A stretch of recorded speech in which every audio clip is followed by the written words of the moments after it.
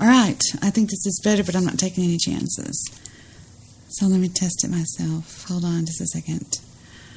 Let's see, where'd I go? And hold on. I have to read. This is crazy. I'm sorry. No, I'm supposed to be live right now. No. Anyway, this is me live. Hold on just a second. I'm trying to mess with something. My episodes. Yes. Testing on the iPhone. Anyway, this is me live. Hold on just a second. Yep. I fixed it. Go away. Anyway. Oh, gosh. How much did I get out earlier? I had all this stuff I said. Let me see how far I got or when did y'all, or whatever.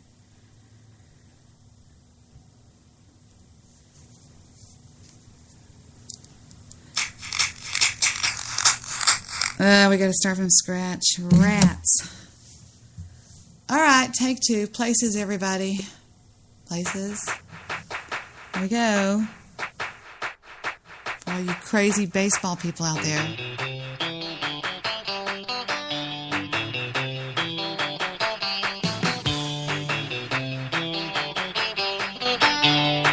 And I have a question. Were baseball players back then just that much better than baseball players nowadays?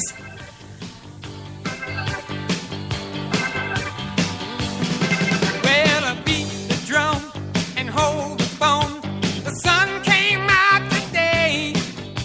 We're born again. There's new grass on the field. Around the third and headed for home. It's a brown-eyed handsome man. Anyone can understand the way I feel. Oh, put me in cold. I'm ready to play today. Put me in cold. I'm ready to play today. Look at me. I can be center field.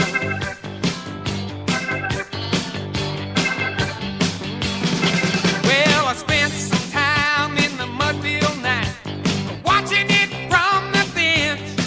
You know, I took some lumps when the mighty case struck out. So say, hey, Willie, tell the cow, and Joe DiMaggio, don't say it ain't so. You know the time is now. Oh, put me in cold. I'm ready to play today. Put me in cold.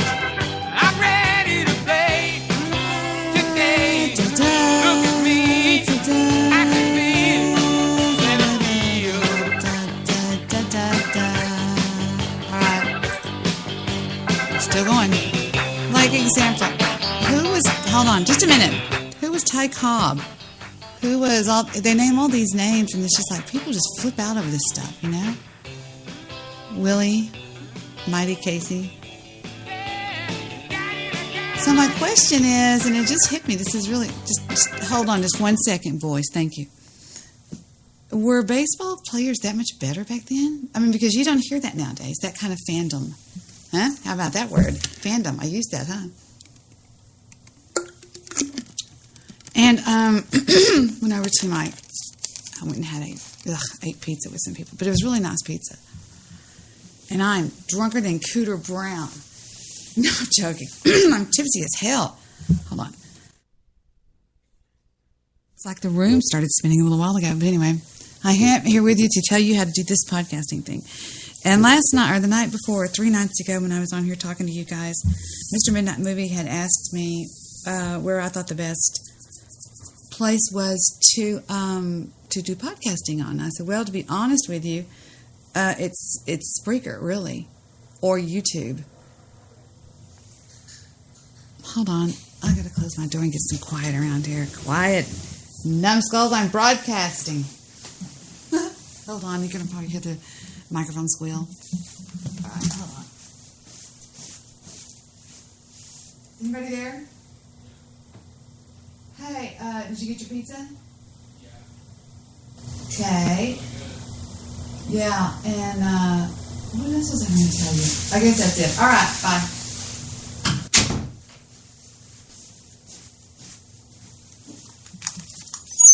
Ah, sorry. And yeah. So anyway, woo, dang it! That's the last time I drink that stuff. Yuck. If you ever drink Patron, man, it's like tequila or something. Ugh. Maybe I'll pop out of this in a minute. Okay. Mr. Midnight Movie asked me about podcasting, where I thought it was the best place to do it from, and all this kind of stuff. And I said, frankly, I can't beat Spreaker.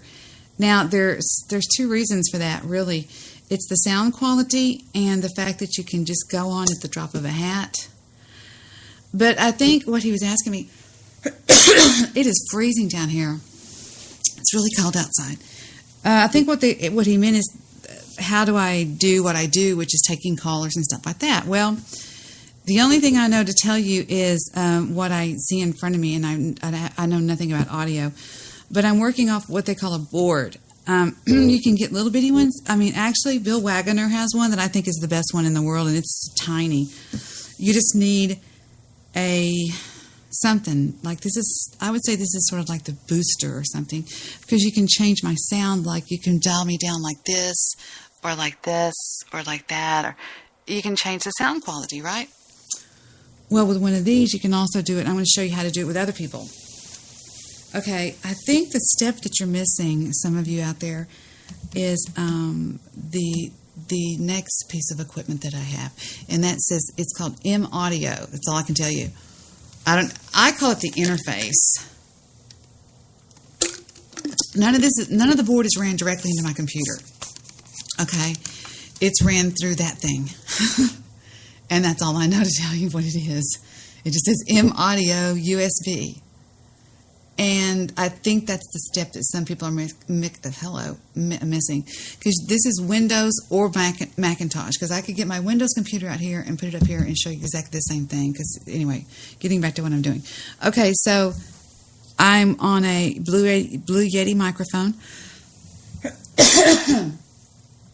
I do believe in 100%. Both your highs and your lows, I do 100%, and that's one of my big secrets that nobody knows. I'm going to put all of me on 50%.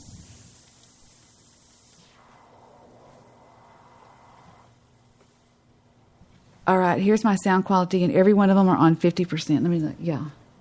Yeah, absolutely. The low is, the mid, both of the mids are, and the high are. The high is, whatever you're going to say. And then this is my compressor. But let me turn me all the way back up to 100% and watch the difference. Okay, now that's me at 100%. I just think it's more of a studio sound, and it gets more of my real voice, my actual voice. But anyway, so the microphone is ran into the board. Okay, the speakers of the computer are ran into the board on input line. Well, no, hold on. This is important now. That's line 9. Okay, all right. My headset, the headphones are plugged into the board right here where it says phones. Now here's where you need to pay attention. Right up there where you have your different effects, like, let me dial the effects up a little bit. And I can pick out anything from, hi, welcome to the boardroom meeting, to whatever. Hold on, let me turn that off. I turn those off over here. There is a left and a right input, and it's the big ones, okay? That's what goes into the M Audio, okay? That's the big deal you have to know, that you have to pay attention to, because that's the step people miss. That's how you run into the M Audio. Let me take a look and see. Yeah, no, it's left input and right input. It just says input. And that is the big thing that people I think around here don't know what I do, because what it is, and then you have to go to your settings on your computer, and I keep burping up Patron. And we had pizza and pasta and all kinds of stuff. Then you have to come over here to that thing, and I'm not touching it because that's what messed it up last time. But let me see what that thing is. I think that's what because anyway, let me finish before I go to that. And then you go to your settings on your computer, Macintosh or Windows, and you go to your input and your output of your audio settings. Okay? And you change the output to, it'll give you a choice of M Audio. It'll pop up on there because you're going to run the software on it too. And the only place you get the driver is at, I think it's called maudio.com. Let me take a look and see everybody out there. I'm telling y'all all my secrets. M-Audio. Let's see. Okay, Acclaimed Audio Interfaces. Ha ha ha ha. Manufactured of MIDI and okay, the one I have is, let me look under images. Oh, perfect. Okay, I have this one right here. Absolutely. I'll show you on the webcam if you want to see. And it's coming up right now. I have the M Audio. It just says, hold on, I'm just going to take you the picture. This is what I'm running. Preamp Audio Phantom Power. Oh, yeah, that's right. I have to tell y'all about that. You're going to screw that up, too. Hold on. I haven't even seen if I have a chat room open. I'll just go to the board and try it over there. Kabushk. Who's the sock, Stabby? All right, there's the picture. Just that's all I can tell you. Okay, and it says, let me go back. I'm sorry, like an idiot. And get to the web page. Visit page. Okay, you go to M Audio. Actually, Z Sounds. Hold on, close. And this retails for. Where is it? Sorry, this product is no longer available because it's a piece of shit. No, I'm joking. Let me just go to M Audio or whatever. Search Google. All right, $47.95 at eBay. I get everything in Amazon. Amazon, there it is, right there for how much? Oh, gosh, no, thank you. I'm gonna turn my ad blocker back on. New and used for $65. I mean, that's the deal. If you don't get that, then don't talk to me. You know, because that's the big difference. And I'm sure a lot of you guys out there know this is like Debbie's trying to teach us about baseball. Speaking of baseball, what is the deal with these players that I was looking at from the song by John Fogerty? It says, I spent some time in the... What is that? I don't think so. There is some new music I've been really liking a lot. I'll show you in a minute. But was it like these people were better than they are nowadays? Whatever. Because people were nuts about these people, these baseball players. I don't know. Anyway, it's a cute little song, and it tells a story of there's just something happy about baseball. You know, what is it? It just makes you happy. Or it makes these people crazy. And there's some fans that are just out of their minds. Have you ever seen a Steelers fan? I mean, a devout Steelers fan. And one thing I think that is cute about baseball is it brings fathers and sons together that normally probably wouldn't talk to each other and stuff, you know, and have something in common. I know I've seen it before, not in, you know, with my brothers or anything, and not with Victor and Stephen, but I know that there has been, I know personally some that are just, it's cool that they have that. Now, mine had golf. That's all they would talk about, you know, watching golf, doing golf, talking golf, before my father passed away. But anyway, so that's it. So basically, I didn't finish, but you set every setting that you can get your hands on. I mean, you go through your Skype, you download the driver for the, not the Yeti, but you get the driver for the M Audio, you load that thing up, and then you set all the settings on M Audio, because all of a sudden they'll give you a choice on all of your sound card thingies. And, I even went to MIDI on the Macintosh. I don't know if y'all can do that over there on Windows, but you just go to your settings and put everything on M Audio, on your output and your input. And then I have on, I guess the only imp that's That's the only thing that I would need is input, right? Or you wouldn't need output. Let me see. Of course not. Wait a minute. Let's see. No, there is an output that goes to the speakers right here. Let go, stupid. I'm going to mess it up again, Debbie. Okay, like the speakers are right here. Can you hear me on the speakers? Wait just a second. No, I have to play this again. I'm going to get this all down so everybody gets it. I'm actually talking to like 3 people right now that have asked me in the last 24 hours. Okay, but here's you hearing everything that I hear. Watch.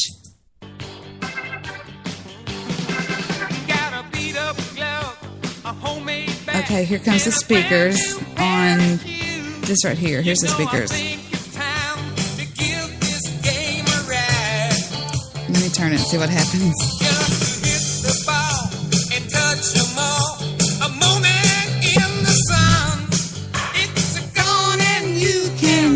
That one. Okay, hold on. So what I hear, you hear, because the input on this computer is set to that right there, the M audio, which means anything that M audio picks up, you're going to hear. Does that make sense? I don't know how to tell you how to do this. I'm not an audio person. And that's about it, really. I mean, you can do so much with this thing, and you don't need to spend a lot of money. Just get a small one as far as your board goes. But anyway, and then you go to Skype or Google, which is free, and you do Google Voice, and you get a Google Voice number. People call you there, and anytime they can call you on the computer, you can hear, and my people can hear whatever. I just was thinking, they hear you, and if I hear you, never mind. Like anything I hear, you hear, even if it's a game. Even if it's any noise that this computer makes, you're going to hear, period. Because I've got the computer set on M audio. And then on Skype, it's set on in. You have to go and change all your settings. And once you do that, you can do it. I don't even know if you need a board. What, Debbie? I don't even know. I think you can do it on the app, which I'm not on. But that's the best thing I can tell you to do. And the reason I like Spreaker is because, and I'm not getting paid to do this. Oh, the other reason is because I got in on the iHeartRadio deal. I know, I'm sorry.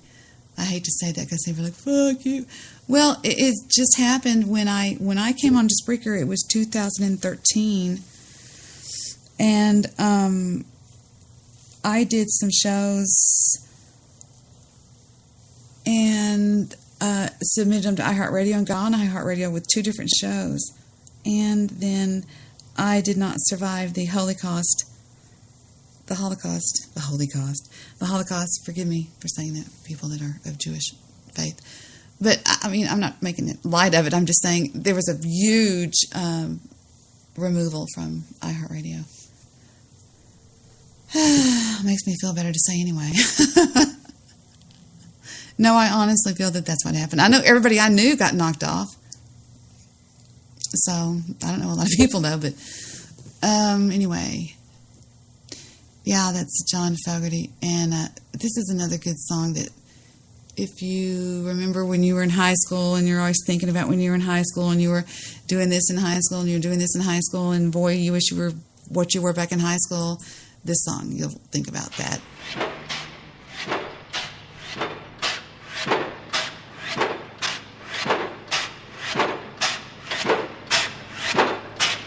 Isn't that a good song? Isn't that nice?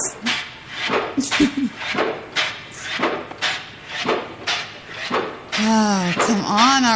What is this? He's at work. All right. We've had 30 seconds of him at work. It's Bruce Springsteen. Now he's throwing baseballs.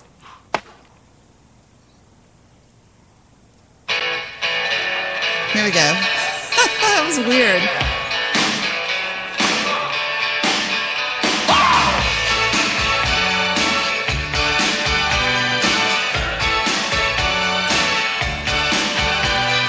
I had a friend who was a big baseball player back in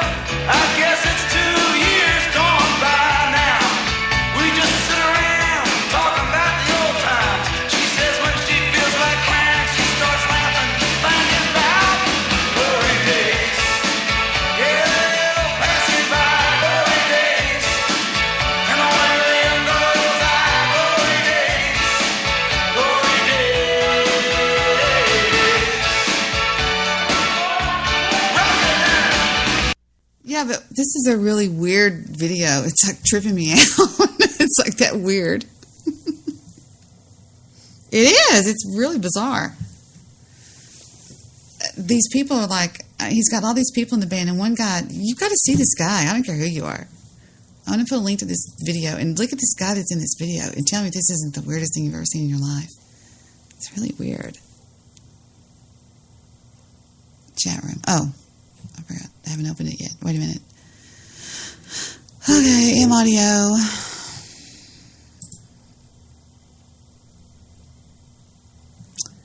All right, hold on. Just a second. Stand by just 1 minute. Here we go.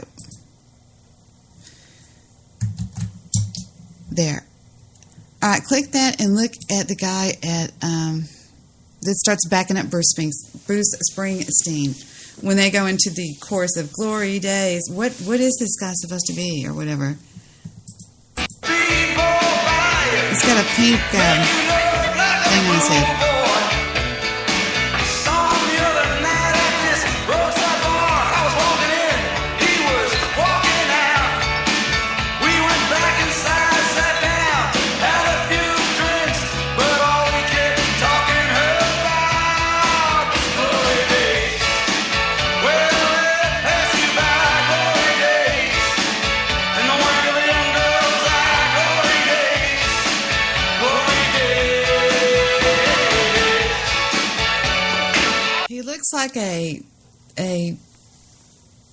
Like an Iranian person in drag.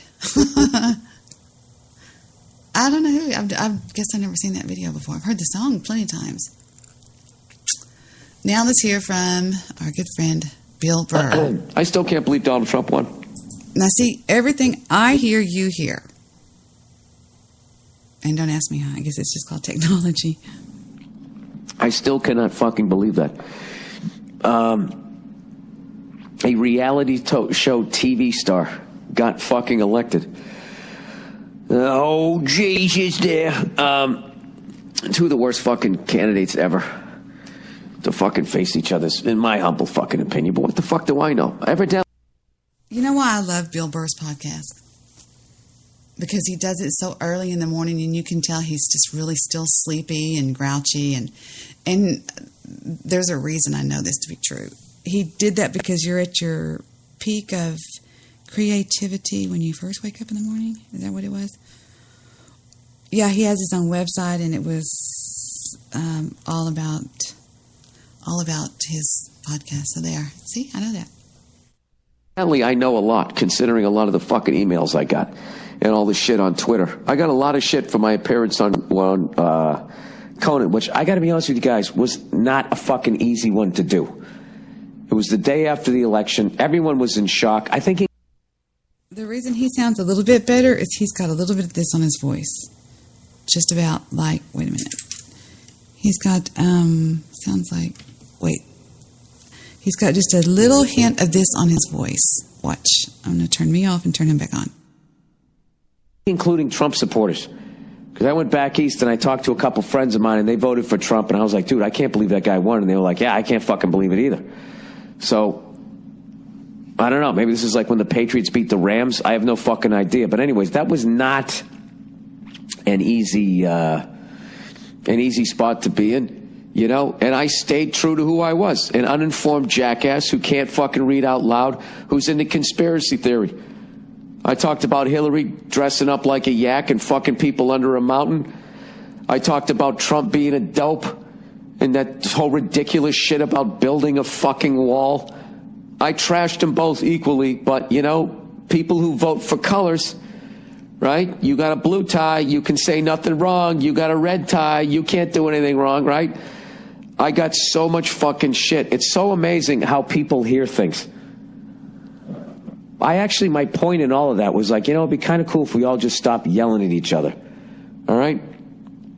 All right, if you guys, if you want to hear my fucking theories, this is my theory.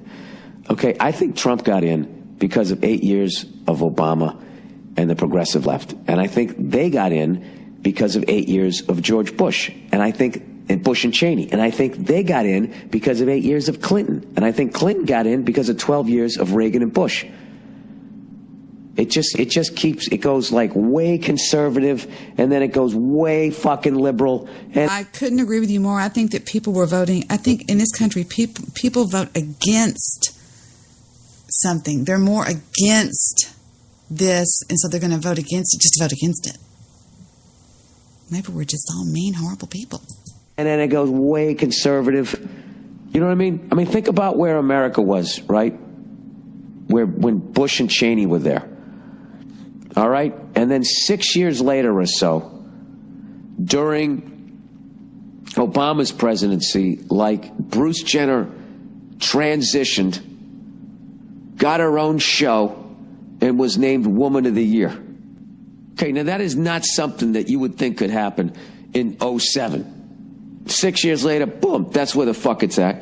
And I don't know. And my problem with both sides is the way they ram their ideology down your fucking throat.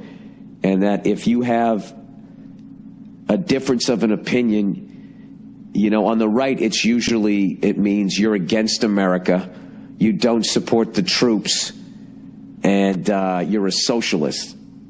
And on the left, if you don't agree with them, you're a caveman, you're a fucking sexist, you're a racist, you're a homophobe, you're any of those fucking things. But both sides equally try to get you to lose your job, and they try to destroy your ability to earn a living because of your beliefs. And for the life of me, as confusing as the prevent defense is, can somebody please explain to me how if somebody says something politically or socially that you don't agree with, spawning a movement to get them to lose their fucking job, how that makes that person more supportive of the troops, America, less of a socialist, whatever the fuck it is you think they are, or how that makes them less racist, less homophobic. Like, I don't know. That doesn't work. Yelling at people, taking away their jobs. You know what I mean? It's like way back when the Dixie Chicks criticized George Bush, the fucking right, all of a sudden, they pressured radio stations to not play their music. They were fucking running over their CDs with steamrollers. And, you know, people were like, dude, what the fuck? You're going a little far. And it's like, no, they had a right to say that, and we had a right to respond. It's tit for tat. It's like, that's not tit for tat. You know, tit for tat is they trash George Bush, you defend George Bush, and you trash them. Trying to systematically destroy their career and their ability to make a living is not tit for tat. That's like somebody flicked your fucking ear, and then you took out a fucking knife and trying to cut their jugular. So, and personally speaking, I think both sides are really guilty of that. They're really guilty. When you get really far left and you get really far right, they're really guilty of just they bully people, and they're so fucking wrapped up in that they're so goddamn right about everything that they really become condescending, insufferable assholes. I like this guy. No, I love Bill Burr. He's making so much sense. I've lost friends over this election. I mean, acquaintances, I guess. When's the last time you heard Sonny call in? Think about it. Now he's going to say, oh, I've been busy, just been next to Bartholomew Jones. But I think a lot of people have made a lot of enemies during this. This has taken off of me. A lot of things that's ridiculous. People blowing 20-year relationships over an afternoon at Aunt Millie's house. Yeah. I mean, think about it. I've seen families, I've seen brothers that don't talk to each other. But there you go again, Debbie, thinking about what we talked about last night, and that is that family. Whew, man.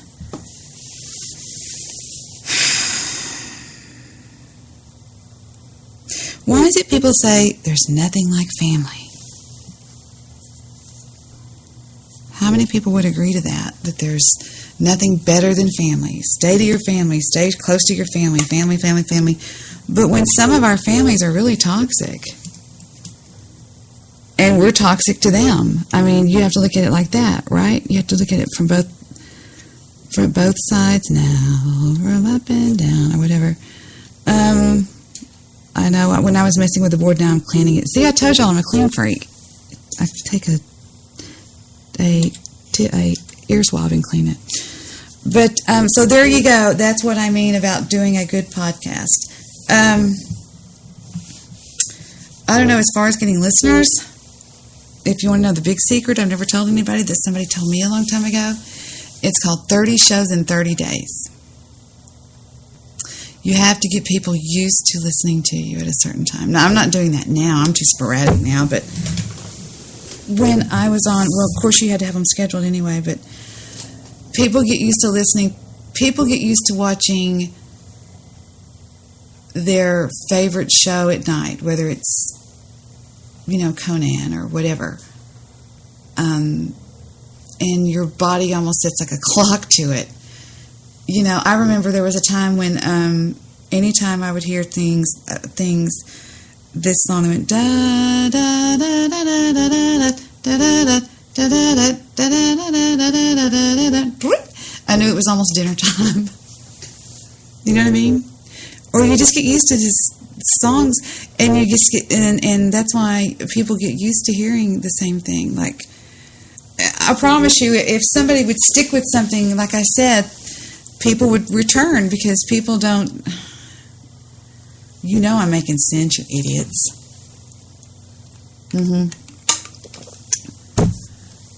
I mean, it's like a habit. Love it, hate it, whatever. It's a habit. And people have told me before that even though they don't listen at night, they wake up the next morning to get the archive, or whatever you want to call it, as the news guys say, the podcast. If you're listening to this in the podcast, I guess it is true though, because you just create the podcast for people to come and listen to at their leisure. Let's go back and hear Bill Burr talk about the election. This is excellent, but I do agree with everything he's saying. And I don't know. So I try to stay in the middle, because I would never tell you who the fuck to vote for, nor did I ever on this thing. Unlike what most people saw, dude. I got people on fucking Twitter. It's hilarious. Like they're sitting there. First of all, they think they know me because they watched me on a talk show, and then they think they know how I voted. Like the amount of people that thought I voted for Trump, and then the amount of people that thought I voted for Hillary. All the Trump people think I voted for fucking Hillary, and all the Hillary people think I voted for Trump. I didn't vote for either one of them. I told you guys right along. Bernie Sanders was my fucking guy. That was my fucking guy. And watching him getting boxed out by the media because they felt Hillary had more of a chance, and they didn't give a shit, that they were just voting for just more of the same. The only thing I will commend with the right is they got their Bernie Sanders in. I mean, the guy is a fucking shit show, but at least they stuck by their rebel. I wish that they had done that I would have loved to have seen Bernie against fucking Donald Trump. I think Bernie would have had a better shot. I just think the Clintons had too much fucking baggage. And even as a Clinton supporter, that's fucking true. How little did Bill Clinton talk during that whole fucking time? He didn't talk at all. This is a former fucking president who had a successful presidency. I mean, even though he got impeached for sticking a cigar, lying about, Monica Lewinsky. He didn't talk. Like Al Gore lost to George Bush. He didn't use Bill Clinton. He goes, I got to get the fuck away from you, dude. You're a fucking nightmare.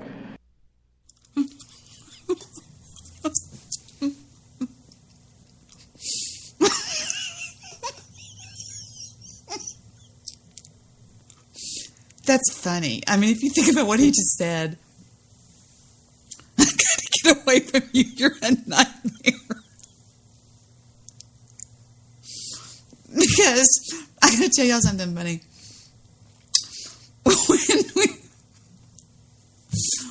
When I first married Vic,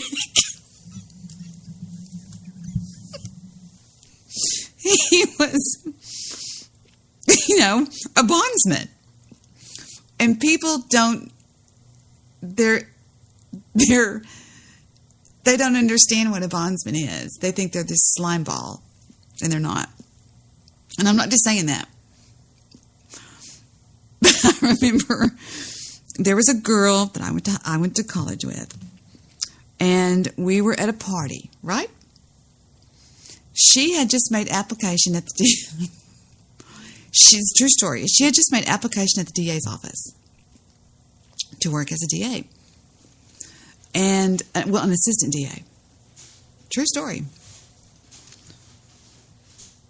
And we're at this party, and I said, I heard you put in an application at the DA's office. She goes, yeah, I did.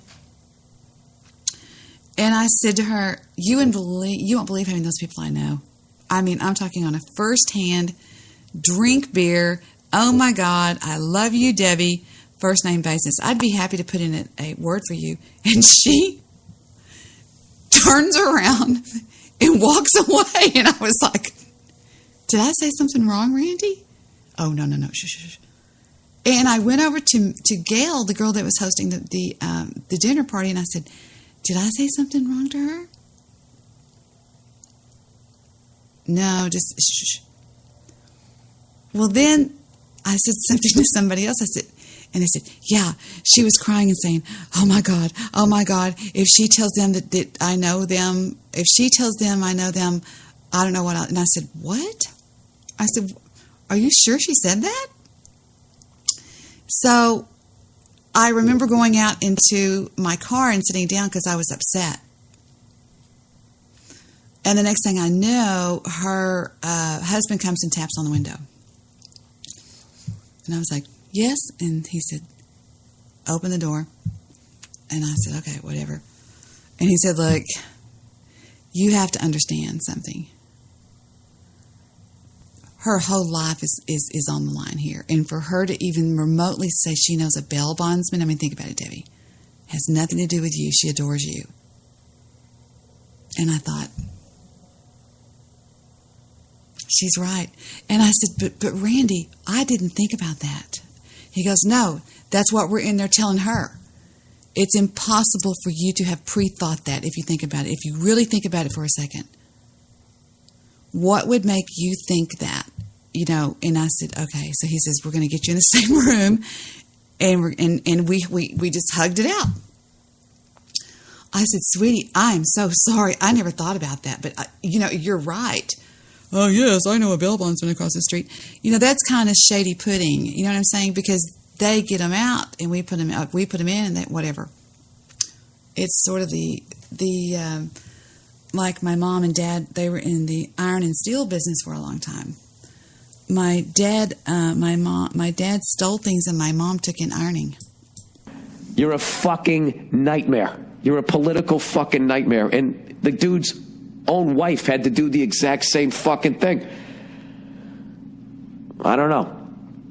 They had a ton of fucking baggage, and Hillary supporters won't fucking look at it objectively at the same way Trump supporters won't look at that. I mean, I don't know.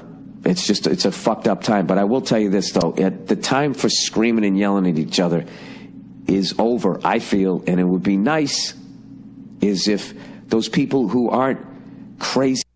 You want to hear how upset I got over all this stuff? Let me show you, for those of you who aren't keeping up with the broadcast. Hi, Polly B. Hi, Polly B. All right, where am I? What was I going to do? Oh, yeah. Wait, what was I going to do? Okay. Oh, I was going to show you how upset I got over. I mean, there are a lot of people out there that are talking about how upset that people have been over this election. Let me show you how bad it got to me. Last Saturday night, I did a show with Jerry called I'm Tired of All This Hate. Listen to how upset I was. This was when they had come out with the pedophile stuff. About the depth of corruption that's involved. Exactly. That's the way I feel about it.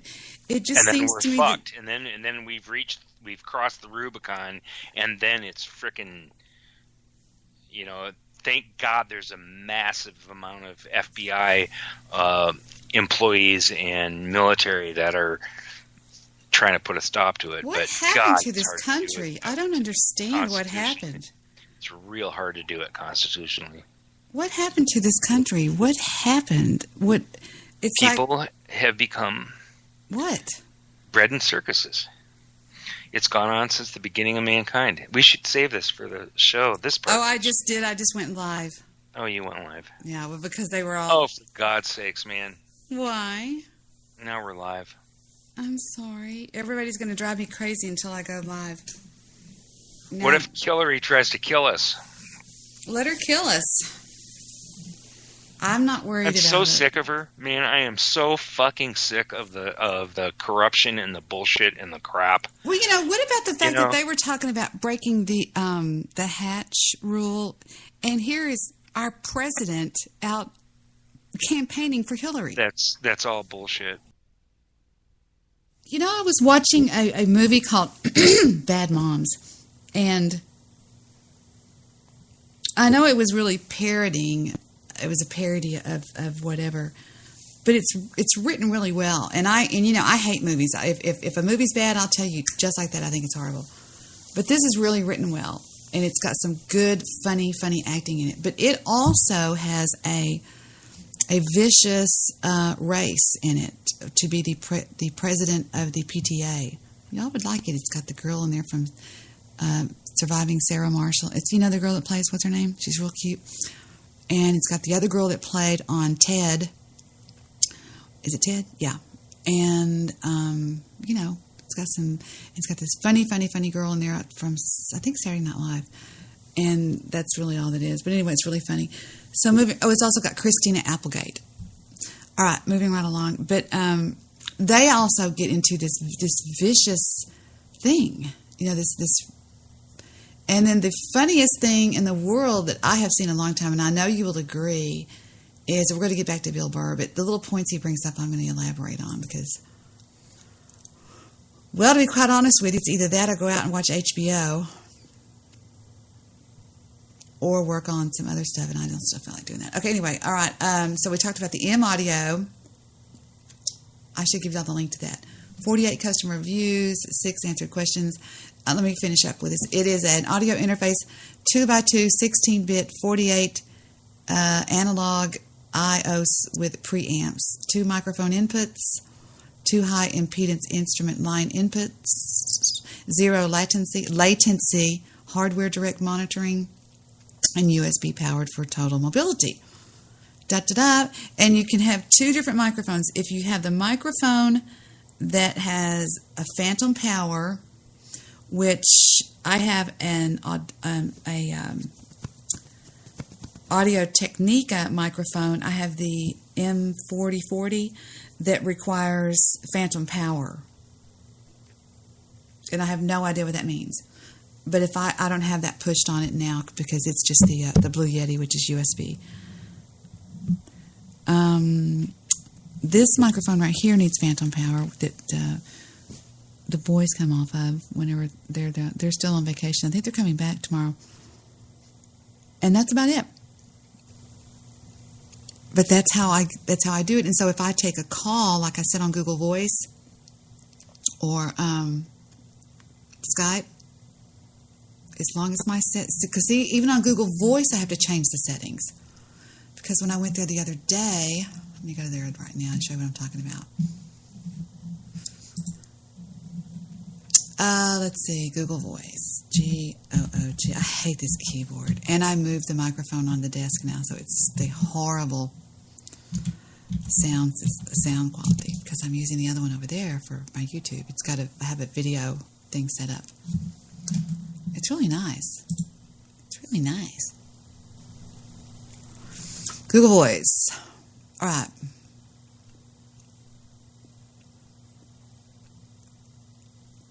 Oh, cool. Okay. I was reading it looks like a text message.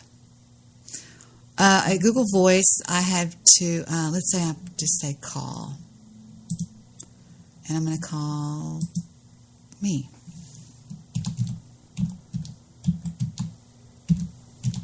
It's going to ask me to what settings do I want to call it. Watch. Connect. Okay, it says, hi, Debbie. And it says settings right here. And I have the input on M Audio and the output on M Audio. Okay?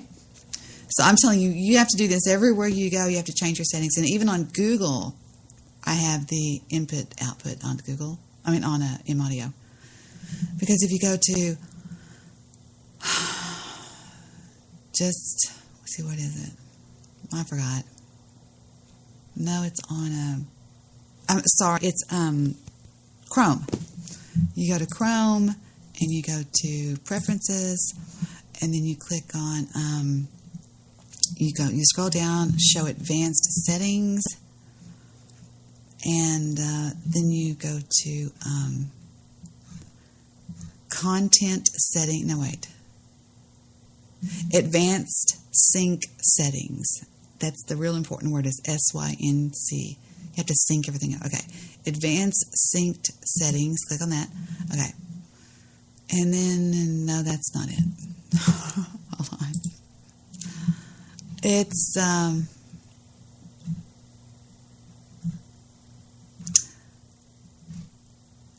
wait a minute. I forgot. Content settings? No, that's not it. I forgot. No, that's it. Content settings. Okay. It says cookies, images, JavaScript, key, handlers, plugins, pop application, notifications. Okay, then it says right here under microphone, I have the choice of default, built-in, or mobile pre. So I have it on mobile pre. Ta-da! And that's even on Chrome. So you have to go through and change every single solitary setting that you can get your hands on to mobile pre, and that's what makes it work. So shut up and dance. Here we go. Crazy fucking left and crazy right could kind of maybe break bread a little bit, which I don't think is going to happen because of 8 years of Obama and 8 years of the progressive left becoming word police and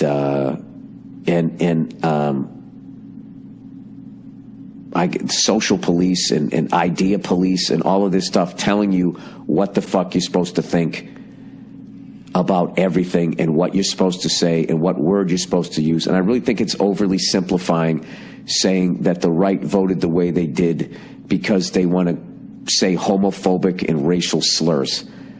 Just turning people into that's just, like, both of them, they always turn each other into like a cartoon. Like, you ever notice, like, whenever like a Democrat gets in, the right totally overreacts and like, it's going to be socialism, it's going to be like communist Russia, there's going to be terrorists running down the fucking street, you know? And then whenever anybody in the right gets in, it's always like, this is like Germany in 1935. Every fucking time.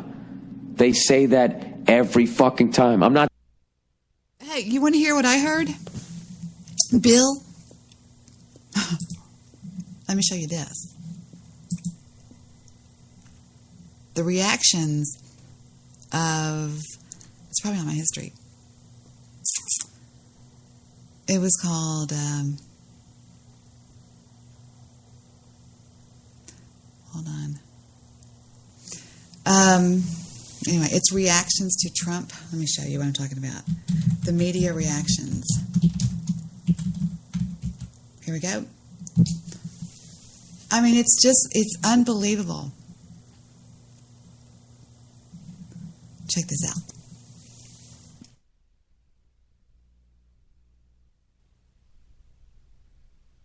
This is the time for real wisdom. Lightning round. If Trump wins, how about bursting into tears and screaming fuck for the next 45 minutes? Well, America is crying tonight. I'm not sure how much of America, but a very, very significant portion, and I mean literally crying. Everybody is crying and so upset, and it is the end of their world. Feels like the end of the world. On Lifetime last night, and I was slowly getting drunk is what happened to me. How do we explain how this is possible? How did this happen?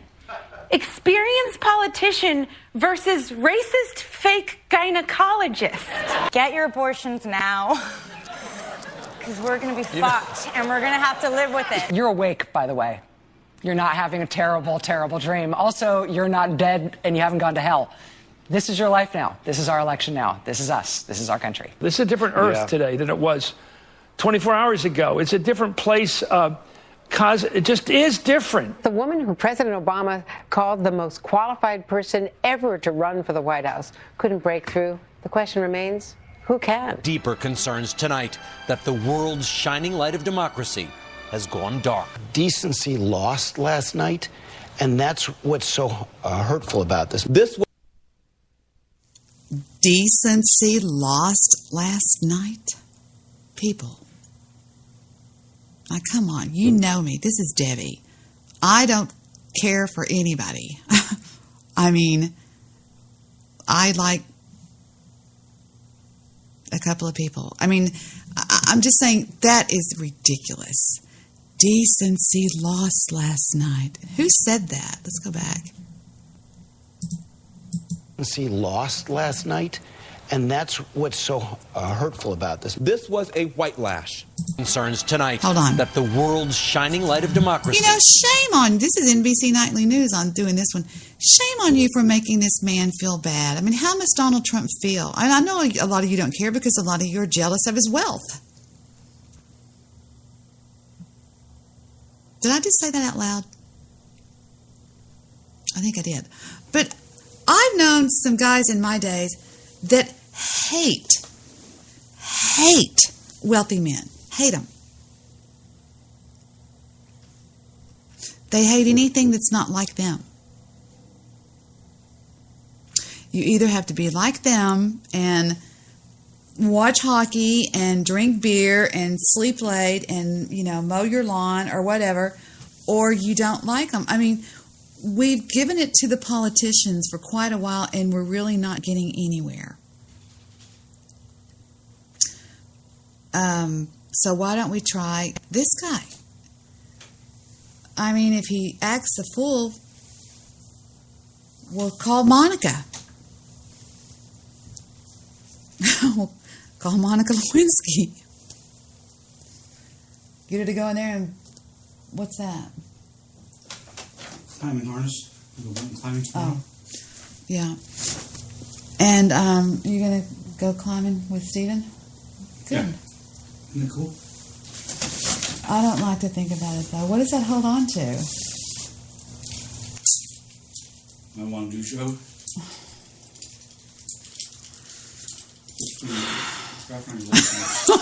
I just pictured that in my mind. But what does that hold on to?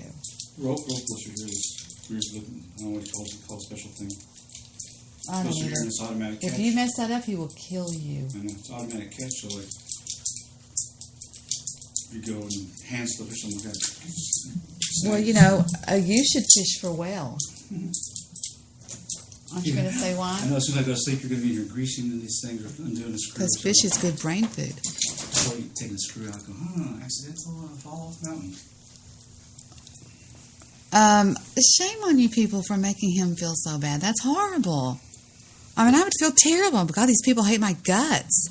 I mean, it's not that bad, people. It's not like he's going to go in there and he's going to take a great big Mark Salot that's, if he smells of it, makes him get high, and he's going to start going, I want everybody in this country that doesn't have blonde hair and blue eyes out. He's not going to do that. He didn't even say that's what he was going to do. He just said that it's getting a little out of hand, which it is.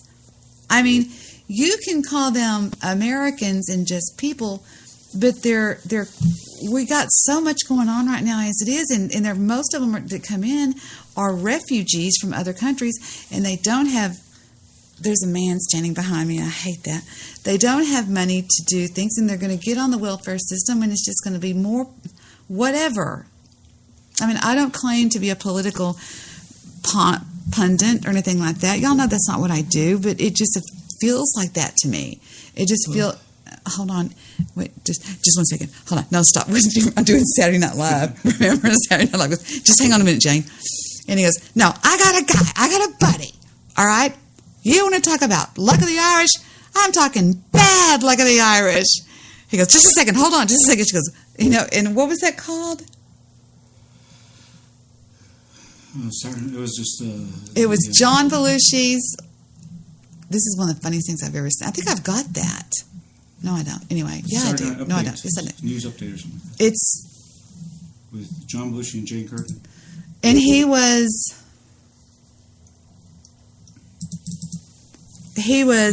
doing what? Luck of the Irish. Luck of the Irish. This is one of the funniest skits you've ever seen in your life. There it is. No, he was with Jane. It was Jane. Jane Curtin. Mm-hmm. The Luck of the Irish. Comedy classics. God, this is so funny. Here it is. I'd like to pick it up on YouTube. It's on Vine.com. YouTube. You ready? This is funny, guys. Last week we made a comment that March comes in like a lion and goes out like a lamb. Now here to reply is our chief meteorologist, John Belushi, with a seasonal report. Thank you, Chevy. Well, another winner is on. No, he wasn't with Chevy Chase. He was with Jane Curtin. Hold on. That's not it, you mullets. Because I remember he goes... Where'd you Google? Hold on a second. I remember he goes, let me alone! And she gets real scared because he's just lost his mind.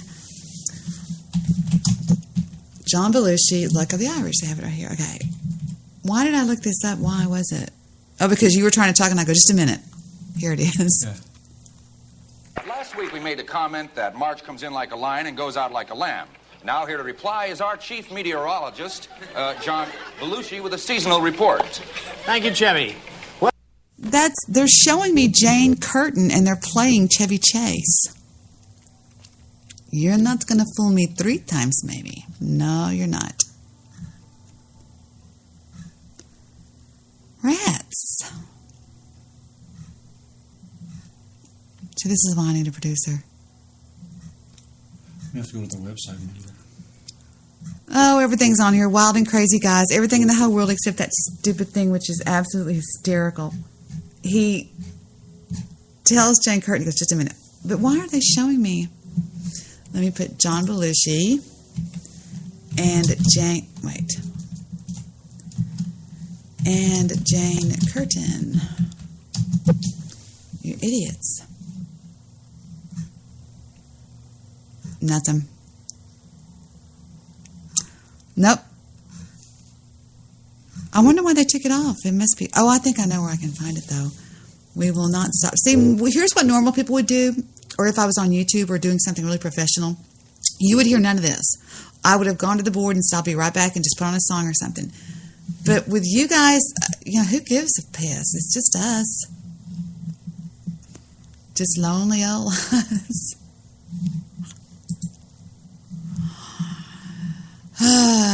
I'll be right back, Mrs. Professional. Let's do this. Whatever. I don't care what we do. All right. I just grabbed the first song I have on the board. Here we go with I'll be right back.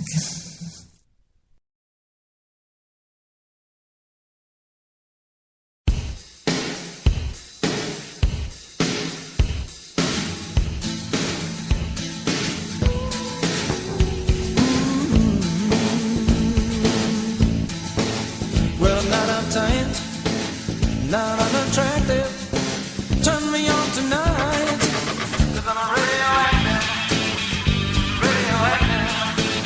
Well, it's not a fight, and I'm not your captive. Turn me loose tonight. 'Cause I'm radioactive.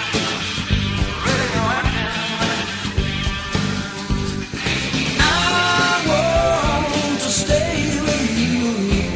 I want to play with you, baby.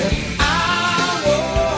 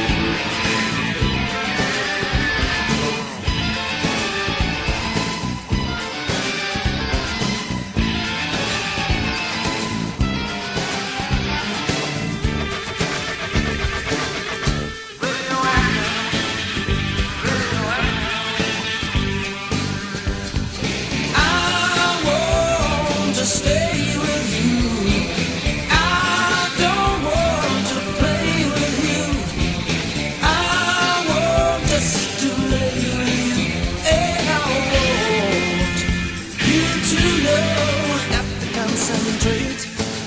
Don't be distracted. Turn me loose tonight. Oh yeah.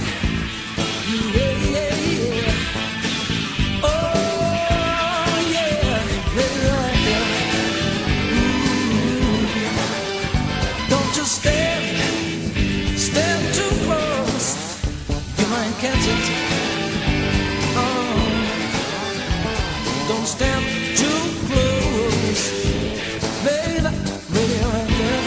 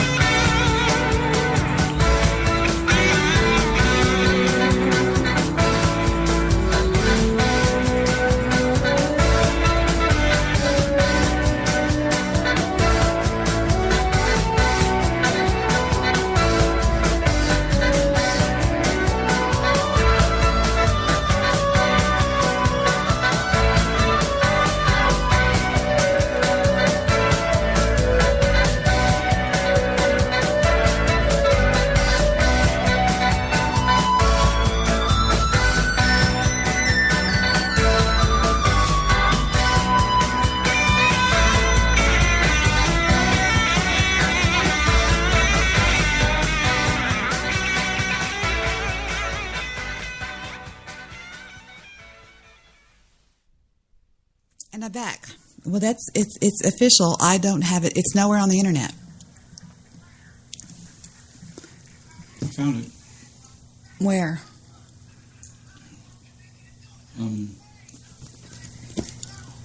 This one right here. Okay. Link? I'm trying to go back. Hang on. Do what? Vic, I have dead air. Okay. That's right. Copy that thing, I guess. Just tell me where it's at. SNL, John Belushi. Wait. jackseattle.cbslocal.com. jackseattle.cbslocal.com. Okay. Anyway. Well, it's funny, but I mean, I get so stuck on something I can't seem to get out of it.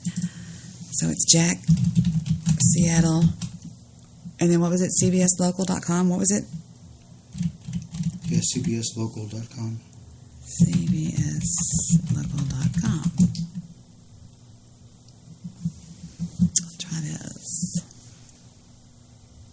Then it says, I look at the Irish. Where? Well, that's what you put in for the search along with that. What do you mean? What search? You know what? Jack guy has a lot of stuff on there. Okay, I'm confused. Do what now? I go, what? He has a lot of stuff on his website, I'm sure, so if you should put Well, the luck of the Irish. Never mind. It was just a funny thing. It's just like, I don't know how to find it. I've looked everywhere. Let's go back to listening to Bill Burr. Here we go.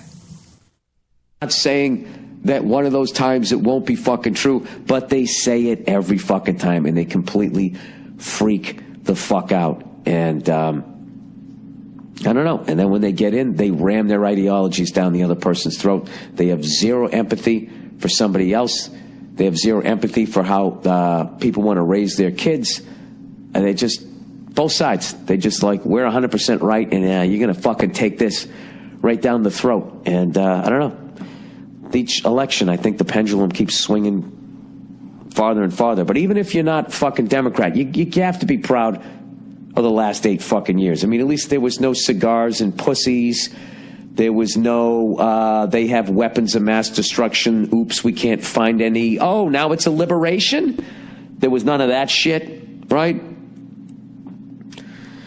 Who knows? Who the fuck? I don't know what's going to happen, but, I'm no comfortable with this result than anybody else. But you wouldn't know that from all these fucking things, these emails. I'll try to get through these next 2 emails that I got. This is classic, like, political shit, how people, like, they just hear what they want to hear, right? So this guy writes me, and this guy is basically, I think, blaming me in a roundabout way for Donald Trump getting in. Because God knows that's the kind of power the Monday Morning Podcast has, you know? A couple 100,000 downloads. I mean, that's it, dude. That's it. I can't believe I don't have Secret Service security right outside my door as I do this. Literally a podcast where I talk about fucking sports 90% of the time. I talk about conspiracy theory. I say I'm an idiot. I can't read out loud. You know, this guy, for some reason, is choosing to ignore all of this. I'm going to say because the person he wanted didn't get in. So here we go. Dear Freckles, I'm no rocket scientist, all right? Immediately going self-deprecating. Neither are you. Okay, agreed. And I think it's safe to assume the large majority of your listeners aren't either. Unlike you, I would never speak for them. I don't know who they are. Okay? But, if you want to assume that, to continue on with your point, I'll go along with it. Most are like me. Average middle-class person has not done 1 fucking ounce of research for this. But this is how we build points. This is how I build a point. Most are like me. Average middle-class folk who like a laugh twice a week from our favorite comedian. See this? This is laying the groundwork. I feel an overhand right coming. You have swayed my opinion on several things over the years. Oh, Jesus. Most notably, I went from a Patriot hater to someone who supports them and agrees they are unfairly scrutinized by the league and other teams. Well, isn't that amazing? So I guess if I could sway you on the amount of air that should be in a football, I could sway you on who you're going to pick for the leader of the free world. Yeah, that's the same. You know, I totally see that point. I don't think there's any sort of giant body of water that you're leaping over there. I don't. Okay, here we go. When I realized how much your opinions influence me, I realized how much they might influence others. Okay, here's the big failure here, buddy. Okay? You didn't agree with me on the Patriots. I brought you around. You didn't agree with me with my political opinion on Hillary Clinton. You didn't change. You know? I think that I can bring your fucking opinion around about using those save fucky fuck cards in your everyday bullshit life. But when I think it comes down to electing the leader of the free world, I think you go a little bit beyond the Monday morning podcast or the Thursday afternoon just before Friday Monday morning podcast where I scream, I'm just checking in on you like a fucking idiot for half a minute. All right, so here he goes with this. See, he's laid. See, he came out. I'm no rocket scientist. Self-deprecating, okay? Then he goes, hey, and then he just goes, well, I'm going to assume that this is what your listeners are without doing any sort of research. And then I'm going to go, oh, you swayed me on this fucking basic bullshit horseshit that means absolutely nothing. Therefore, you could sway me on something that means, you know. Jesus Christ, dude, you walk through the mall and there's somebody sitting there going, hey, buddy, can I talk to you for a second? This is a self-fan. Look at this. You can spray some spritzer in and blah, blah, blah. And all of a sudden you buy some little impulse buy thing. Then with your theory, that guy could also get you to vote for who the fuck he wants you to vote for. Anyways, continuing on. When I realized how much your opinion influenced me, I realized how much they might influence others and how these influences might have much larger implications than the NFL. Call me crazy, but it seems like you're going into paranoia now. After your polls said that your person was going to win, and now you're sitting there with your jaw on the ground, and now you're looking for a scapegoat. And here I am, a 48-year-old, bald, pasty fucking redhead. There's an easy target. Let's go after him. I love it, buddy. Let's do it. Fucking tar and feather me. Here we go. You've consistently and foolishly bashed Hillary so much more than you have Trump. Hilarious, right? So much more than Trump. I have an entire chunk of material on Donald Trump. And Trump was so fucking easy, I felt guilty when I was on stage. I did it when I was on Conan about building the fucking wall. How ridiculous an idea that is, how much money that was going to be. I did all of that. I always called him a dope.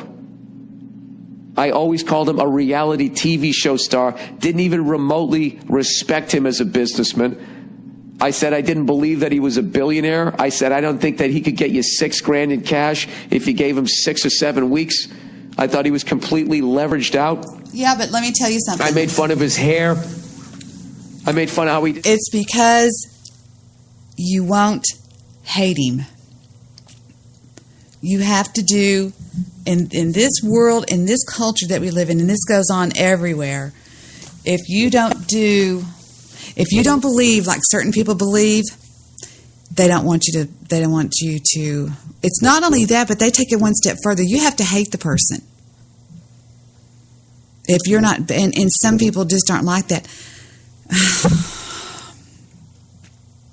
Look, here's my situation with it. I heard with my own ears what Hillary Clinton was doing. I didn't pay attention to, oh, well, she is a racist. It's different when somebody says, Debbie is a liar. Okay, what does Debbie lie about? And they can't say anything. Well, I don't know. Or when you give facts. Debbie said the other night that she wanted to play John Belushi's Luck of the Irish. That's fact.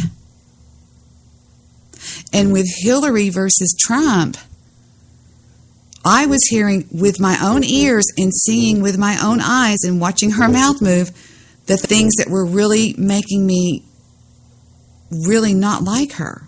And I'm pretending like I'm talking to my sister-in-law who's saying, Debbie, if you will like Hillary or be honest with me, I will give you $1 million. Okay?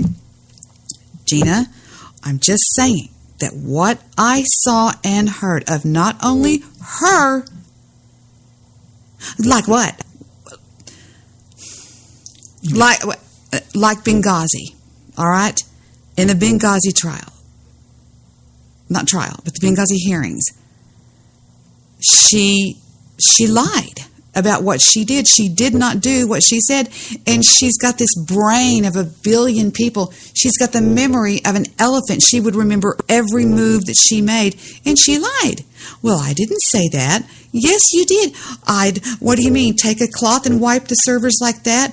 No, everything, every email, every one of them, she said on CBS News to that guy with the bald hair, and then ended up getting him fired.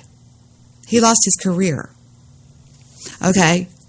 It was that stuff. It wasn't, well, Donald flirted with a girl, and Donald said, you're a Tootsie, and Donald called him a pumpkin face, nana, nana, boo-boo. This is stuff that I saw that could damage us.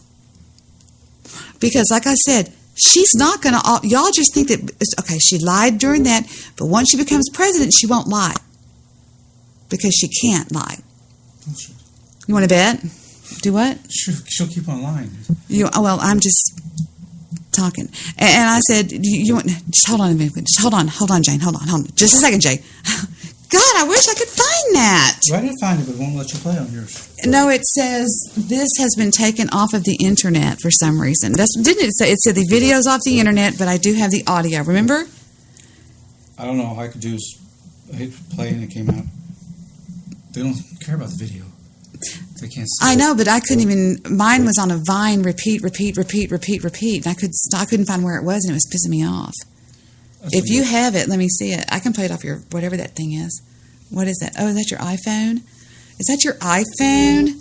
Dude. Okay, do I hit the first one? All this time, he doesn't know if I hit the first one. Hit the forward button. I'm not doing that. I don't know how to do that. On the bottom. Anyway, all right, back to what I was talking about. We're back to that stupid thing again. But see, now I don't know what I was talking about. This is what I just. I wouldn't mind if Vic was here if he had on a headphone and was across from me and we had a microphone and we were discussing this. But I can't do this. To begin with, he's behind me, and so I have to turn completely around, and then I can't hear him, and the links are always messed up. He just doesn't do the internet a lot. He's not an idiot. He just doesn't know how to internet. And now he's behind me listening to it. And it just, something about somebody behind me bothers me. I don't know, maybe it's just me. Well, no, it's not me. It's weird. What's up? Can you find it or not? Yeah. Okay. Just letting it go forward a little bit. You can talk. About what? Life. What did you say? A lot of life. Life. Anyway, here we go. Commentary from John Belushi on Luck of the Irish. Good. Oh, that new writer is just terrific. And now, because of St. Patrick's Day, Mr. John Belushi is here to discuss the luck of the Irish. Thank you. Thank you very much, Jane. Well, it's that time again. St. Patrick's Day has come and gone, and, well, the sons of Ireland are basking in the glow. You know, when I think of Ireland, I think of a lot of colorful Irish expressions like top of the morning to you, kiss the Blarney Stone, may the road rise to meet you, may you be in heaven an hour before the devil knows you're dead. I'd like to smash you in the face with my shillelagh. Danny Boy, Begorra, Whale of the Banshee, whiskey for the leprechauns, whiskey for the leprechauns. But the expression I think most people identify with the Irish is, of course, the luck of the Irish. Luck of the Irish. Sure. Say you're in a pub somewhere in Ireland, anywhere in Ireland. Some guy comes up to you and says, hey, is that a bomb I hear ticking? Then BAM! Your small intestines are on the ceiling and your brains are in your car across the street. That's the luck of the Irish for you. Look, who's kidding who, okay? Let's talk about the bad luck of the Irish, all right? How about this? Potato famine! How about that? It scares them, doesn't it? Well, it should. That's why they came here in the first place, so they wouldn't have to work in the potato fields. That's why they became politicians, priests, and cops. Luck give me a break. I got a friend. His name is Dan Sullivan. John, wait a get second. to the point. He's Irish as they come. We used to drink together a lot. After 2 drinks, he would look like an Irish pirate, you know? Yeah. You think he had luck? In one day, he got his car stolen, and the stupid, he had no insurance and no license, and then he gets locked up for being drunk, okay? So after that, he takes off for some place like India or Nepal or someplace like that. And his mother dies, you know? So they wire him and tell him to come to the funeral. You know, of his mother's funeral, that's all. John, what Wait, does one this second, wait. And he's in India, Nepal, sitting squat-legged listening to some sacred cow. So he comes back, and he gets stopped at U.S. Customs for trafficking in illegal drugs. Not holding, and he's trafficking. I mean, here's this guy, Sullivan. His old lady kicks off, he gets popped at the border, and he's sitting on 50 pounds of black Tibetan finger hash and 2 keys of slam. Now, that's not bad luck. That's dumb luck. I don't think luck has anything to do with it. I think it's brains. I don't think the guy has any brains at all. First of all, he's a drunk, then he's a junkie. Now, I don't know what's worse. Don't ask me. Ask Sullivan. And what happens? He calls me up and he says, hey, man, I got busted in the border. I need $5 grand bail. You know? Wait a second. I said $5 grand, man. I said, hey, man, I've never even seen $5,000 in my life. So don't ask me for it, man. Why don't you ask your mother? Which is a dumb thing for me to say because his mother just died. I got this drunken Irish junkie who wants to kill me because of what I said about his mother being in terminal dreamland. You know? Oh, one thing, but just give me out! They love their mothers, boy. Oh, they love their mothers. It's mama this, that. Oh, my Irish mother. I really must be heaven because my mother comes from there.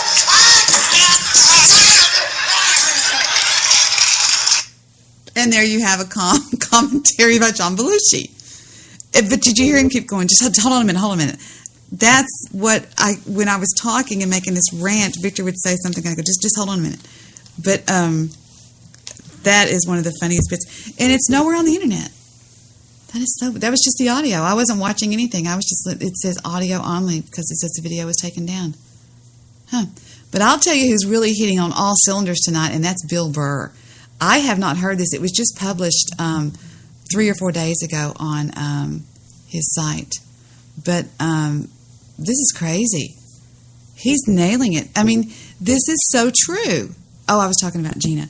But I would just have to say that I did not see the last thing we need after...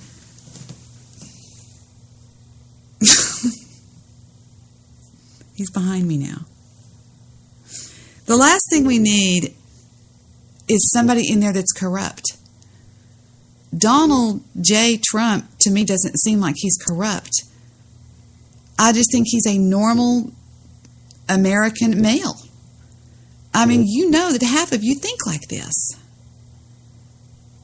about women. You know you do. I would hate to hear your private conversations that you've had with your buddies when you were just walking into some party van with some good-looking hot chick in there and your wife's in Timbuktu or whatever. Are you kidding me? You're going to sit there and go, yeah, well, I really banged her to the wall. I mean, I was listening to a message one time that literally almost made me break up with my boyfriend when I was in college one time. Okay? I was in his apartment and I walked by and I went, I wonder if I dare. Should I? And he had this friend named Steve, and he had flown me home on Southwest Airlines to visit him for the weekend, that all of a sudden Steve was always nowhere to be found or whatever. And I went ahead and I said, I'm going to do it. And I hit play and it said, message 1. Hey, Craig, give me a call. I know 2 that'll shake the paint off the walls. I went, did I just hear that right? And when he got home, I hit play, and he goes, he was just joking. I said, really? I mean, guys are guys. That's the way guys talk. I've heard my brother and Vic talk like that practically. I've heard my dad talk like that. And that, to me, is the only thing that this man is really against. I mean, is not against, but I looked and looked and looked and looked, and I just couldn't find anything bad that he did. Compared to her, my God, people. But I think this country I agree. I think it's divided. I think that, and it's caused a lot of problems. I mean, I think it had problems between me and Sonny. Sonny Lester. Because he really got mad that night that I was playing that audio. And somebody did explain that to me, because I had to go into therapy over that. You know, and he doesn't even call me anymore. It's weird. Sonny used to call me all the time. Either that or the idiot got married or something. I don't know. Who the hell would do that right now? But anyway, maybe he's been married the whole time. Maybe he made up with his wife. Where are my dogs? Hey! Huh. Where are my dogs? In the backyard. Having a cigarette break. Steven's going to kick your ass. He's got his headphones on, murdering, killing people. Anyway, Bill Burr's making a lot of sense, and that's what I would say. And I'm so scared that I have to go over there and have to be around my sister-in-law on Thanksgiving. What am I going to do? Hi!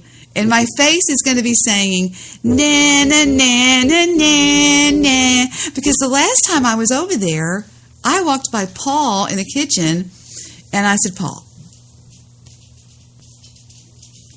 who are you voting on, Trump? And he goes, no. I said, and we were standing in line. You have to stand in line to get your food. It's like a, Luby's cafeteria over there. And I said, and I swear to God, I said this, do you honestly think that there's a chance that Trump could be president? He goes, Debbie, no. I mean, and Paul's my man. I mean, Paul, he would be really honest about it. And so I remember one time I was having dinner with those people, and he was telling me that he was prosecuting an attorney that I worked for. He was actually the prosecutor. And I said, one time that asshole I was over at his house, and he showed me a drawer that was full of hundreds. And he goes, Debbie, you probably shouldn't be telling this to the prosecutor. And I went, oops, I'm sorry. And he was right, because this was actually right during the proceedings. I mean, because he could subpoena me to come in and testify to that or something. Bill Clinton. What, Vic? What? Okay, Bill Clinton. Meeting on the tarmac with the Attorney General. You're over there talking to the... Oh, no. I couldn't stand him by that time. But an attorney that I had worked for many years was prosecuted under federal law of... Okay, what's going on? We got a lot of noise here. Hold on, everybody. Stephen just let the dogs in, I think, because they were barking. Hold on, now they're tippy-toeing on the hardwood floor and crying. I hope you're comfortable. Go away, I don't like you. Hello, who's out here? Hello, perfect. Hello, sunflower. Hello, buttermilk. No, I'm joking. I'm joking. No, you're not leaving. No, I'll kill you if you walk out the door. Oh, I'm too relaxed. Put this stuff up there. What is it? Oh, the spikes? Yeah, I think. Don't forget it's 49 degrees out there. Hello, preciousness. I didn't tell them what you did tonight, Gunner. Golly, your nose is cold. It's freezing in Dallas. All right, I'm back. I forgot what I was talking about. So I'll just play some more Bill Burr, and then I'll get out of here, and I'll have a couple of other things I'm going to tell y'all. Let's go backwards. We were right about here. Here we go with this going on mute. This is all something that you built in your head when you were hyperventilating that this fucking monster got into the office. All right? And Hillary's a monster too. Okay? And that right there was my, and she's a cunt too. I didn't like either one of these people. And that was my message throughout all of this. Okay? And that's just my fucking opinion, which I'm allowed to have. Aren't I? All right. You most likely influenced at least one voter to vote for Donald Trump. And for that, you should be fucking ashamed. Dude, this is all fucking conspiracy theory. Because you got somebody to cast one vote for the person that I didn't vote for, you should be fucking ashamed. Because I only see the faults of the guy with the red tie, and I don't see any faults with the person with the blue blouse. All right, you are so stupid. Here we go. This is always great to get somebody to listen to your opinion. Usually what you should do, you usually should end with the insult. Say your point, and then you tag on, you fucking asshole, because then they'll at least hear your point. But if you start this, if you front end load, all right, you are so stupid that in one sentence you go from saying how they never talk about this issue or that issue, then conclude by saying, but I haven't watched any of the debates or kept up on this at all. You fucking idiot. Yeah, exactly. Exactly. You don't think that Trump supporters didn't say the same thing? They did, buddy, because I have the exact same fucking email from the other side. All right? Which, with my theory that I'll now use, that also has no research behind it, I would say that you guys all sort of canceled each other out. So whatever influence I had, I influenced somebody the other way too. So I am completely exonerated here. And if you look at the popular vote, it was almost right down the fucking middle. So there you go. So he calls me a fucking idiot, all right? They never talk about climate change. It's something you've said on Monday. The day before the election. You have no clue what you're talking about. Well, first of all, I said they never do. I didn't say that one or the other, so that was an even-handed one, right? She goes, Clinton has made it a major point and supports the Paris Agreement. Nothing I ever saw, she made it a major point. She's commented on it. It goes to the Paris Agreement. Not that you even know what the fuck that is, you freckled fuck. Of course. See, this guy, once again, making assumptions. I know what the Paris Agreement is. I've seen it on The Daily Show. I saw when they all talked about it. I saw when they went there and the right finally said, and I actually talked about this on the podcast, sir. When the right went there and they finally said, okay, after denying it, they finally said global warming does exist, but it's too late to do anything about it now. All right? I believe I compared that to when Pete Rose finally admitted that he bet on baseball and said, now can you let me in the Hall of Fame? I distinctly remember saying that. Not that you remember that, sir, because you got your blue bonnet stuffed in your fucking ear. Right? I also actually looked up weeks ago, like, when did people first start talking about climate change? As I was driving down the street and I was listening and they were saying, you know, I drove down the street that morning. I heard that on NPR they say, scientists say the Great Barrier Reef is now dead. And then they went on to talk about the Cubs, which of course struck me as funny that the whole rest of the report should have been about that.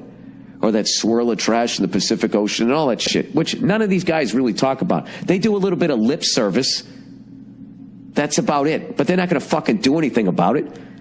And even if they try to, they can't because these corporations own them. Which is why I like the lunatic guys. I never vote for the fucking mean people. I don't know, whatever. Let's just plow ahead. So anyways, yeah, I actually looked it up. And the first time climate change was brought up, somebody had like a theory, before it was even happening, was projecting that if the population kept growing, that the theory was that we would heat up the planet. They did that in the early 1800s. I couldn't believe it. And then there was a few more things about it. I can't remember, this was weeks ago, but like in the late 50s was the first definitive paper saying, since the 1950s, scientists have been telling people that the pollutions and shit that we've been putting in the air or whatever, like, I'm not a scientist, okay? I am just a regular guy, but I read, they have known about it or had the attention called to it since the late 1950s. Okay? So I am a moron, but I'm not as dumb as you think I am, sir. And one of the reasons why I underplay myself is because I don't want to be another fucking jerk off who's just fucking, getting in your fucking ear like some people in my business. Okay? So anyways, he goes, Trump has said repeatedly that climate change is a hoax that was created by the Chinese. He said it repeatedly. I'm going to look up the internet, see how many times he repeatedly said that. Usually when people say repeatedly, it means it's a quote that somebody said like 7 years ago. One time. All right. And yet you blindly and ignorantly spew your unfounded bullshit. Dude, you just defined this podcast. Why are you acting like this is Meet the Press? He goes, I'm not a genius. Oh, he's back to being humble again. I'm not a genius, as you call me a fucking idiot, all right? I'm not a political scientist. Now he's doing humble pie. He's got his hands up. But I took just a few hours out of my life to research both of their positions on crucial issues and get an understanding of them. Oh, yeah, I never did that. I didn't do that at all. And I'm not the one speaking to thousands of people twice a week.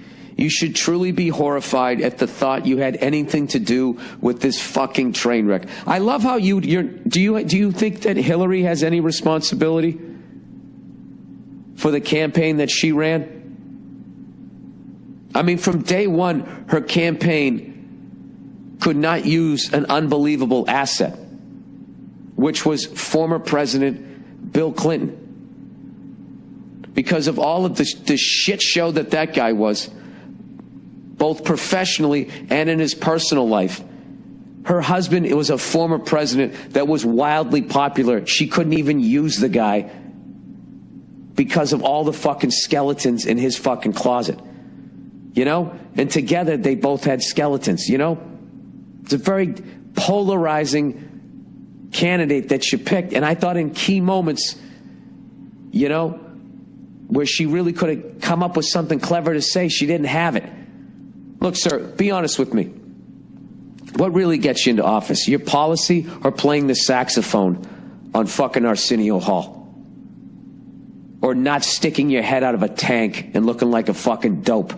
Or getting too excited and going, yeah! I mean, that's the kind of shit that brings people down, more so than anything else. And dude, that's not my fault if you want to fucking blame me for that, but that is the truth. So you can actually win an election like you just saw that fucking dope Trump do without saying a fucking thing, but being good at trashing somebody's fucking shirt, which is basically how he got in. Promising a bunch of shit, not saying what he was going to do, and then go, look at that guy down there, he's fucking clueless, and everybody just laughing. Hillary didn't have any of that. She had no fucking swagger. She just... Dude, I remember when she did that hot sauce moment on that fucking radio show, and the host was going, everybody there was African American, and she goes, what's your favorite, you know, what's your go-to thing? What do you always carry around with you? And she said hot sauce, which evidently was true. Okay? But it immediately looked like she was pandering, and the guy said, are you just trying to pander? Sounds to me like you're just trying to pander to black people. And rather than just saying like, no, man, I like it, I've been blah, blah, blah, blah, she goes, is it working? I mean, that right there, why the fuck would you say that? Why would you say it? And when I saw her say that, I assumed, I said, she is pandering. And then people were going like, well, actually, it's true. And then I looked it up and I go, oh, it is fucking true. But still, this is the thing. If I was really into fucking hot sauce and I was fucking running and I was on an all-black radio station, I wouldn't have brought it up because it would have looked like pandering. And then if I did bring it up, sorry about my voice, I sound like I'm going through puberty here. Even if I did brought it up, then I would have been honest about it. Been like, no, I know it sounds like I'm pandering, but there are some crossover things. I actually really enjoy it. So, you mean she has to take some sort of the responsibility that, you know, she couldn't beat this fucking nitwit. All right, over 300 of the top economists, I'm not saying that she's not an evil cunt, too. Over 300 of the top economists, including 8 Nobel laureates, came together to say, I don't even know if I said that right, that a Trump presidency would mean turmoil in the American and as a result, the world's economy. Over 350 of the best scientists in the world came together to say his presidency would be a disaster for the entire planet because of his dangerous stance on climate change. Not to mention, Russia literally threw a party in the Parliament building as soon as Trump was elected. That actually, I'm happy. I like when Russia and the United States are on friendly fucking terms. It would be nice that we're not going in a direction to fucking keep pointing missiles at one another. And, you know, for as much as Al Gore, I loved his stance on climate change. He wasn't able to get a fucking thing done. He wasn't able to stop it. He wanted to fucking, you get a few policies in there. They just ignore it. And these guys, they're only in there for 48 years. They just wait them out. I remember when Al Gore wanted to have a car that got 100 miles to a gallon. I was excited. I was in my 20s. I wanted to buy the car. They just kept delaying it and delaying it and delaying it. And then they got out of office. Al didn't beat Bush, and then they just scrapped it, and it was fucking over. And that's what they do, because they don't give a shit. They don't give a shit. You honestly think Hillary Clinton would have stopped global warming? If you talk, all those 350 scientists, that are all experts, you know what else they've said? They said it's too late. It was too late by the 1980s. It was or something in the 90s. It's been too late. It's almost like not even a fucking issue anymore. I mean, it is an issue, but the only way to do it was we would all have to fucking go back to living like cavemen, and 90% of us would have to die and just kind of sit there and not do jumping jacks to add to the fucking heat and hope this thing could heal itself. Other than that, I don't know what the fuck you're going to do. Because everybody's running around just having to get a flat screen TV in every fucking room. You know, I love how it's like the political candidates are responsible for it. It's like we're just as responsible as anybody else, aren't we? I don't know. Jesus Christ, this is like Meet the Press here. Anyway, so the next time you open that stupid fucking freckle-crusted mouth, this guy's like more enlightened than me, by the way. Remember, your words have power. You are an influential person, whether you want to believe it or not. I don't expect you to read this tirade on the podcast, but I hope you read it and realize what a fool you've been. Why? Because I don't agree with you? Because you have all of this, admittedly, none of this was researched? If you just did 45 minutes of research, earlier you told me a couple hours, you could see that, yes, Hillary made mistakes with the email and Benghazi. Yeah, she made mistakes, okay. But nothing she ever did was criminal. Exactly. All right, well, Trump, he made some mistakes with women, but none of it was ever criminal, or he would have been fucking in jail, right? He would have been brought up on charges, right? The charges would have stuck. You can do the same thing. You're going to completely... I like how you don't bring up the fucking Hillary Foundation or any of that type of shit either. Or any of the other fucking, all that other, whatever, the fucking Whitewater, all of that fucking crap. You don't bring up any of that shit. You don't bring up the fact that they're both worth hundreds of millions of fucking dollars. And that's not a red flag to you. These down-to-earth Democrats who are men of the people, they're worth a couple $100 million. The presidency pays $500,000 a year. How do they do it? And don't give me that horse shit about they give political speeches. The fucking political speeches that they give, okay? Can you at least agree with me on this, sir? That's just those people washing their bribe money. Those are the people that put him in office, and then they go back and they give a speech, and they give him $300,000, $250,000 to fucking speak there for him. Give me a fucking break. All right? All right, so that's his fucking thing. So he thinks I'm a moron, and I got Trump to be fucking elected. Okay, now here's somebody exact opposite. Bill, you really are uneducated on Trump. Bill, you need to run away from the progressives. This person thinks I'm a progressive liberal. Listen to the exact same podcast, sir. Move the fuck out of California or whatever liberal spot you're living in. Now, this is what I can tell you immediately, is the last person who wrote this email is not listening to this at all. Is already yelling at his fucking windshield about what a dope this guy is. He goes, I just heard your podcast about the tearful Democrats. Yeah, he listened to my podcast, and he thinks that I'm a progressive liberal. And for instance, you had no clue who is going to pay for the wall. Dude, I've said all along I have no clue. I should actually read some of the emails that I get, but I'm not going to because I've tried doing that before, and it always turns out bad because I tell people I'm going to read them, but I'm not going to tell you who they're from, and everybody figures it out, and it just doesn't work. And I've had so many people in the past get mad at me. I have one recently that I could read to you where people say, they talk about things that I say, and then I shouldn't say those things or whatever. You know what I'm saying? Whatever. Saying no, yes, maybe, sort of. But I can tell you that he hasn't missed on one issue that I wouldn't 100%. I mean, he's speaking for me. He's just, it's ridiculous, guys. I mean, I have people that even don't listen to my podcast anymore because of this. But I've told y'all before, I wasn't swinging the Trump, waving the flag to vote for Trump. I just did not like Hillary Clinton, and I gave you the reasons. It wasn't rumor. It was only saying things that I heard out of her mouth. And Comey. I mean, there was just so much in the Hillary. We never even really talked a lot about the Clinton Foundation and how shady they are. And I just don't want to have that in the White House. That's bad. And I just don't want to have that in the White House. That's bad. What a whiner I sound like. Shut up, Debbie. I don't know shit about football. I watch fucking Patriots Seattle. I can't name half the fucking people. All right, here we go. You have no true... This is the funniest thing I've ever... One of the funny things I've read. You have no clue who's going to pay for the wall. Trump had 100 rallies where he asked the audience, who's going to pay for the wall? And everyone would shout, Mexico.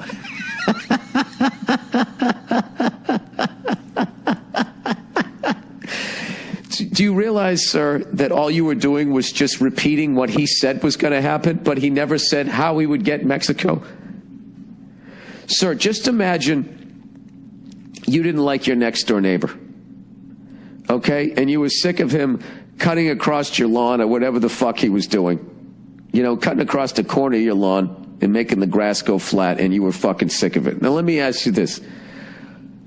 Let's say you decided to build a wall and you decided that he was going to pay for it.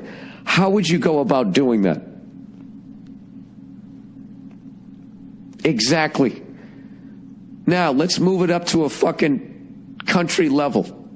So we're going to build this wall, and we're going to... How is he going to make Mexico pay for it? And if you tell me, it's only a guess, because as far as I watched, he never said how.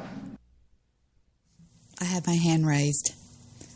He said that he was going to possibly shut off sending money to Mexico from the United States, which all my housekeepers have done that. He was going to cut that off. He was going to threaten to cut that off or something like that. So, I'm sorry, Bill, you just have to pay more attention. Thank you. That's all. Economic sanctions. You're going to pressure them into fucking doing it? Okay, anyway, so here we go. How is it that those mobs, great word, dude, are more educated than you? Who the fuck is saying that the benefit of the walls will be jobs? Who are you listening to? And who said Trump doesn't want health care? He's been really left on health care, saying people with no insurance should be able to get treatment and care from way back when he was running in the primaries. See, now this guy thinks Trump is left on this. See, this is why. This is why, sir, the first person that you think I had influence, it's like people just hear the podcast. You guys already have your fucking minds made up. And then you listen to the podcast, okay? And it's like watching a football game. And you're listening to Chris Collinsworth. I met him one time when I did Inside the NFL. Chris Collinsworth goes, everybody thinks I hate their fucking team and like the other team better. And that's what you guys are doing with this podcast, all right? You guys are listening to this shit. You lean left or you lean right. And when I trash your guy, you think I'm only trashing your man or woman, and I'm trashing it more than the other people. And then if and when your person loses, you then blame my podcast. All right? You guys went out and you voted for who the fuck you wanted to vote for, and you listened to the information that you wanted to listen to, and you listened to whatever the fuck you were receptive to that vibed in your life, which is the exact reason why when I was doing this bit on stage talking about Trump supporters going, how can you support this guy? He's got people openly yelling the N-word at his rallies. There's video of that. Doesn't that bother you? And this is what they would say. Well, I'm not. I said this on Conan. They would be like, I'm not into that. I'm not into that. But Hillary, and what it is what tracks for people is what's going to affect their fucking life. And unfortunately, when it comes to fucking racism, it doesn't track with white people because it's not a factor in their life. White people are not victims of racism, despite the fact they say that they are when they talk about like affirmative action. That's racist because they don't understand that the reason why affirmative action came about was because racist white people would not hire people who were not white. So they literally had to come up with a law to force white people to give other people a chance.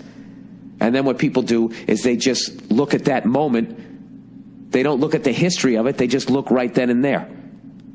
So, I don't know. I think that, look, I understand that right now, believe me, do I understand, going to comedy shows and seeing the way the fucking crowd is reacting, that this is a very volatile fucking time.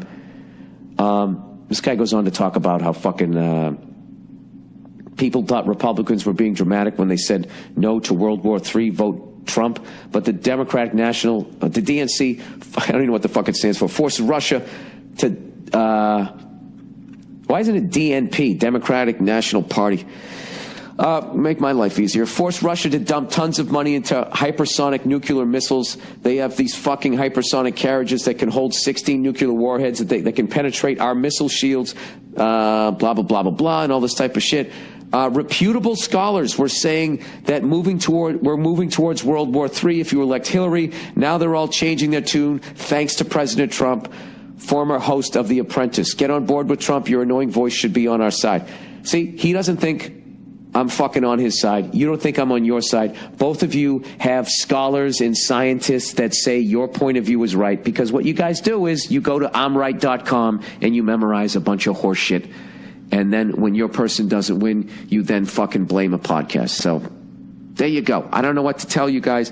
I respect both of your opinions. I don't agree on either one of them. I usually don't say who I vote for because I think it's a private matter, but I did not vote for either one of them. I voted for somebody else. Bernie wasn't on the ballot. I voted for somebody else that I thought was the best candidate, not who the fuck I thought was going to win. And I think that's a major problem, is that people don't want what's right. They want to win, you know? So they will go with a candidate that is a warmonger or a fucking racist or a corrupt piece of shit, and they don't give a fuck as long as they're wearing the right fucking color tie. All right, and now I'm done. All right, let's get some advertising, everybody. There you go. I think that is brilliantly said. And I was on my show the other night, and I don't know where it was, but remember when Cal Pope called in and said, "Debbie, you need to, can I play that on my podcast, what you were reading?" And I said, "Sure." It's, you know, it's true. It's just, I would listen to the mainstream media and they would be having these crawlers underneath the main person that was talking. And it would say, just the way that they would describe what Trump would do would be so colorful. Donald Trump, is a molest a child and all this kind of stuff. Well, that's not a good example. It was like, you know, they would just make things that Donald Trump did sound so horrible. And then they wouldn't even talk about anything that had happened to Hillary Clinton that day or that had come out about Hillary Clinton that day.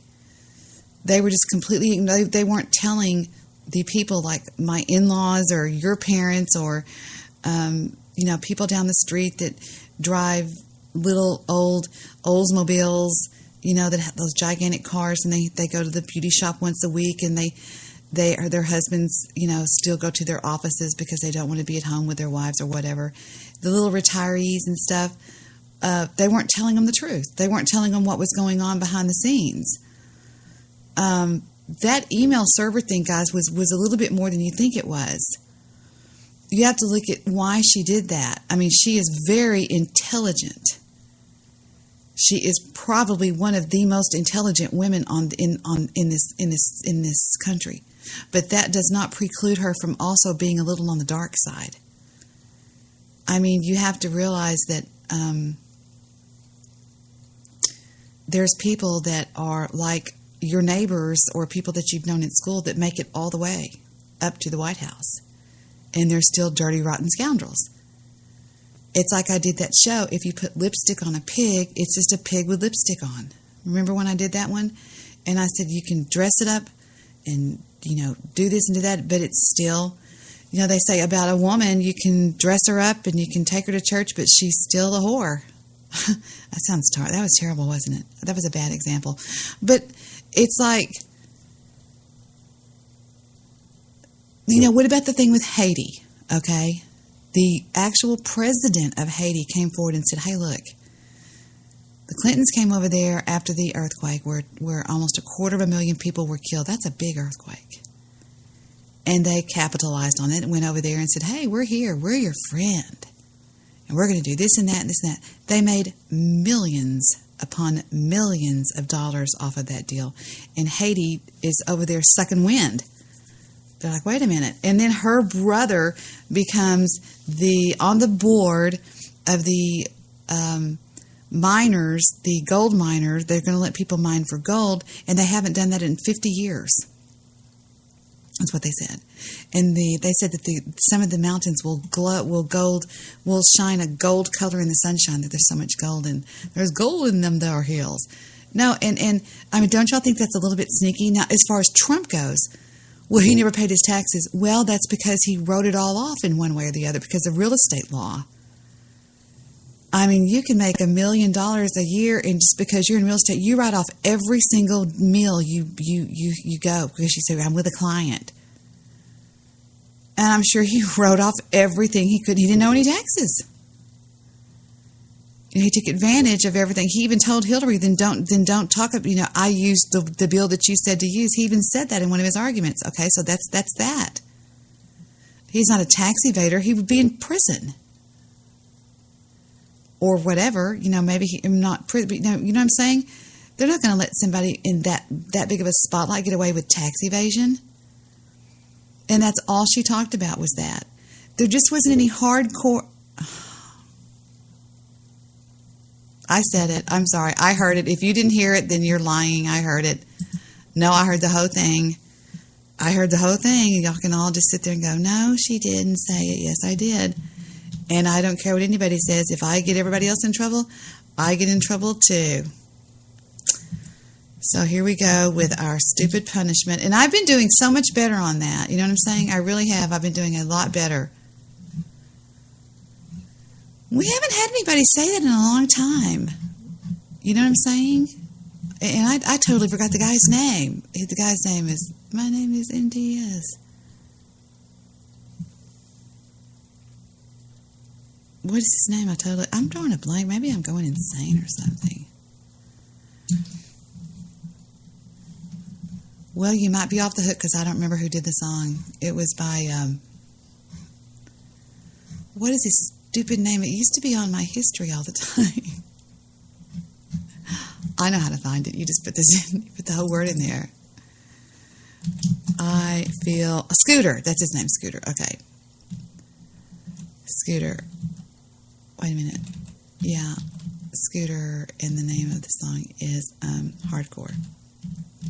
It's really stupid. It's the stupidest song I've ever heard in my life, and it's the stupid video. It's the stupidest video I've ever heard in my life. I'll tell you why, because it's fake. It is fake, so shut up. This is our punishment. I'm going to make y'all listen to the whole song.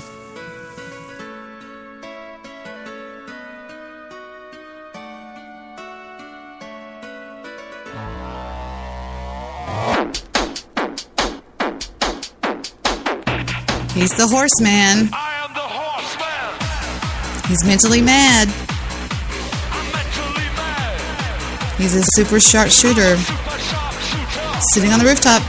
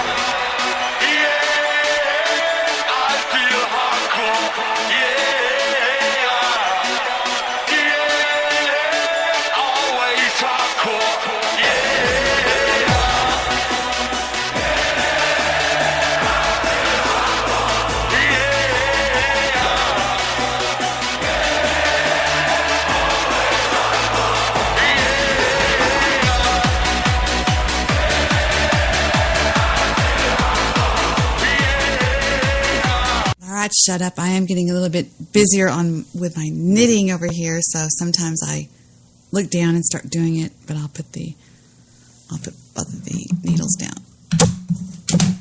And the yarn. I'm making candles. No, I'm making scarves for Christmas. It's very special to get a scarf from Debbie. Shut up, it is. All right. There was our punishment for me saying the stupid word hardcore, but you know, it really was like that. It was, what was I talking about? Why did I say hardcore? Oh, yeah. Okay. Anyway, and I just think that Bill Burr made a lot of people are going a little bit overboard with this stuff on this Hillary Clinton and Donald Trump thing. I mean, he's not that bad of a man. I mean, they just couldn't pull anything out, but the mainstream media was really hitting it hard, and the headlines were just insane. It was like, Hillary does this, she's campaigning in Ohio. You know, they didn't mention anything else that had happened, and there was just as much whatever. He's right. I'm just the kind of person, I just want everybody to be good and everything to be nice and everybody to be peaceful and everybody to be normal and don't anybody be weird. And everybody's acting weird. Stop acting weird. Just forget it. I hate everybody then. How about that?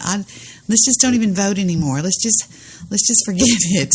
I mean, it just got so nasty and mean and horrible. This time last week, or was it last week or the week before that, when I was talking to not Sonny, he's gone. Sonny, we should play a song for Sonny since now he's either too pussy whipped to call the show or he just decided that I'm too much of a problem. Hey, I'll never bitch again. Well, fuck you then, right? Right? Here we go. I'll just do that. This is for you, Sonny. Sonny called my show as Lester Bartholomew Jones a long time ago. And it all started out when Sonny was an absolute freaking asshole about me. He's like, well, that old broad over there so old, she's just, you know, all this bullshit. And I thought, okay, fuck you, buddy. Chuck you, Farley, I said. And I did a little stab back at him. And then he called one night, just out of the blue, on my Skype. I was like, hello? He was like, Debbie, this is Lester. And I said, hey. He goes, listen, I just wanted to let you know that me and Johnny, we're through with all that stuff. And it was when it was amping up around when Numbnuts was hanging out in the chat rooms and throwing all these, you know, South Lake, Texas and stuff around. He was like, hey, man, I just want to let you know that we were just joking around. And we just hit it off. But then came the election. And I played some audio from Putin, Vladimir Putin. Because either that, I don't know, that's the last thing that happened. Now, I've spoken to him since then, but it's just not the same. So I think something happened. I think that I know what song Sonny needs to hear. And I was right about Mr. Midnight's movie. He even called her Boo. I think we need to play this now for Sonny. Huh?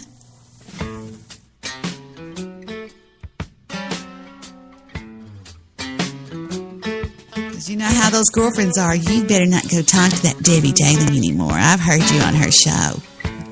That stops right here.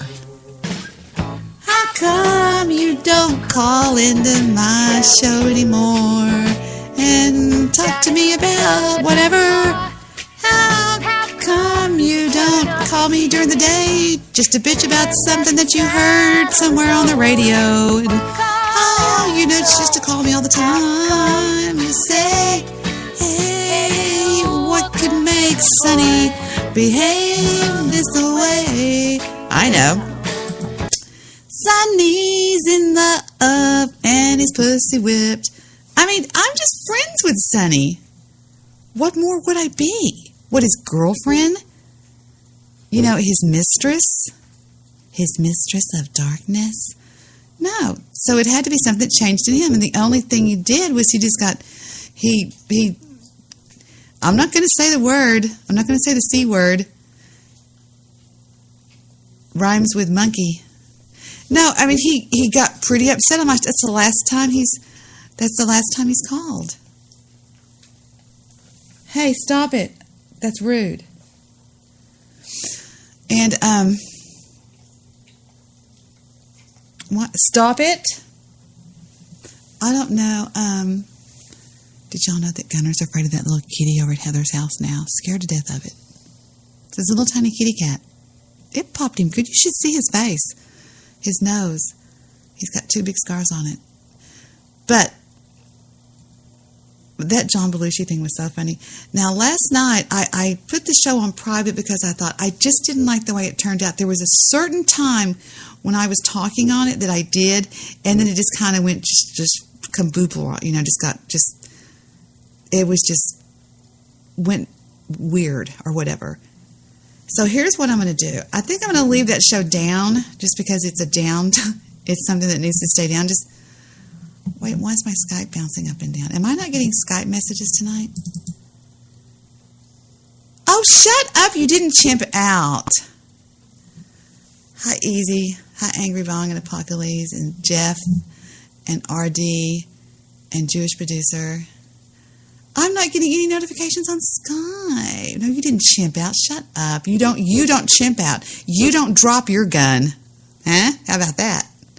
Where is that from? I don't drop my gun. Tell me who did that line. I don't drop my gun.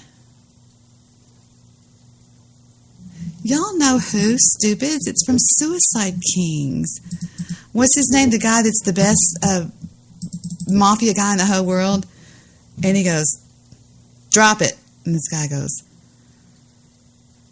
and he drops his gun and he looks and he goes, drop your gun. He goes, I don't drop my gun. What's his name? Dennis Leary.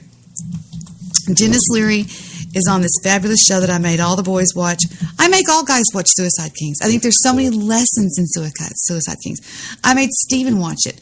I actually made Chris watch it. I made his friends watch it because there's 5 good lessons in this is just my own personal thing that I came up with. This is nothing I read. In Suicide Kings, I believe there's 5 good lessons that every guy should know. 5. And I was telling Steven, tell me when you think what the lessons are. And it's when, not Dennis Leary. Dennis Leary it's the other guy. Who's the other guy? The guy that talks like this. Well, that really sounded stupid. He's in Suicide Kings. He's the head guy. They've kidnapped the Mafia King. You know what I'm talking about? Shut up. All right, let me show. And he says this line. He says,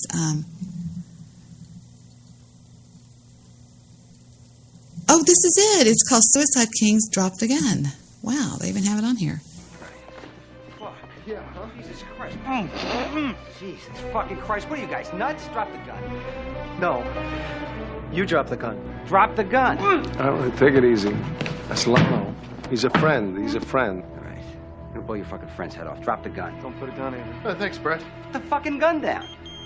What the fuck is that? Nothing. Just my fucking girlfriend. Oh. Cheeky, call the woman back. Come on. Charlie, what do you want me to do? Shoot. No! Him.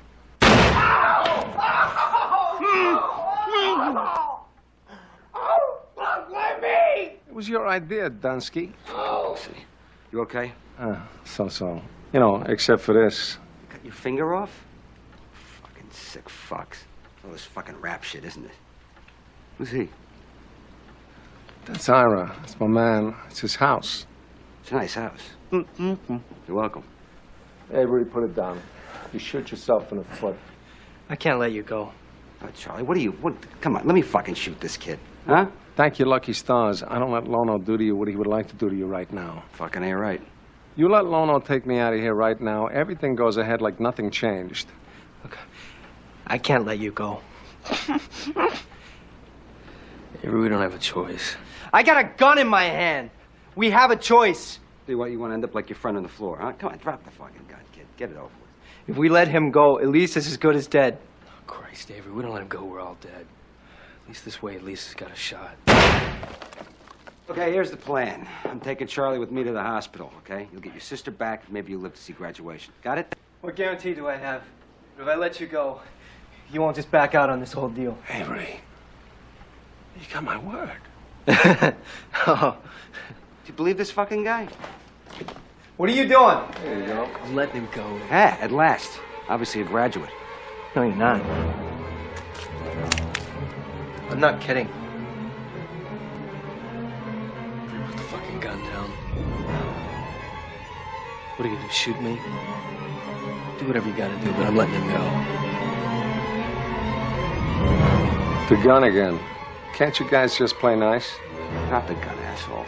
Look, why don't you drop your gun? I don't drop my fucking gun, okay? And that's the line that I think is just brilliant that he says. I don't drop my gun. There are certain men that don't drop their gun. I mean, think about it. If it's mano y mano, man versus man, there's just certain men that don't drop their gun. I don't give a fuck what you say. And that's all it is. It's a mind game. That's all it is. And he tells it brilliantly at the card table.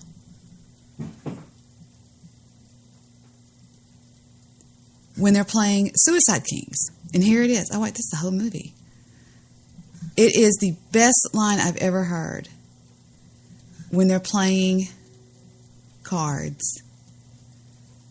And this is another one. This shows so much, and it's a horrible example. But it shows the power of chivalry. I've always taught Stephen, be chivalrous. It'll pay off, trust me. I've been with Charlie for 20 years. I can't let anything happen to him. I can't. I owe him. I do too. I was a kid when I met him. It was the 70s. We were high all the time. When I met Charlie, I was with this scumbag, Nick the Nose. What a jerk. I was fucking Nick up, down, and sideways for, I don't know, 3 years. And he couldn't tell you what color my eyes were when I walked in. The first thing he noticed were these shoes I just got from Bergdorf's with $500 that should have gone to him. Come here. Come here, come on. Still look brand new. Tell you what.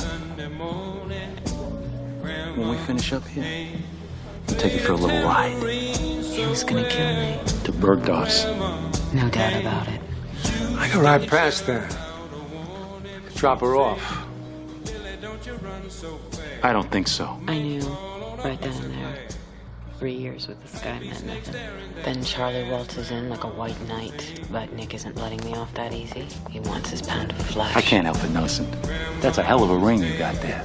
Yeah. It's nice. Charlie saved my life. I noticed you noticed it. Traded his ring for me. Mickey. Look at that. That's for you. Nah, come on. That's a gift. And the next day, I got a package from Bergdorf's. So whatever happened to Nick the Nose? Well, Charlie got his ring back. Hey, Charlie, what the fuck do you...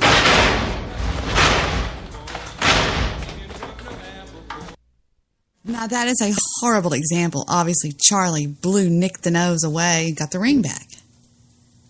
But what he was succeeding in doing was throwing water on a fight, breaking up two dogs, because he knew that guy was fixing to do something really lousy to that girl. And so he pretended to give him his ring, his favorite ring that he wore, his little mafia ring on his pinky finger. He said, I tell you what, I have a gift for you. And he goes, no, thank you. He goes, no, I mean it. I want you to have it. And he gives it to him. And that completely subdued the fight. And I just think that's brilliant. And I think that's an excellent thing to do. Here's the one where I think the most, one of the biggest lessons was learned. Is this clip right here.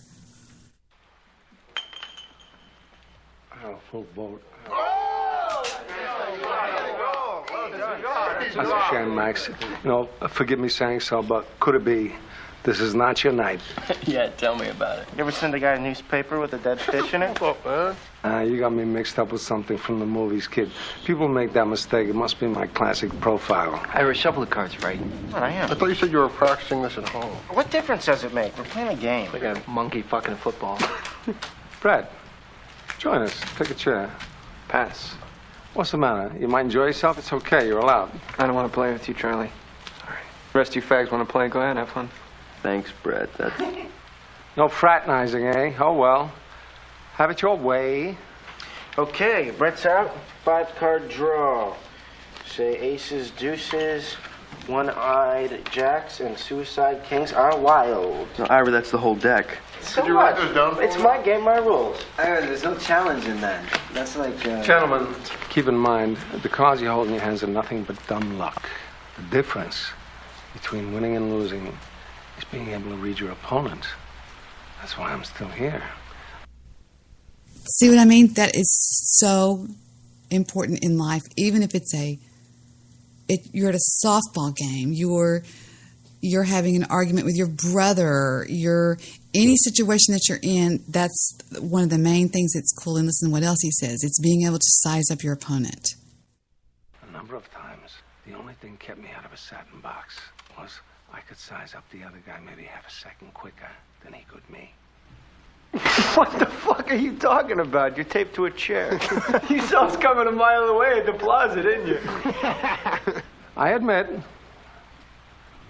I'm out of practice. Ira, give me 4 cards. Oh, sorry, sir. Not fence. No, you gave me 6. Take Ira, for example. I trust Ira. You do? Now, look at this. We're playing poker. He's losing his shirt. Yet, Ira's eyes don't float. He's got a sense of fair play. And as we all know by now, Ira can't bluff his way out of a paper bag. I could tell you what his bet is going to be before he could. Well, could you? Because I could use the help here, Charlie, you know. Look at Avery. He's having a tough time hating me. Let me tell you, you have to have a real hate on to do what you did to me. Integrity keeps getting in Avery's way. Now he wants us to believe he's a mind reader. That's right. I fold. Ira, no one opened. Sorry. I'll open. That makes sense. Fold. That also makes sense. How about Brett? Controlled junkie. Brett can't leave anything to chance. Look at him. He wouldn't even play unless he's looking across the table at a sure thing. I don't have to take this shit. Damn, and then they cut it off. Maybe there's continuing here. Ira. No. And then he says, he sizes up everybody at the table. And I just think that's what you have to do. You have to use your sixth sense, which is what I've always done. And I've always done that on this podcast. That's why Goofy Bone used to say it was the revolving door of friendship. And what he meant by that, I mean, I always knew what he meant by that. It's that people would come onto my show on Blog Talk Radio. I had so many callers all the time. And we would hit it off, just boom, okay? And then after sizing them up, they would be kind of, eased off the show. I sort of wouldn't take their calls anymore. And it's because it took me that long to figure out what was going on with them. I was like, I don't want this person to be a regular on my panel here because they're a piece of crap for whatever reason. They would either do this or they would do that or do this or do that, and it would and so they would be, just kind of eased off of the deal. And I'm pretty sure that's what he meant, because I would be very, very friendly to the person and give the person every bit of chance to whatever. And then it would turn out that they would just be, for whatever, just a, jerk, or, I could, if somebody were to throw me a name, I could tell you why that they never really hung around. But there's a lot of interesting things to be learned in that. Like, it's very important that you know how, and it's not game playing. It's called being intelligent, knowing how to read people, because if not, you're going to always be taken for a fool by anybody. Even if it's at, just whatever. And that's a big lesson to be learned. I just think that there was a good lesson to be learned. A lot of them are. And there's lessons in Forrest Gump, that I was talking to Stephen about one time. Sometimes the best way to get to your kids is not to sit down and try to teach them about what happened in the American Revolution. Let them watch Braveheart. Is it Braveheart? Let them watch that, and then let them go into it, because then you spark their interest in it. Do you see what I'm saying? Like, Jed has been showing me a lot of interest in outer space. Outer space, that sounds really like 1940 talk. Oh, no, outer space. He's been showing a lot of interest in the, the stars, the planets. And so he asked a lot of questions like, you know how they get to where they just ask these amazing questions. And so I went to, there's a place that you guys need to go, and it's unbelievable. It's called, and the Jew told me about it, it's called Khan Academy. And Khan Academy, it's K-A-H-N. Khan Academy is free homeschool. I know, it's unbelievable. It's just crazy. But you can go to YouTube and go to Khan Academy, and they explain things that are just phenomenal. I mean, the way they do it is crazy, and they're getting rave reviews. Okay? Like, let me give you an example. Like, here is basic multiplication from Khan Academy. Listen how well they explain this. Well, here's U.S. history. Here is Khan Academy's U.S. history. And it is, the way they explain this stuff is just amazing. Here's Napoleon, the French Revolution, Part 1, Part 2, Part 3, Napoleon's Peninsula Campaigns, Thomas Mathias and population growth. Here is just a little bit of Jamestown to the Civil War. The way they explain it is just crazy. Seriously, it's really, really this good. You need to do this if you want to just brush up on. Of course, I'm a lifetime student. Here we go. Listen to this. Where we left off in the last video, the North had just won the Civil War.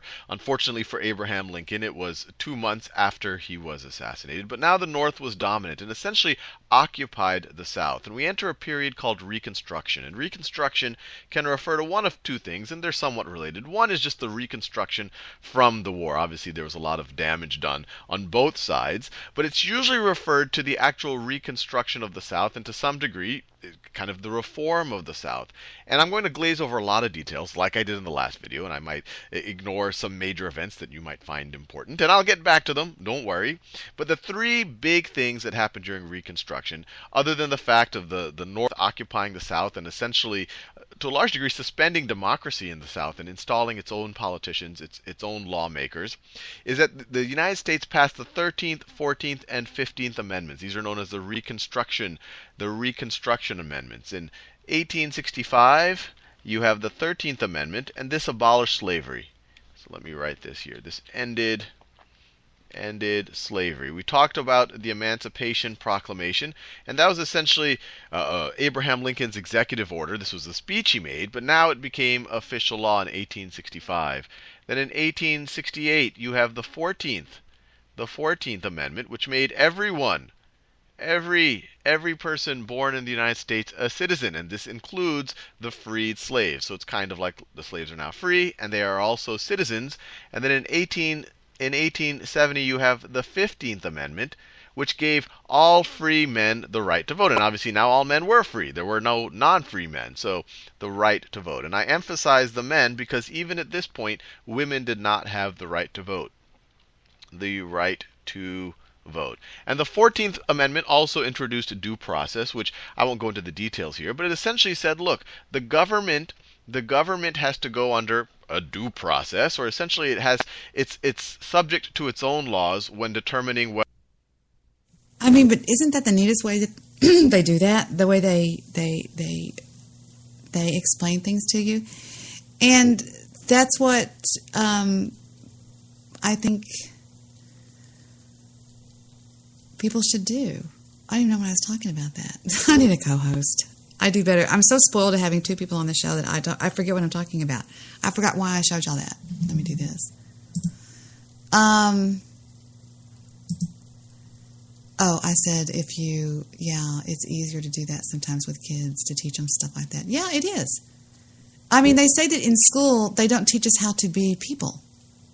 They don't teach us people skills, how to get along with somebody. How to, and that's important. That's very important, and it's extremely important. And that's sort of what I've always tried to do with this stupid podcast, is talk to people. I mean, I talk to people about issues that just have to do with life in general. You know, sometimes it's sad, sometimes it's happy, and the only thing I can do is just give you the examples of my life. And I don't give you a lot of really deep details on here, A lot of people think I do, but I don't. I don't give you any more than, say, Howard Stern would give his audience, or Bill Burr, for that matter. I mean, we know he's got a girlfriend. We know her name. We know about his dog. We know about his dad, how he feels about all this. And that's really a lot of, what people do over time. And I give my opinions on stuff. It's because I'm the one talking. I mean, I can't give your opinion. I was going to slam by the chat room, but I didn't know if everybody was behaving, because sometimes if I go by there, I get mad. I do. I do. So shut up. I'm like, oh, and you know who I get mad at? I get mad at my pumpkin head. Stabby McBug. What's ever going to happen with me and Stabby? Who knows? Nothing. I'm not saying anything's going to happen, but you know what I mean? What would happen if I lost Stabby? I do lose Stabby all the time. What is that? Oh, I have somebody else's, what do you call it? History. Victor was like, you're picking up my history on here? I said, yes, I'm picking up your history on here. He's like, wow, I don't know how, but I am. I have to show y'all this video. It's a video that actually, speaking of Stabby McHugs, that he showed it to me, and I just can't stop. I mean, I was telling somebody else about this today. This is an amazing song, but another reason why is I think that I've heard this song before. I don't know why. I just do. There used to be, back in the 90s, there was this real eerie sounding song where this guy would go, and I don't want to fall in love. Do y'all remember that song? Why is it driving me crazy? I'm going to see if I can find it real quick. But that is one of the, what was his name? Chris Isaak, Wicked Game. Was it Chris Isaak? Is this it? This is it. Listen. Check this out. I don't know if this is the same thing or not.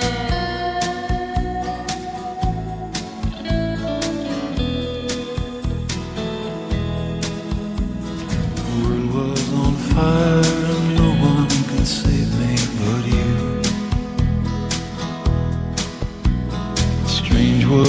Okay, but is it the same one? Hold on, I'm going to get back to that. Just everybody calm down just a second. Is this the same one that Stabby showed me last night? That's called Wicked Game. That is so cool. We'll get back to that in just 1 second. I'm going to see if it matches this one. It is right. I was on my desktop. I mean, on my history. Stab showed me Tiny Tim. I'm sorry. I was singing Tiny Tim. I haven't listened to the playback, and I'm not going to. This one right here. Is this the same song?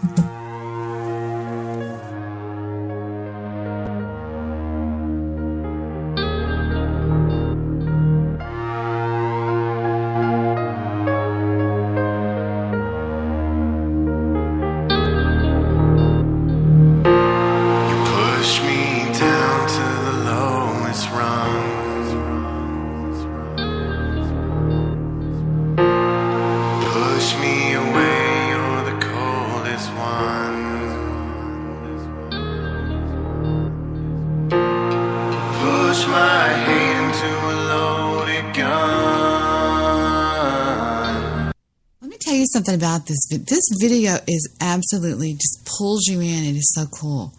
It is probably one of the top videos I've ever seen in my lifetime. I mean, it is that well done. It's amazing.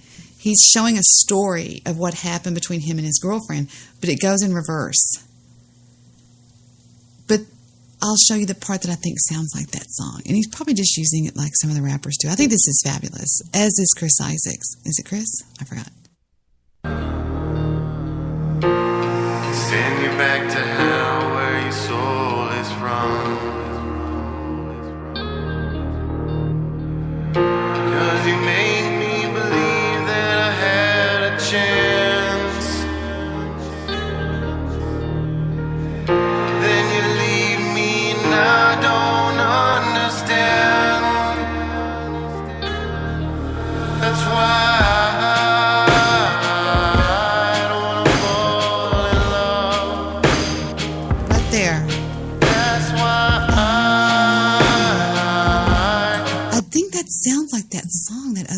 talking about.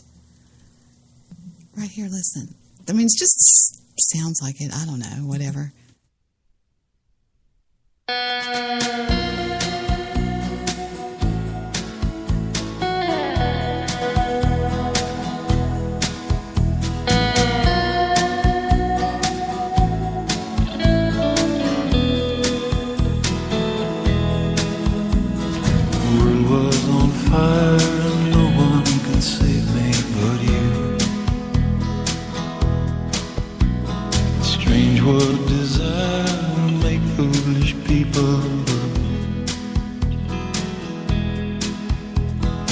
I never dreamed that I'd meet somebody like you.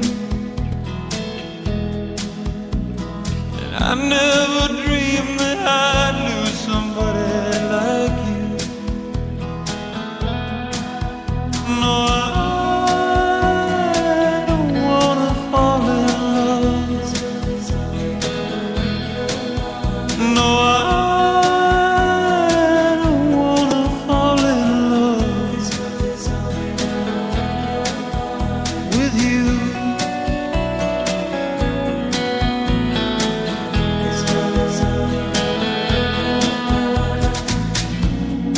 wicked game to play to make me feel this way. What a wicked thing to do, to let me dream of you. What a wicked thing to say, you never felt this way. What a wicked thing to do, make me dream of you. And I don't wanna fall in love. No, I don't wanna fall in love with you.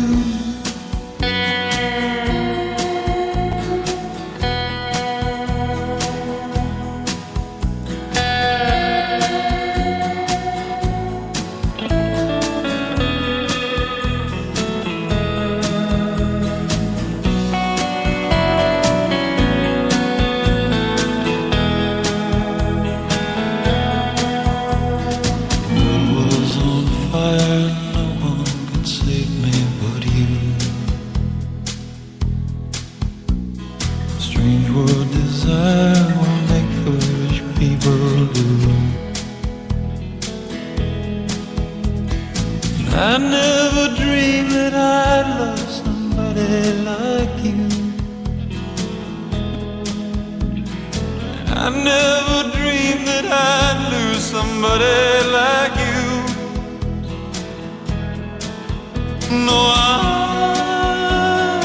don't wanna fall in love. No, I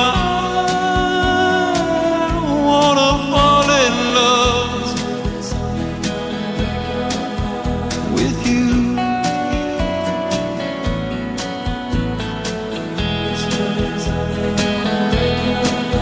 No,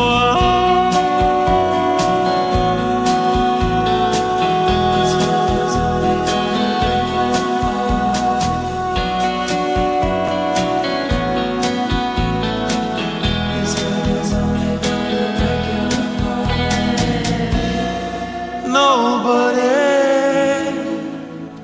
loves no one.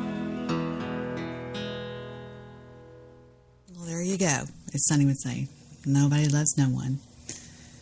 I've decided, since I was listening to Dumbass today, Jason, Ghost, whatever y'all call him, he was talking about, hey, he wanted to do something for his listeners. And so this afternoon, did I just cut my eye? No, I put some eye drops in my eye. I was talking to Stephen. Well, I was actually eating with Stephen, and I was like, somebody was bringing up the new game that he was playing or whatever, and I said, and Heather goes, Heather was talking to Philip, and they were talking, and they said, you don't realize how good Stephen is at these games. He was like, oh, no, I'm not, and I said, you know what I should do? as if for Christmas or something like that, or whatever y'all want to call it, I should see if Stephen would take his team, because he's got a team that he plays with, and it's not just, it's some people that he knows, but he goes over and plays at their apartment all the time. And the only issue I would have with somebody on the show knowing, it would have to be somebody that wouldn't want to just get in there and really dox Stephen real bad or whatever, and IP addresses. Well, Stephen doesn't play. He stays on a VPN, is what he was talking about, because you can't do that nowadays because people will do all kinds of ratty stuff to you. And he goes, "How? I don't give a I'd do it." He goes, "We're on." He goes, "We don't even push the button until we know that we're whatever, they're protected or whatever." So I was thinking, wouldn't that be neat if I could arrange a game between his team and somebody that knows or listens to me in their team or whatever, or not. Fuck you. Or not. So that's a neat song. That's a real wicked kind of a song. But I am editing last night's broadcast, and there's only so much that I can think of that needs to even be released on it so far. Not Google Chrome, Debbie. It's on Audacity. Yeah, I still have it up on Audacity. Just because I'm going through it, and I thought, just that much of it is really good. It's where I just open up and just start being honest about how I feel about something. And when I'm listening to my show, this is going to sound kind of shitty, but there's a lot of good people on the show, but that was really the part that interested me, to be honest with you. Is that hot? That is haughty sounding, isn't it? Yeah, it does. Okay, well, scratch that. But it was just an interesting diatribe I was getting into, and it starts right here. And I think if I get this on record of me saying this bullshit, that I'll let it go and just, kill it, whatever, just delete it. Because it was, and I don't know, I thought it was interesting. When you're like 3 or 4 years old, we don't have a memory before then. And I wonder why sometimes we don't have a memory before then. I think that's some sort of a magic thing that God put into all of us, because if we did, we might not be so happy with the memories. I mean, who wants to remember somebody changing our diapers, or who wants to remember those kind of days? But when I think back on that, and I think if all of you can remember the very first memory that you have, think about it for a second. The first memory, be it a song, be it anything, be it a home that you lived in, anything that you can remember, the first thing, and it's usually some sort of an interaction that you had with somebody. People say if we can remember back that far, that we can remember the first thing that you liked to do as a child. Everybody had something they liked to do. Mine was always music. But one of the very first memories that I have, the first recording of my voice, I was 4 years old. How do I know that? And I can even show it to you. I was 4 years old, and I was playing on my father's tape recorder. He had one of those old tape recorders that it was like a rectangle. It was like about 2 inches tall and about 12 inches long and about 5 inches wide, and it had buttons on the front that said you had to press play and record at the same time. And there was rewind and fast forward and all that kind of stuff. And there was a microphone. And there's a recording of me that I could find if I looked for it, where I said, "Hi, Jay." And he says, "Hi." Jay's my little brother. And I said, "What are you doing?" And he says, something. And I said, I was interviewing Jay. I was playing like I was on the radio. 4 years old. How do I know I was 4? Because Jay was just a baby. You know what I'm saying? Another thing I remember at a very young age is my love of animals.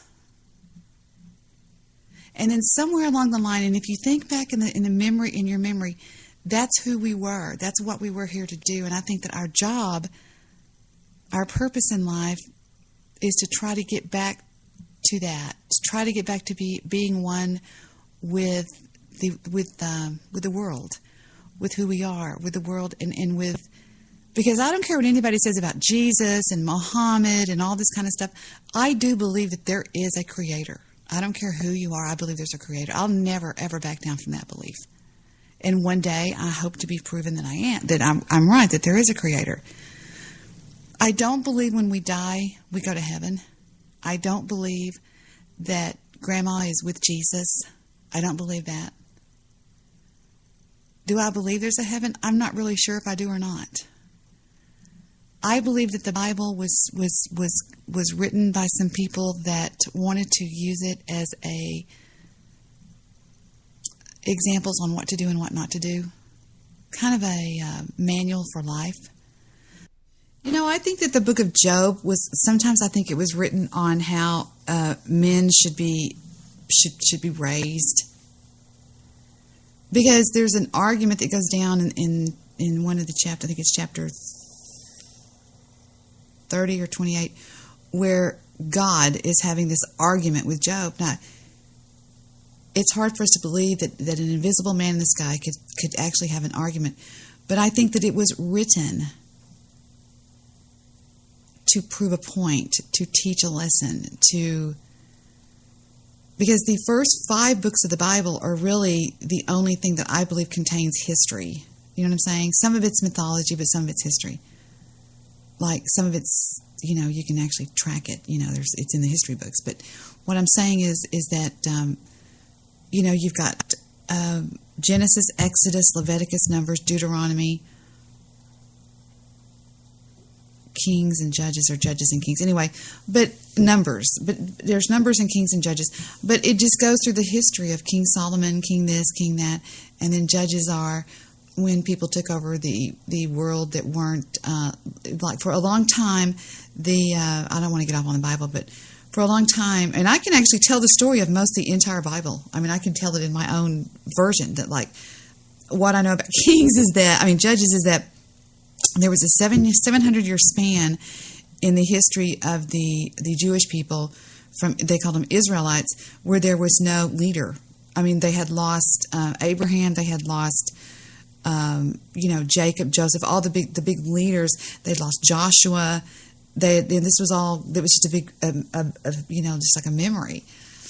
And so they foolishly went to Egypt, and Egypt captured them. The Pharaoh did, and enslaved them for 400 years.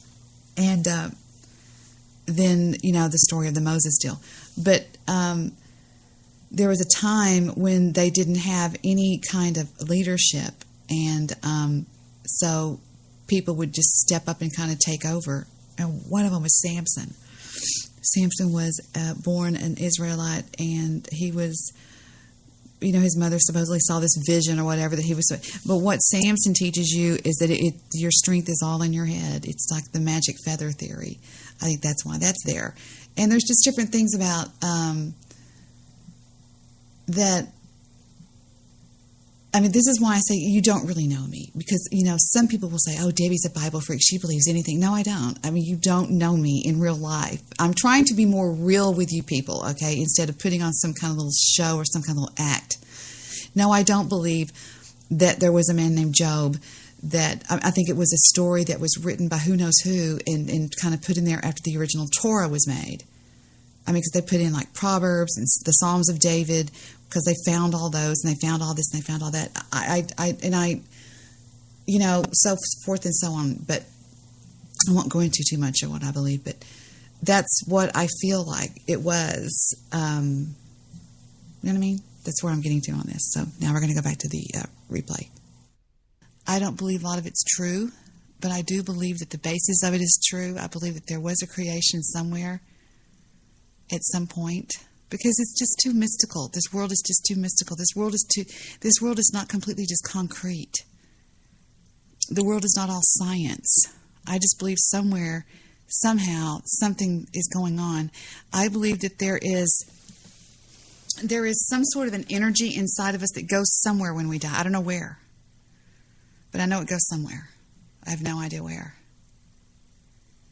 But I believe that it's that energy that's inside all of us that is our true self.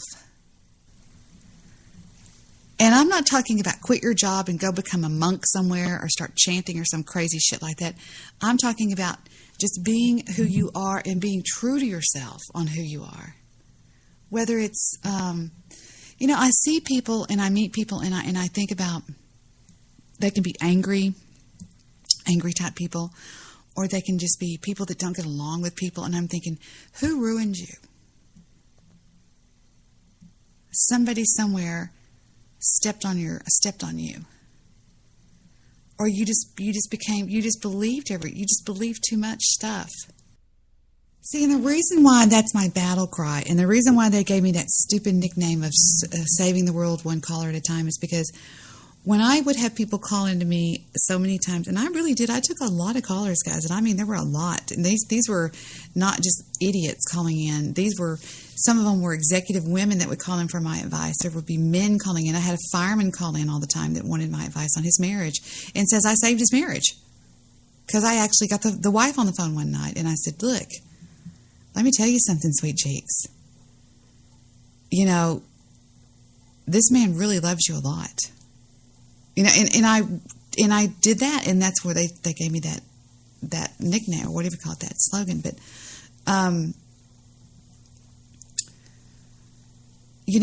it's like,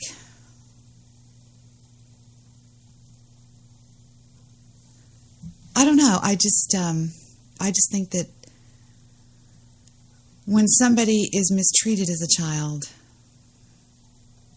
you really have to even put you know how people say, well, look at the source. For example, I was listening to Joe this morning, Joe, on Wake and Bake, and he said, well, I guess Paul Dembski put me in my place or some shit like that, and he was talking about, and I wrote in his chat room, I said, how could anybody care what Paul Dembski thinks about him? I mean, the man lied to every one of you about me. And that shows you, I mean, he knows he lied. He even admitted it one time on the News Guy show. And it was a pretty foul lie, around here, around this network. He passed around a lie. He even had a show that I had took my clothes off him on Sky. Are you kidding me? And then I was doing, and I thought, what a desperate little ugly man. Now, if somebody insulted me, like,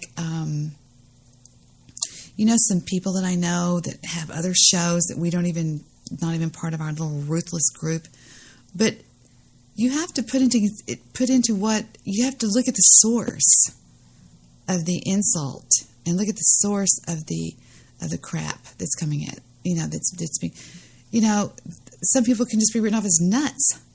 I mean, it's like my dad used to say all the time, or my grandfather used to say, y'all can say it's ADD 496 but where we come from, it used to be crazy. The bitch is crazy. And it's just the bottom line. I mean, I'm just a bottom line kind of person. And I forgot even now what I'm talking about. I'm going on so many different directions. Let's go back to the recording. Doubt everything. Don't believe anything. This is what I'm teaching, Jet. Doubt everything you hear. Every freaking thing you hear. Whatever they teach you in school, doubt it. Don't believe. I am to the point at this point in my life, and I hope that you are too, that I don't believe anything I hear on television anymore. Anything. Because I saw how they lied to us during this campaign bullshit. Just out and out lied. And I've often said that if I believe that there are things that we are capable of doing. I believe that you're either capable of lying in a grand sense. Wait a minute, we need to truncate some of this silence on this right here. This is too much dead. So what you do is you highlight whatever you want to truncate, and then you go to Effect and you hit Truncate Silence and you hit OK. Now listen to that. There's too much silence on it. Now let's try that again. Go. Because I saw how they lied to us during this campaign bullshit.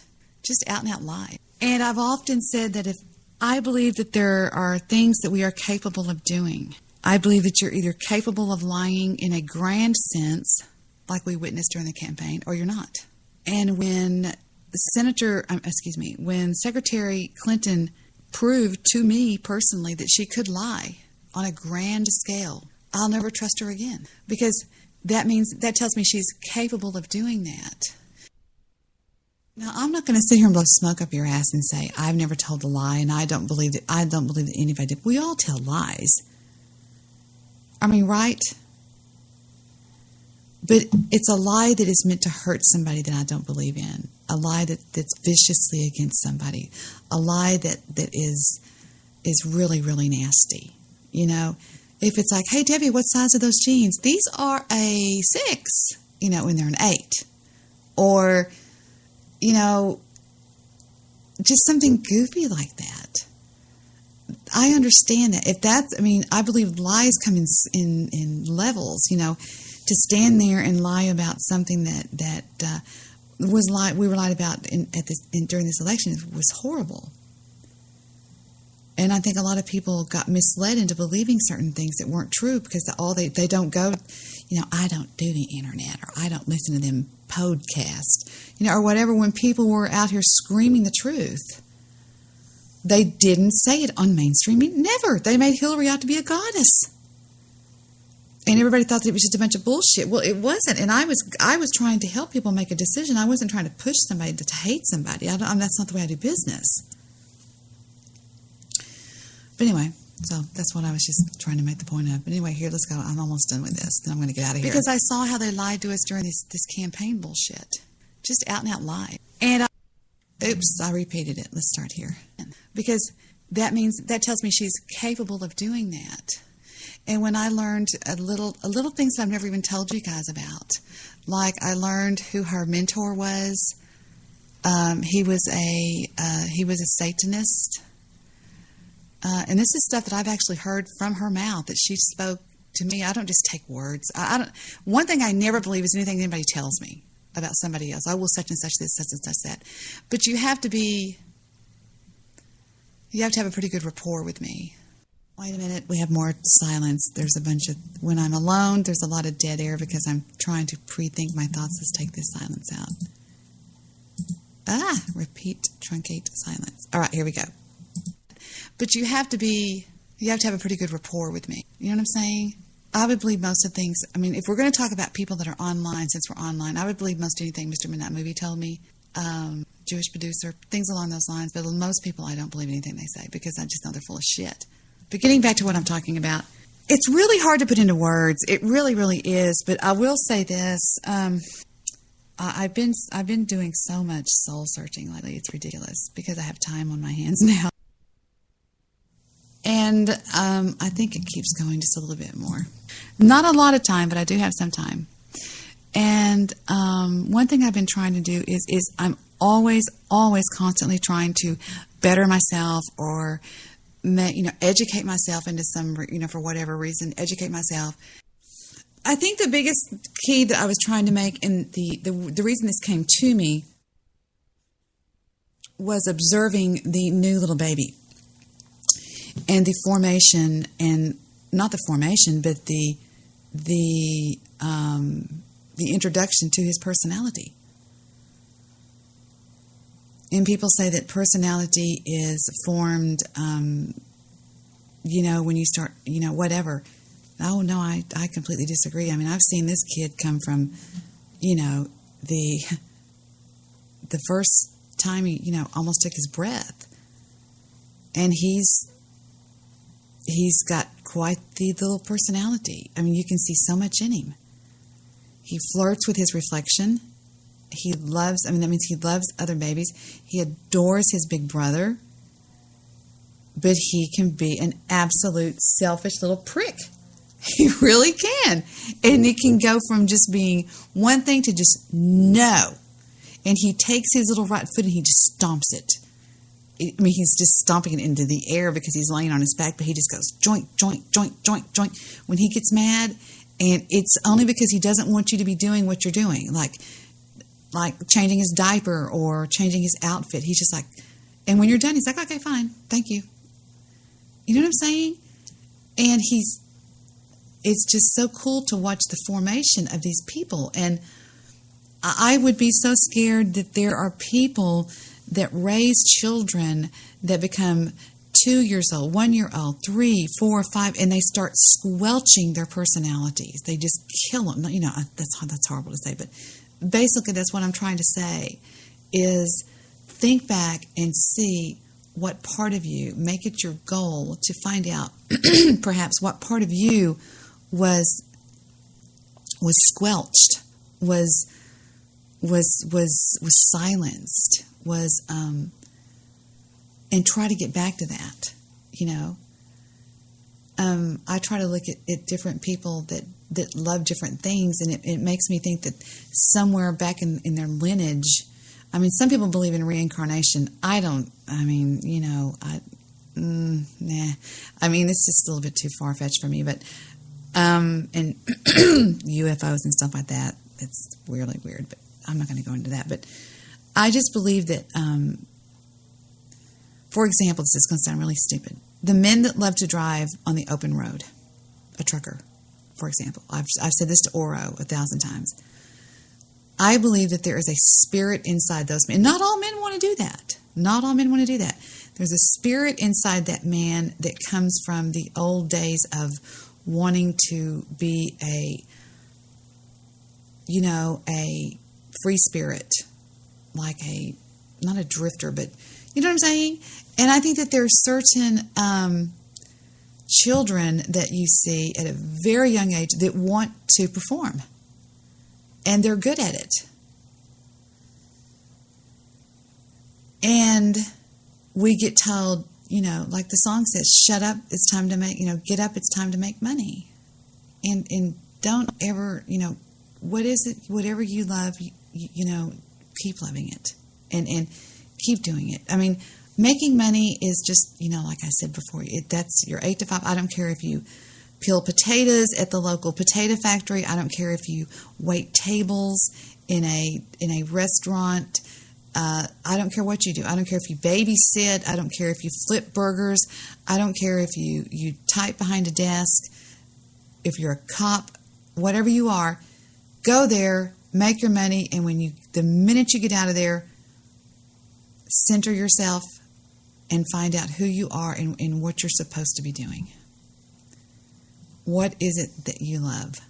What is it that you feel is your specialty, your purpose in life? And find that and do it. And people say, well, what do you mean your purpose in life? I believe that our purpose in life, all of us, is to get back to that. I really do. Because so many of us are just hiding behind, we're hiding behind jealousy and pettiness and envy, and we're wasting so much time, and we don't have that much time. I mean, at the end of this, I think about people like Sky that just boom, boom, gone. I mean, she was like, whoa, what happened? I was standing on the brink of life. And then all of a sudden I wake up 10 seconds later and I'm in a helicopter dead. What happened? Imagine. I know that their mind shuts down, but you think for a minute it doesn't. It doesn't. And I think there's a moment in time when unless you whatever, that there's a moment that you say, wow, that was, and you have to think to yourself, well, if I would have only known I only had that much time, you would have what? That's what you need to do. That's where you need to be having your head at. If I would have known that I had that much time, I would have what? What? What are you not doing that you should be doing? Is it, you can volunteer anywhere, and do whatever you want to do. If your love is of music, then do something about music. I don't know what to tell you to do, but I have a fascination with music, and I'll never forget the first time in Cancun, Mexico, that I went to the Hard Rock Cafe. And I don't know how many of y'all have been to the Hard Rock Cafe. It's filled with, this was Buddy Holly's glasses, and this was this, and this was that. I mean, I literally walked around just with my eyes this big around, and like, Debbie, our dinner, our salads are here. Come over, and I'm like, I'll be there in a second. And it was fascinating, but other people weren't fascinated with it. That's because that is what I am in love with. And there has to be something that you feel that you're in love with. Maybe it's motorcycles. Maybe it's painting. Maybe it's...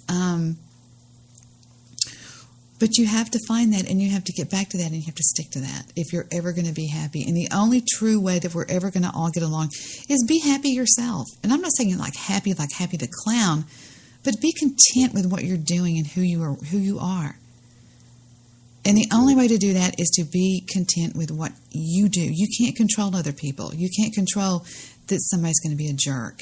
If it's your brother, your dog, your aunt, your uncle, your mom, your coworker, your boss, whatever. You can't control what they do, but you can control you. And my secret to being, and peace to me is a calm heart. Is the ability to just lay down and fall sound asleep. I think Celtic Brony could tell you that is very true. So could Sonny. Remember Sonny, my old friend? I was talking to Celtic the other night and fell sound asleep. Sound asleep on Skype. And he sat there for an hour, and I woke up because he made a really loud noise, and I said, hello? And he goes, yeah. And I said, hello? Who is this? Celtic goes, you fell asleep? I said, how long have I been asleep? He goes, about an hour and a half. And I went, what? And I said, well, why didn't you disconnect the call? And when somebody can just, I think that, have you ever heard somebody say the word, now listen to me, pay attention to what I'm saying here. How does he sleep at night? Wow, I wonder how she sleeps at night. And I think that there's so much in that. You know what I mean? Because I think that if we're really bad, because what bothers us most in life is what we do to other people. And it should be that way. Because people are always going to be a dicks. People are, you're going to butt in front of somebody, they're going, hey, fuck you, whatever. There's going to be dicks everywhere. So we can't control that, but we can control us. And don't be a dick. You know what I'm saying? Don't be a dick to anybody. And that's what keeps our mind clear and our heart at ease and at peace. Because you don't want to mistreat somebody. Because if you do, unless you don't have a soul, and then that, whatever, I can't help you there. I feel bad for people that don't feel bad. Does that make sense? I worry about people that don't feel bad. I'm like, you can actually do that and not feel bad about that? I don't know what I would do. I would die if I did that to somebody. And so it's that part that you have to figure out on your own, and you have to figure out what it is you love. How can somebody open a soda pop that loud as Victor does? Love you, Vic. And love you, want you, need you. Yeah, and so there you go. That's really what I was going to talk about, is all that stuff I just talked about. And I haven't gone to my chat room one time. Not once. Yes, I did on the other show when Joe called me, when I was talking like a robot. And appreciate that, Joe. And I would go by the chat room and talk about what the chatters are saying, but I just got this really strange feeling about it tonight. I don't know why, because... And you all know why. And if you say you don't, you're lying out of your teeth. You're lying through your teeth, or whatever you do with your teeth when you lie. You know you are, you mullets. Google Voice. I have an inbox? What is this? Oh, it's somebody about a rent house. Hold on. Hello, this is Jerry with Texas Property Services. We do the repairs for... All right, shut up. We do the repairs for the so-and-so house. I guess I did a little walkthrough last week, but anyway, the only one that's to put up some, whatever, by the foundation and fix the gate. So it all works better. What? Romney Key, the property management.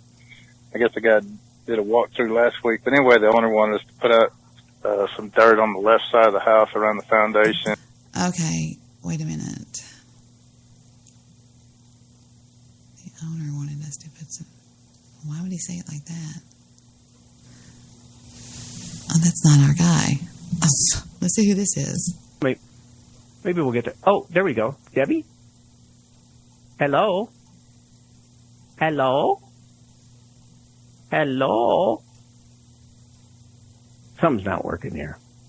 I don't know who that was. Who is this? Hey, Debbie. Just Dennis trying to get a hold of you. Something's going on with my Skype. I check these messages about once every 6 months.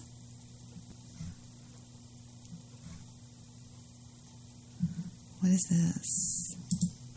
Shame on you. You never pick up. It's your buddy Galpo. Potty mouth tonight here on a Thursday night. Watch you later. All right. You should see some of these messages from Jimmy Latham. Yeah, so there we go. All right. Texts. I have that many texts, too. Who is that from Las Vegas, Nevada? Area code, what? That was recent. 702. The text that says, hey, Debbie. Who is that?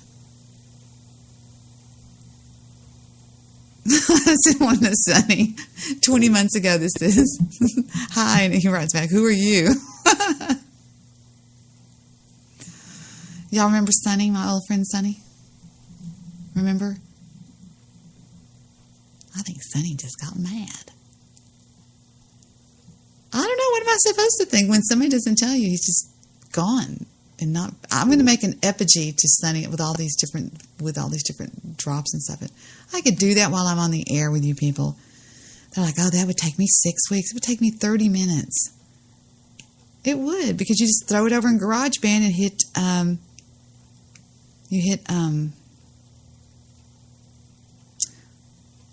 What's that thing called? When you drop ducking, you just hit automatic ducking. And then you put a background song, and you drop all the links, and you hit automatic duck. Duck, duck, duck. Duck, duck, chick, chick. Oh, shut up, Debbie. All right, I'm out of here. I'll see you weirdos later, okay? Don't be weird and whatever. We're going to go out with Stabby's beautiful song that he sent me. Y'all need to go look at this video, okay? Go over to YouTube and do a search on the name. And the name is not you. It is this guy. Nope, not Suicide Kings. Not that one. Not Khan Academy. Ira. They're cutting my finger off.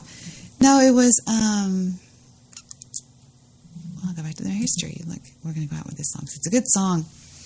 It's by somebody I'm not familiar with. Hold on just a second. Don't get all rushing me. I get all weird and freaked out about it. All right, it is called Young Wicked. YWG.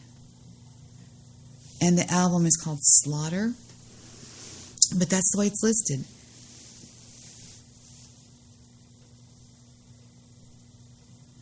What? I just saw that on my desktop and you know who you are.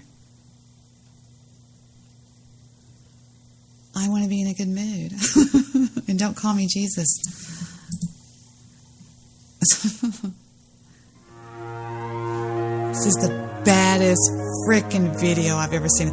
The look on this guy's face when he pulls that gun out on her is absolutely phenomenal. I mean, I have never seen a face like that in my life. It is like, it scared me to death seeing the look on this guy's face. Y'all gotta see this. All right, I'm going to go by, but I'm not going to look. I'm just going to drop in the... I'm not going to look at the chat room. What a wicked thing to do. Make me dream of... Ignore the other title. Y'all have got to see... Shut up. You've got to see this video.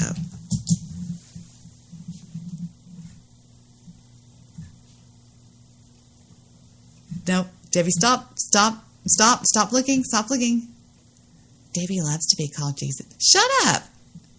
No, do it in 3, 2, 1. Click the link. Ready? 3, 2, and 1. Go. I'm serious. Y'all got to watch this. That's badass. It goes in reverse.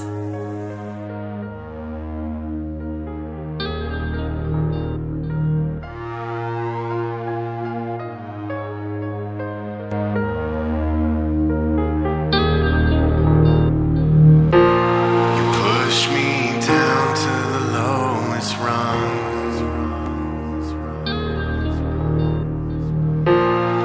Push me away, you're the coldest one.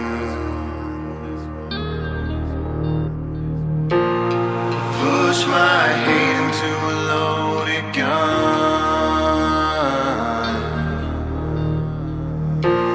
Send you back to hell where your soul is from.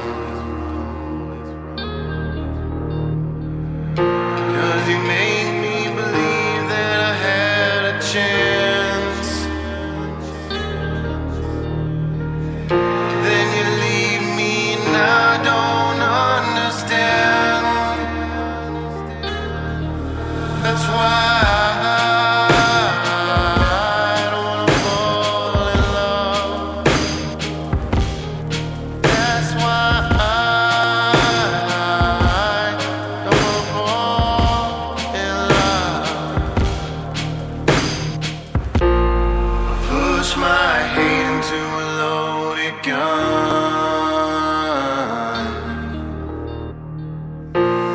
Send you back to hell where your soul is from. What a wicked thing to do, to make me dream of you. What a wicked thing to say, to make me feel this way. No, I don't wanna fall in love. That's why I don't wanna fall in love. I don't wanna fall in love. No, I don't wanna fall in love. Now that I'm grown, I realize I should have known you were all wrong. Finally happy you're gone. Everything changes when love is replaced with the hatred. Baby, I'm dangerous. Baby, I'm dangerous. Now that I'm grown, I realize I should have known you were all wrong. Finally happy you're gone. Everything changes when love is replaced with the hatred. Baby, I'm dangerous. Baby, I'm dangerous. I don't wanna fall in love.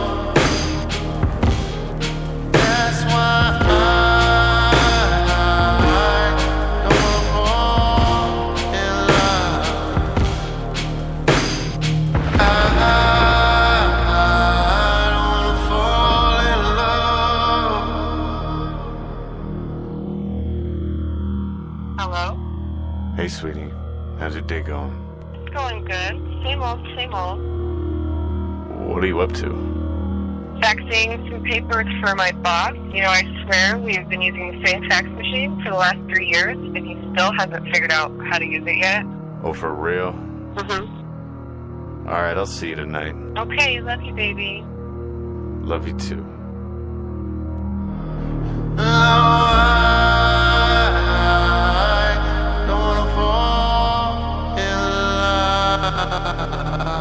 Isn't that amazing? Isn't that the spookiest, weirdest thing you've ever seen? Oh, no, it's not, but you have to admit that's pretty neat that they came up with that concept. I mean, the name of it's Psychopathic Records.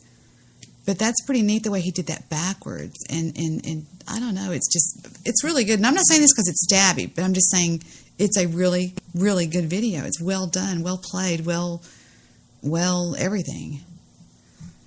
But I also wanted to show y'all something else before I leave. Duran Duran. I don't remember that. Oh, I love this. Victor hates this song. Oh, I love this song. He goes, "Don't you ever play that for Jet." I'm like, what?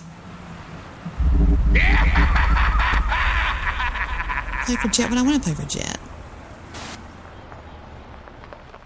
This is also well done. Listen to what I'm telling you. You lie. You want that money? I'm telling you to do what I say. What the fuck? Hey, what the hell is this? Hey, this ain't no Halloween party. Get the hell out of here. Hey, I told you, get the hell out of the way. Hey, what the hell is this? Hey, wait.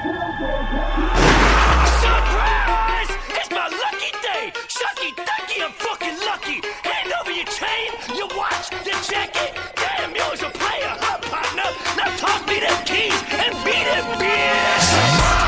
Iron pipe poked through your head.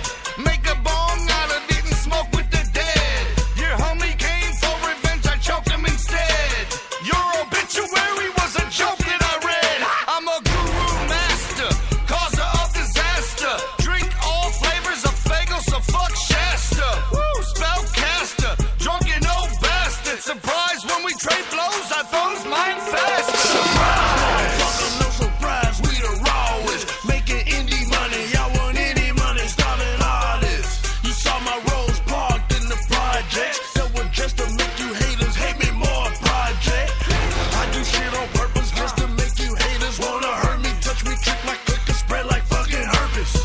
And we'll drown your ass. I see the crown on your ass. The Mafia 6 ready to ride, go to town on that.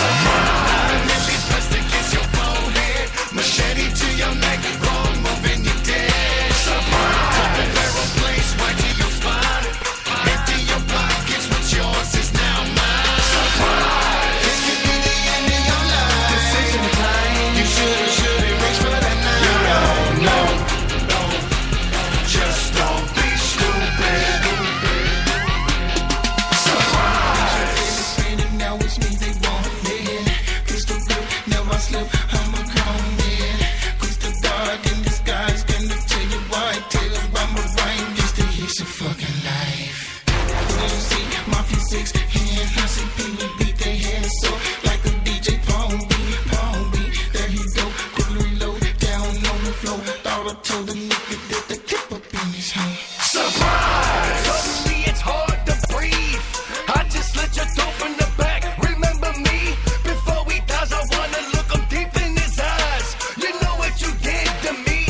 Well, surprise! I could've just shot you and took off from the spot, but that wasn't enough. I wanna feel your pulse stop. I won't even hide you, leave you in the street like some trash, but naked with a wine bottle sticking out your ass. Surprise! Nippies pressed against your forehead, machete to your neck, wrong move and you're dead. Surprise! Double barrel place right to your spine.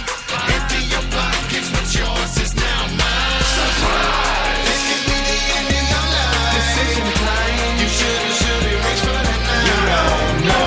Now, hold on, just wait a second. Don't be stupid.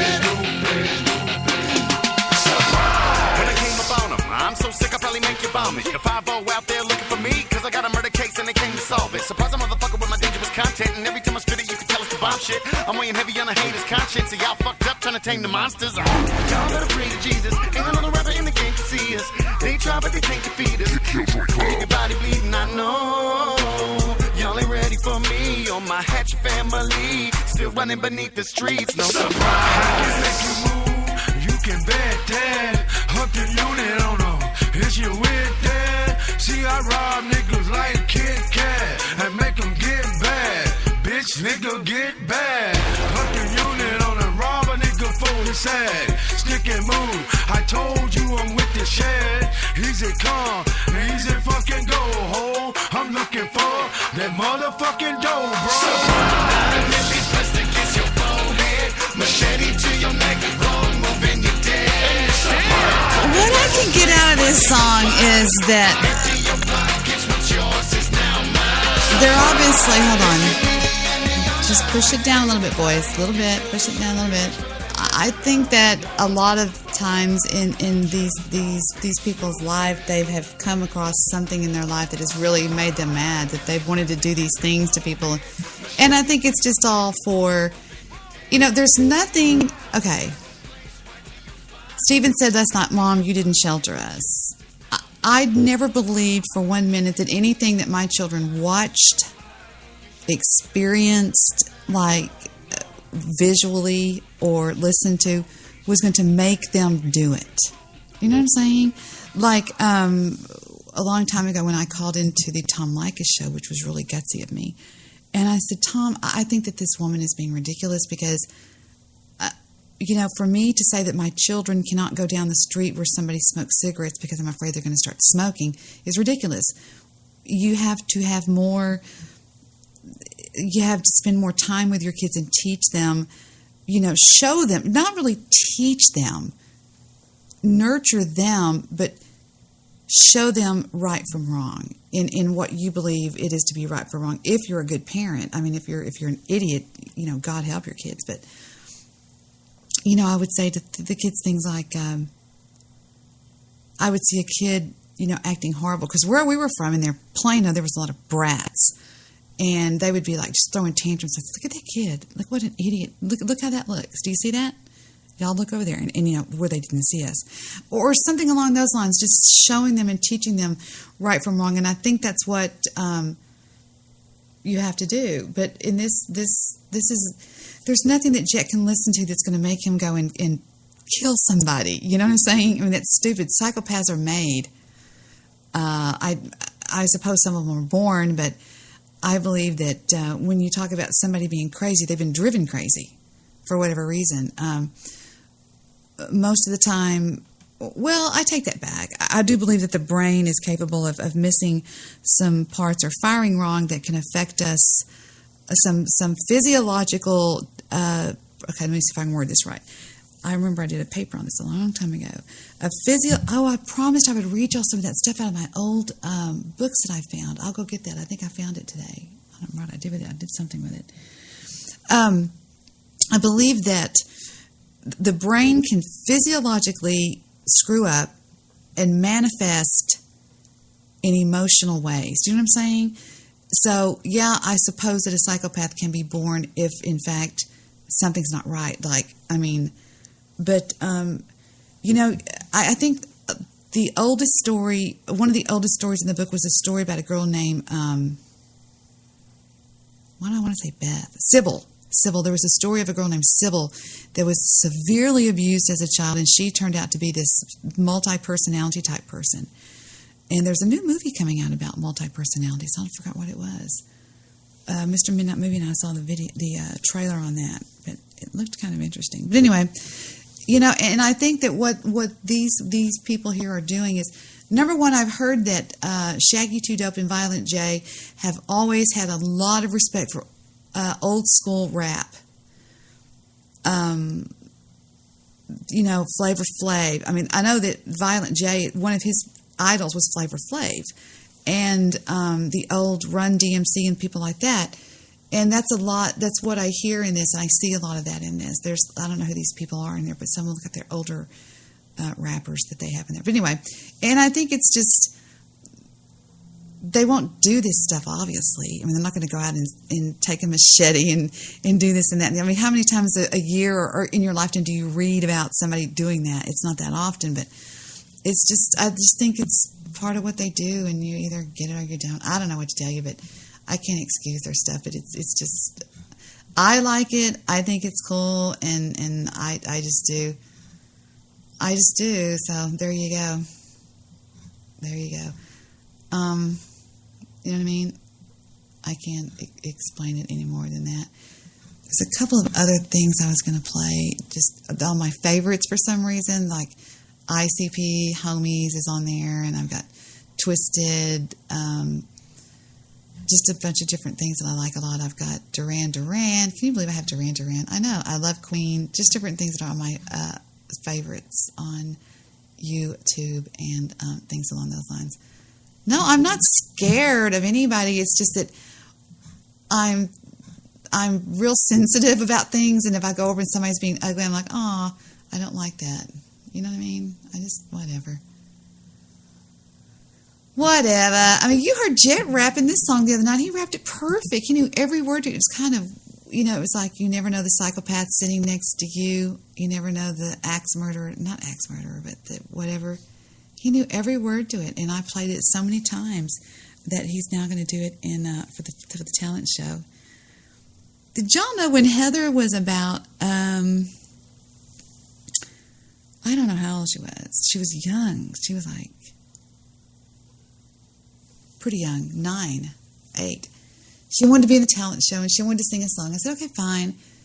And she was going to sing, and to show you how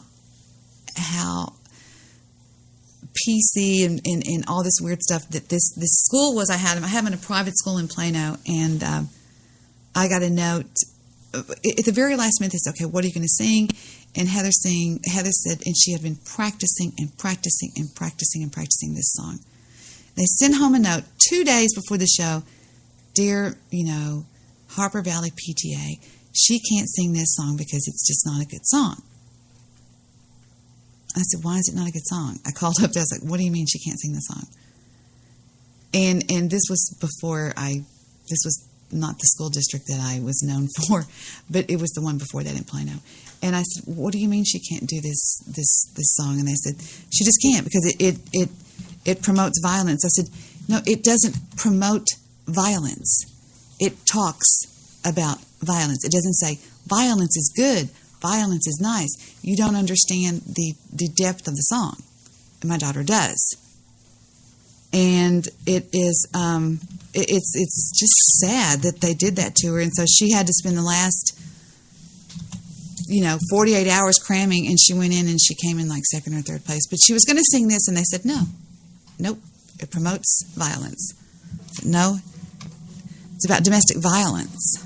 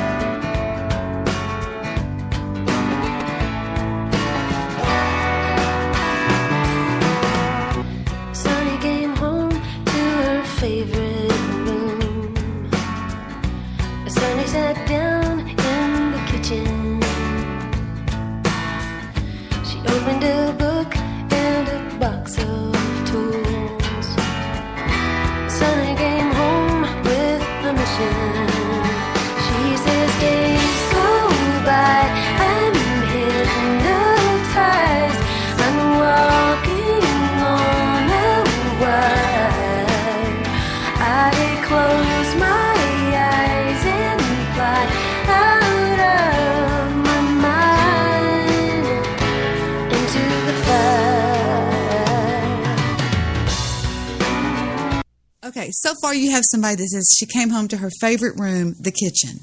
Okay, get out and make me a sandwich, bitch. Sunny came home with a mission. She opened a book, obviously like a cookbook, and a box of tools, whatever. And then she says, some days I'm hypnotized and I dream that I step out into the fire. She's thinking of committing suicide, okay? I mean, this girl is being wrecked.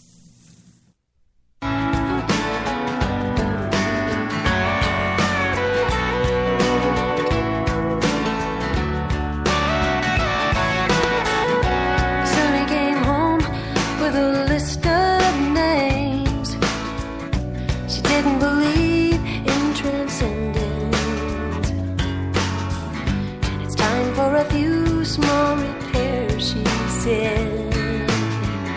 The Sunny came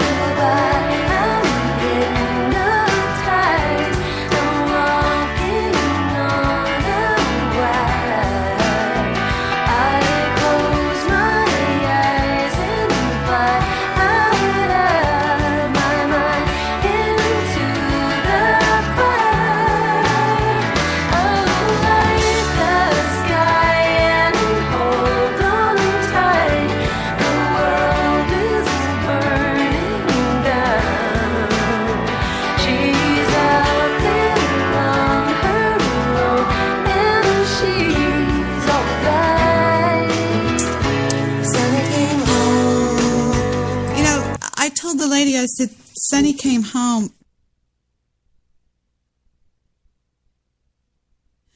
I said, Sonny came home. Sonny found herself. Sonny came home. This is a celebration, really. I mean, of course, she could have,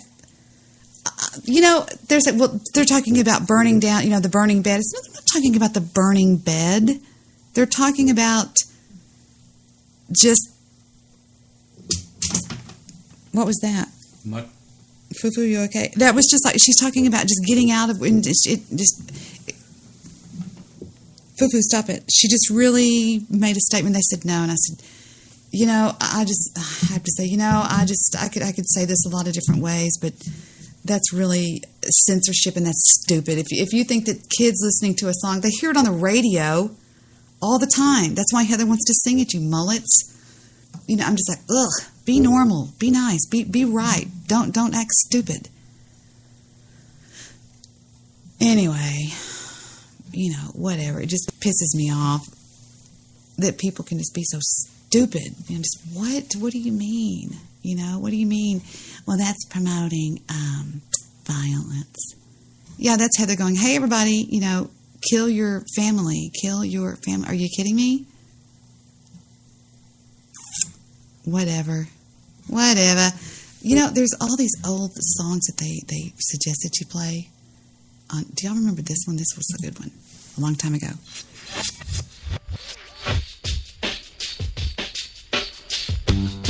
She grew up with the children of the stars in the Hollywood Hills and the Boulevard. Her parents threw big parties. Everyone was there. They hung out with folks like Dennis Hopper and Bob Seger and Sonny and Cher.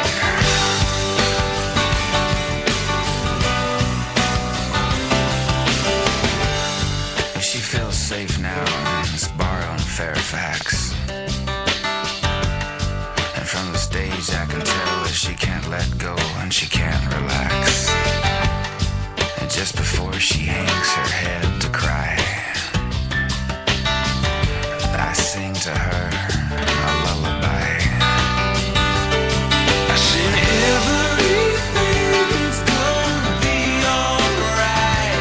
Rockabye, rockabye. Everything's gonna be alright. Rockabye, rockabye, rockabye.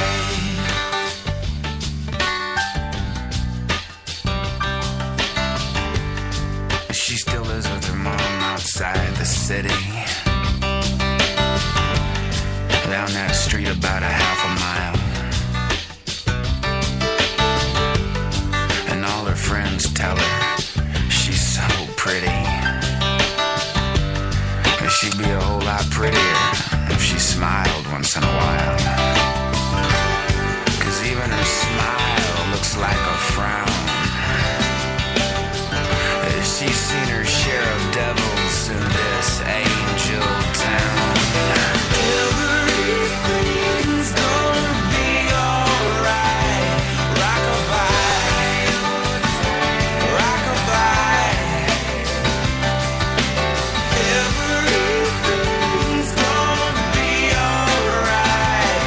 Rockabye, rockabye, rockabye.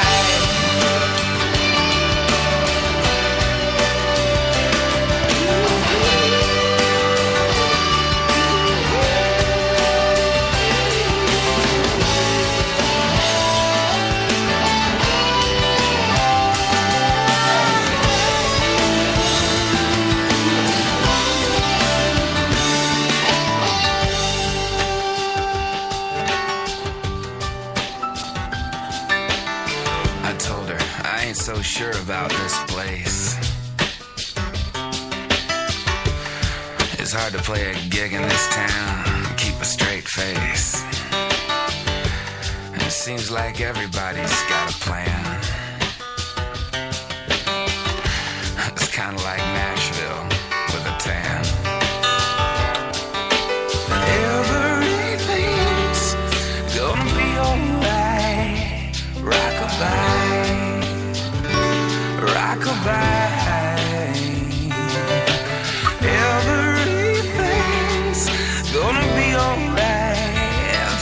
rockabye, rockabye.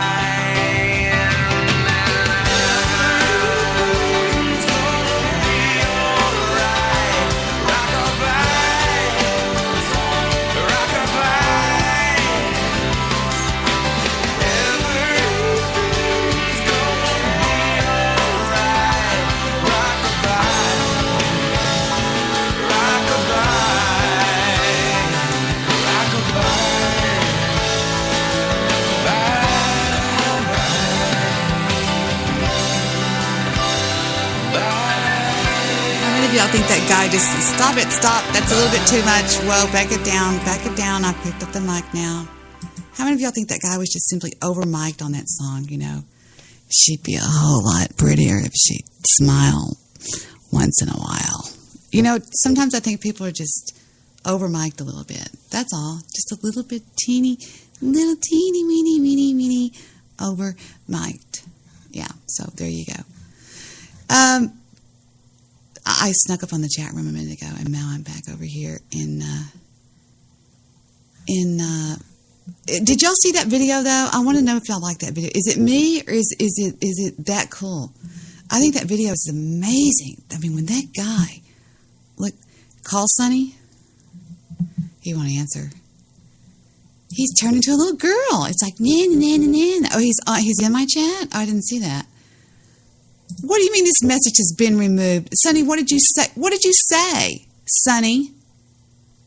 I'm calling you right now and tell your girlfriend just to shut the fuck up. We're just friends, bitch.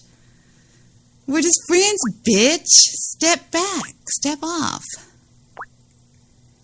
Don't you answer that call. Sonny, I'm telling you, if you answer it, don't you do it. He hung up on me! See, I'm telling you, it's something weird going on with him. He's gone crazy. No, he's just probably not taking calls. Well, it wouldn't have ring. No, he disconnected it. What is wrong with you? He's so weird. Jewish producer was laughing last night because I was reading his Skype messages.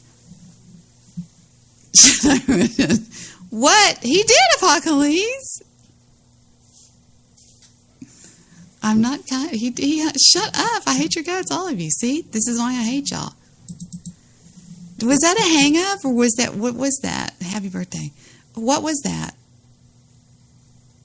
Everything's gonna be, Jewish producer. He said he thought that was funny. He said, I like the reading JP's Skype chats, but slow down a little bit. He said, do it more often. All right, let's scroll up and get a good one. Me and JP have the most wicked Skype chats, and you need to run along and play. Okay, let's find a good one. I'm so bored, he says. What are you up to?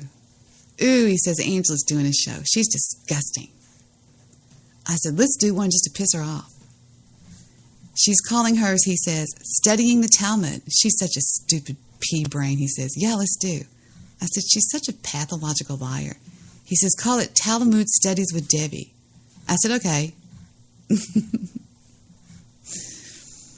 I said, I'm going to call it Talmud Studies with Debbie while having an aneurysm, which is exactly what Desert said she was doing. He says, I hope they all flatline. And another one was, what is the city of Watts, JP? He says, well, the city of Watts is a city around Los Angeles that was known for very much high crime. I said, oh, I get it. He says, what's the matter, Debbie? No Yom Kippur special tonight? He goes, quit niggering. No show again? This is an outrage, he said. And I said, no, actually, I'm afraid since Stabby, never mind. He says, I have a request, but neither of you probably know this one well enough. Oh, how sweet. He says, I want to hear y'all sing this, somebody sing this one. It was when we were doing, see, I think that Pumpkin Face and I need to continue to do our karaoke our karaoke shows. Well, I could call out for him. Jesse is related to Sonny, that's right. Jesse, if you're out there listening in the patch, give us a call and tell us what's going on with Grandpa Sonny. He says, and then JP says, where are you? Come out from hiding. Are you okay? And I always say, you got a lot of problems, don't you? I love that. RD is so sweet. Did y'all listen to that thing? Did y'all know that whatchamacallit released the interview between him and RD?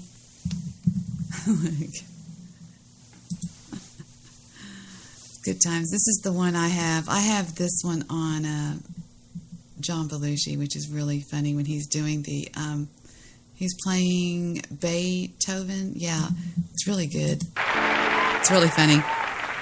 And then I'm going to show y'all RD.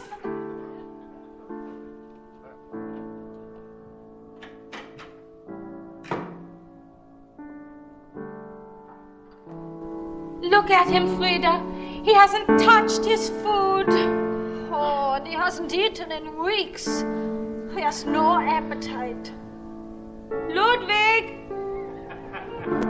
Ludwig! Dummkopf!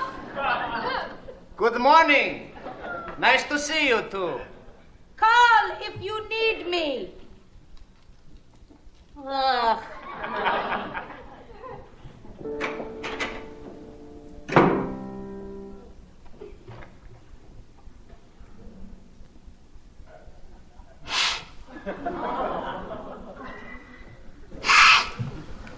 Achoo.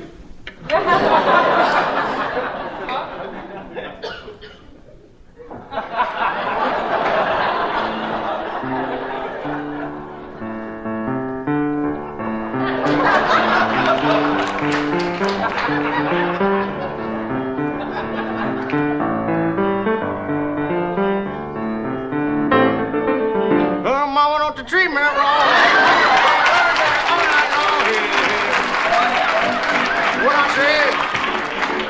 What I say now, hey, baby, what I say. What'd you say? Say hey. Hey!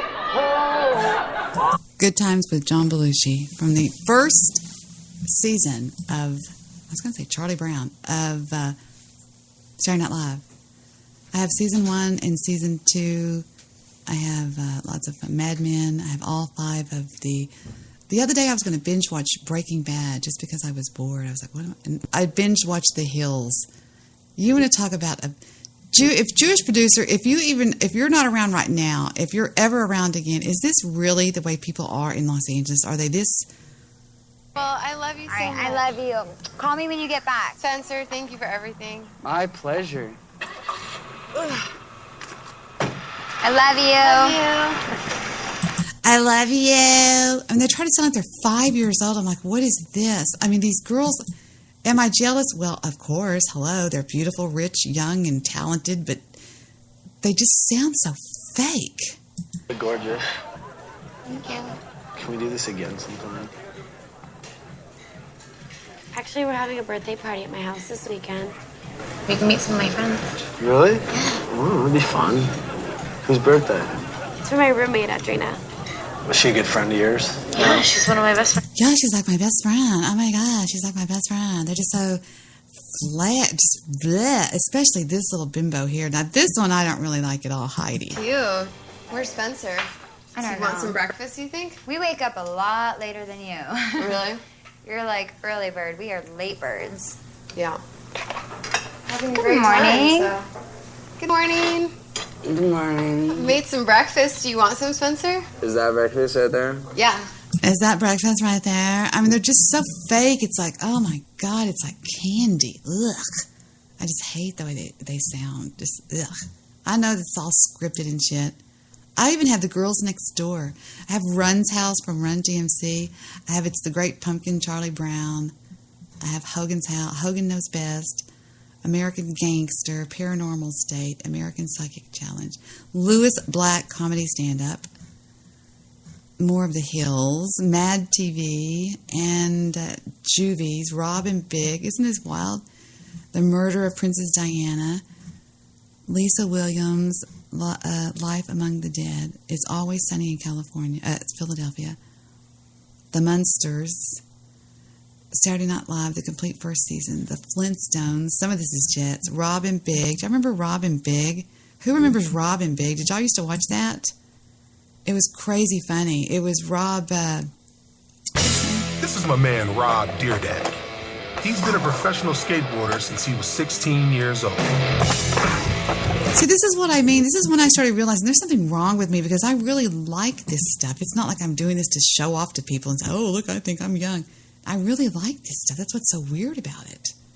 I have all the seasons of Rob and Big, WKRP in Cincinnati, Celebrity Rehab, Monster Quest, the story of Andrew Jackson,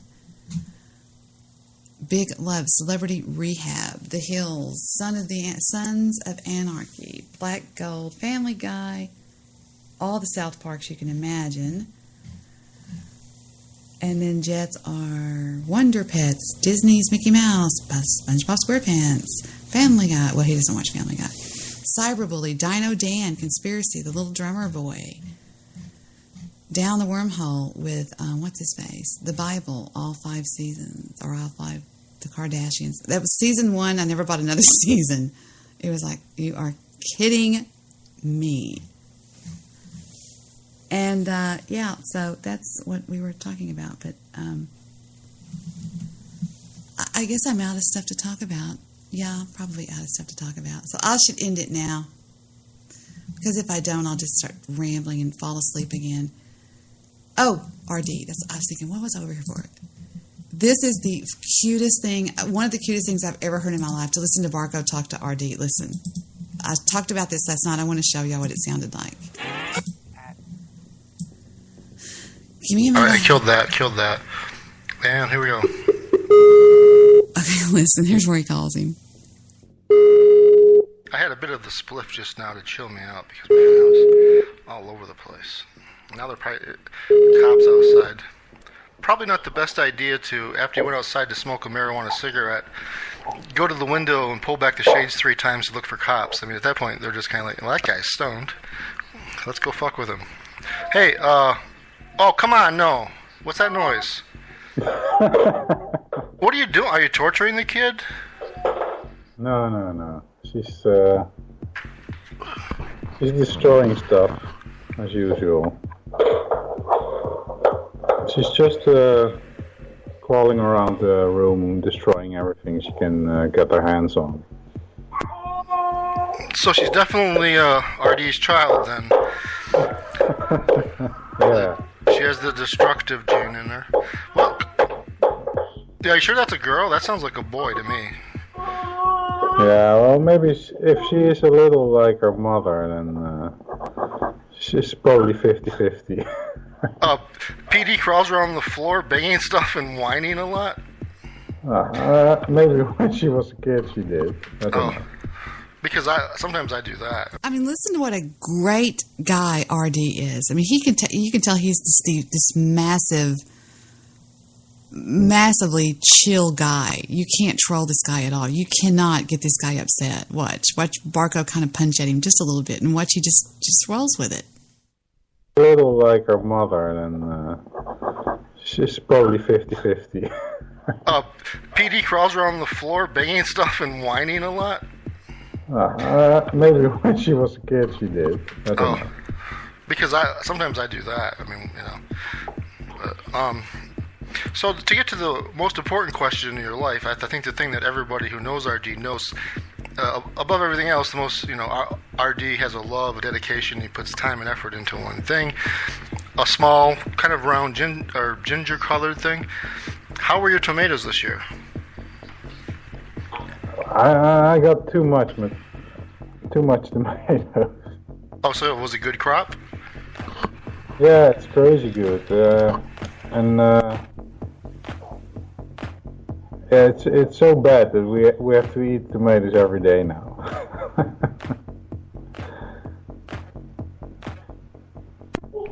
You know, I can't throw it away. It's just not my style. So, do you make a lot of salsas and ceviches and gazpachos and I don't know? Yeah, I mean, for the kid we make soup That's like her one of her 3 meals now. It's tomato soup. And we'll throw in whatever we have from the garden, like zucchinis or beans, stuff like that. So, maybe that's what's making her so aggressive, the tomatoes, you know? Yeah. Well, you can't feed the kid tomatoes yet. What are you doing? The kid can't have tomatoes. But, what's that? We tried nuts like a month ago, and she got rashes all around her neck. So she couldn't really tolerate that yet. So RD, do you just open the door and shoo the kid out into the garden and say, feast on the tomatoes, and then wait till they're full and bring them back in? I mean, how do you feed a kid a tomato? Yeah, like I said, we make soup. Oh. No, you can't. You can give her a tomato. Like most things you can give her. We even give her, when we harvest like the green beans, we'll give her a bean. And she'll just eat them raw. She doesn't care. Hey, ask her to say Barco. Say Barco to her, see if she says it back. Barco. No. Barco. Marco! Marco! She can't hear you. I made sure she can't hear you, you know, because I knew you would start chatting her up already, so can't have that. You have to wait a few years. RD's pretty clever with the we there, because as we all know, in the D household, PD gets up every morning, goes to work all day, comes home at noon, prepares and feeds lunch to RD and whatever the kids' D is, and then at night, of course, PD makes dinner while RD watches football. So isn't that how the household duties are divided? Nah, not really. I agree with everybody who says that a stay-at-home mom is the equivalent of 2 full-time jobs. I really agree with that. Of course you do, because you're a stay-at-home mom now. So. Yeah, I am. But just like for an example, you know, last night I got up 6 times, and yeah, that's not something you want. She said something. She's talking to me. What'd she say? Well, she's not really good at sharing her dad's attention with other people. I noticed that when I go outside, and now she's probably a bit. She's holding back a bit because I'm speaking in a language she doesn't understand. So she's just looking at me. Yeah, maybe this will make her bilingual. You know. I was going to ask you what language you were going to. You and PD were going to try to start her off with, because obviously she's going to learn English eventually, because English rules the world. But so I wouldn't mind if she learns English really fast. I mean, it's useful, so she can read all my books, you know. So she can read them to you at night, so that you finally get around to reading some books. Yeah, exactly. RD's going to have a reader for himself, huh? So she's about, what, 10 months old? Yeah, almost 10. About 2 weeks left, I think. About time for her to get out there, get a job, earn some cash, so RD doesn't have to go out and work, right? No, we're doing fine, you know. Before the situation before we bought the house was kind of tight. The money was kind of tight because we had to pay like 800 for the house, and now we pay like half of that. So it's easy. We can afford it easily. Just in a few weeks from now, we're going to. Is it like a fence? What do you call what surrounds your garden? Do you call it a fence, even if it's a fancy one? Yes, a fence or a fence, typically. Yeah, no, it's not a gate. I would love to call it a gate, but it's not a gate. But it's fucking expensive, man. We're paying about 4,000 for the removal of all the trees and stuff, but also for the placing of the fence. It's all in. Pretty expensive. How many acres of garden do you have then? That sounds like a substantial amount of fencing. Well, the fence is gonna be like 22 meters.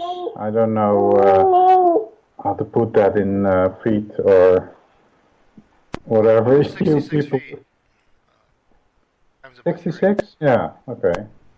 Yeah, it's a pretty for a Dutch garden. It's pretty big. I know that in what's that sound that I'm hearing? Is that you? Is that your vein? It's not your veins popping. Why? What? What are you talking? Here, let me. It sounds like you're either playing basketball or the mic is really close to your heart or anything, something like that. It's gone now. Yeah.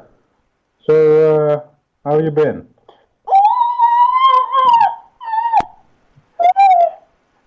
People don't want to hear about Barco. They want to hear about RD. So PD was PD sick for a while? She went back to work, or? Well, she. Okay, now by this time, BD is all over RD and it just goes from bad to worse. And it's so cute to listen to RD handle this child because he absolutely is the epitome of calm. He's not like, stop, Daddy. I mean, she just starts wrestling him, and he's like, well, I guess it's time for us to go out. And it's just cute to watch Barco, who has no idea of what he's going through because he's never had a child. And it's rough. I mean, when they're that little, you literally cannot take your eyes off of them, period. The only time you get to do anything as a human being is when they're asleep, and they don't sleep that much.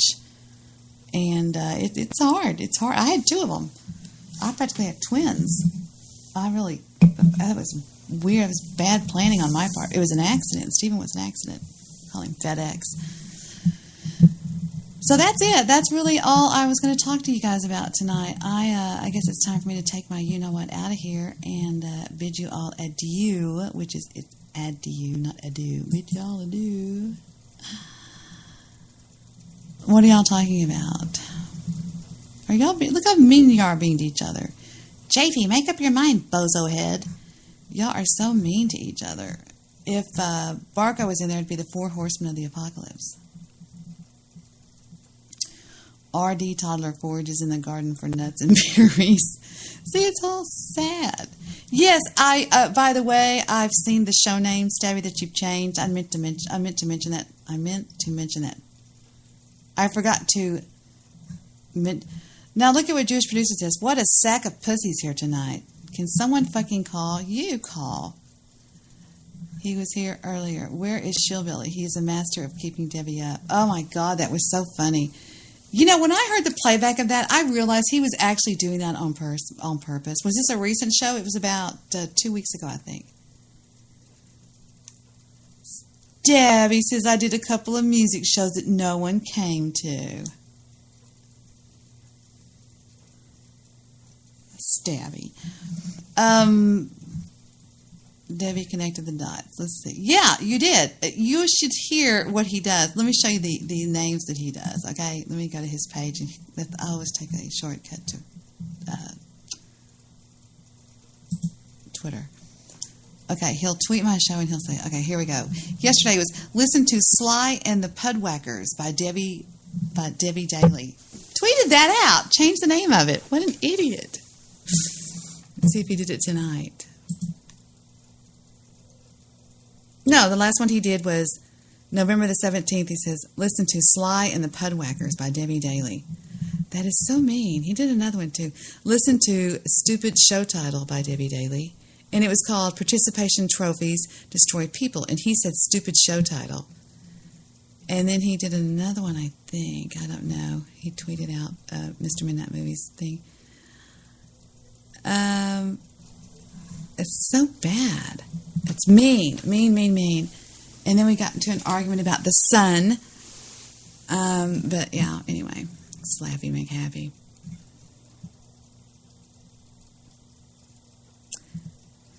The Guy Mask. It just reminds me, it's a DC comic book property owned by Warner, one of the largest corporations in the world. The Guy Mask. I watched you play on your Twitch, and I thought it was nice. You know, he can do no wrong. Are you kidding me? He's my stab. I hate to say my stabby. I mean, I just adore the stupid fuck. You know, I do. I really do. I don't know why, but I do. It's a problem I have. So, Sonny, what? Let's review this real quick in case you're listening out there, Sonny. When you came on the show that night, I was merely playing just something about Vladimir Putin. That's it. No big deal. Sonny calls in to the Debbie Daily Show. Now broadcasting live on Spreaker.com. Debbie Daily. Changing the world, one caller at a time. And I was doing this because of the mood of the show was going to be about, let's skip this. This just got released. Here we go with the woman of the hour, my hero, Judge Janine Lero, or as I call it, show about me. I really got into this guy's head. So you want me to go for what Putin said, or you want me to wait and see if Ghoulie can call in? I love talking to Uncle frickin' Ghoulie. He is so badass. Oh, I have to open up my Skype because I'm on bullshit Skype. I'm on the Skype.com. Let me open Sunny on last night. That was hysterical. So I don't know if you're listening or not, Uncle Ghoulie, but call us and bless us with your lovely voice. Uncle Ghoulie's got a very... Miss the Landlord. Uh-oh. Is she asleep now? Sonny? Mm-hmm.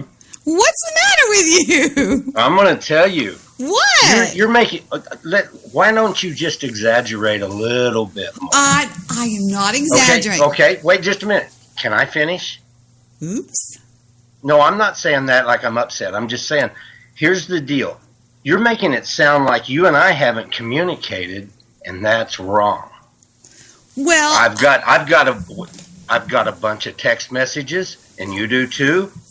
We've talked on the phone.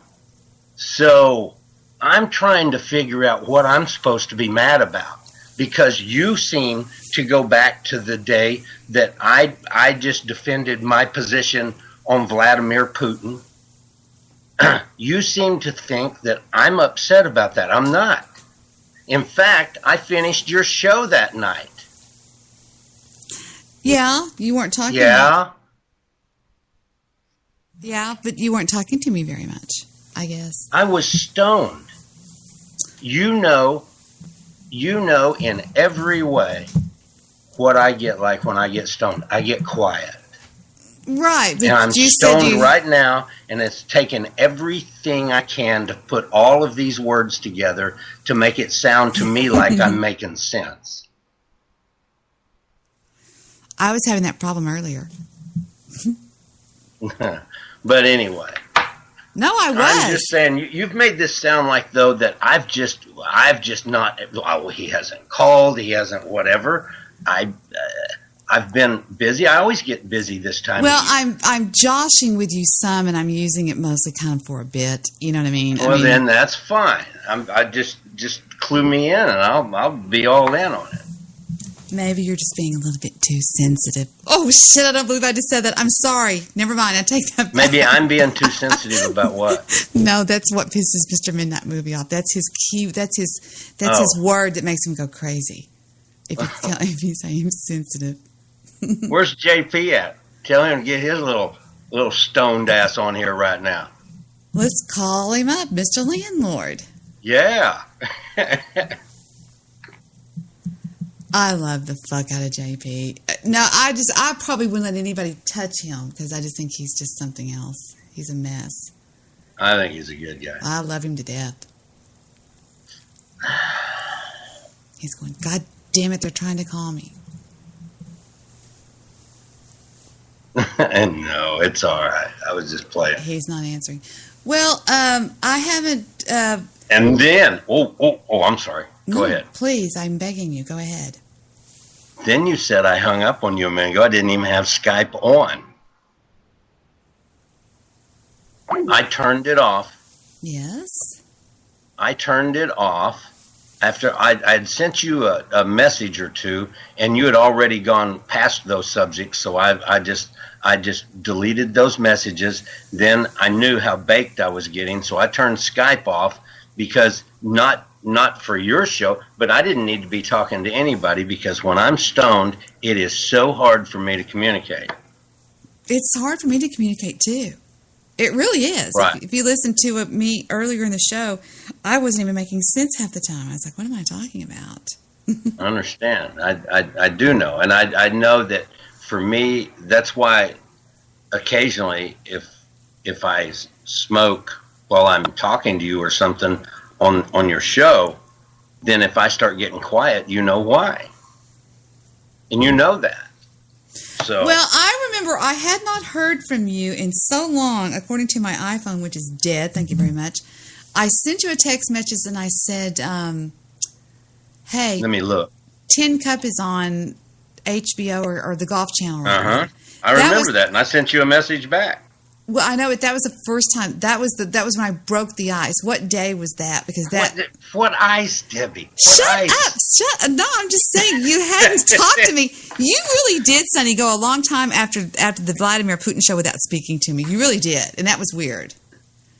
No, do you remember? I'd explained to you that I went to visit this man that had been an incredible influence in my life, and right. kind of kept me. And he passed away. I went up there to be able to say my goodbyes to him and all of that stuff. But that was right after. That wasn't.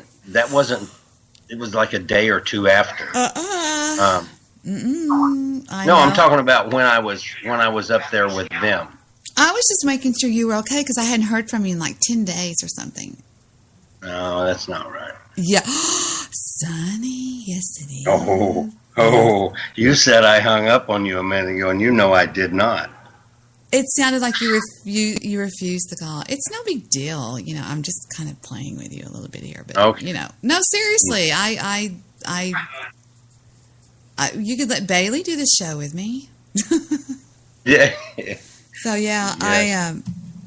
Did you get the video I sent you of the dinner I was cooking the other night? Yeah, and then I said, never mind. I must not be checking my messages or something. Well, I responded right back to you, but so there you go. There you go. I was thinking about Tin Cup. That's a funny goddamn movie.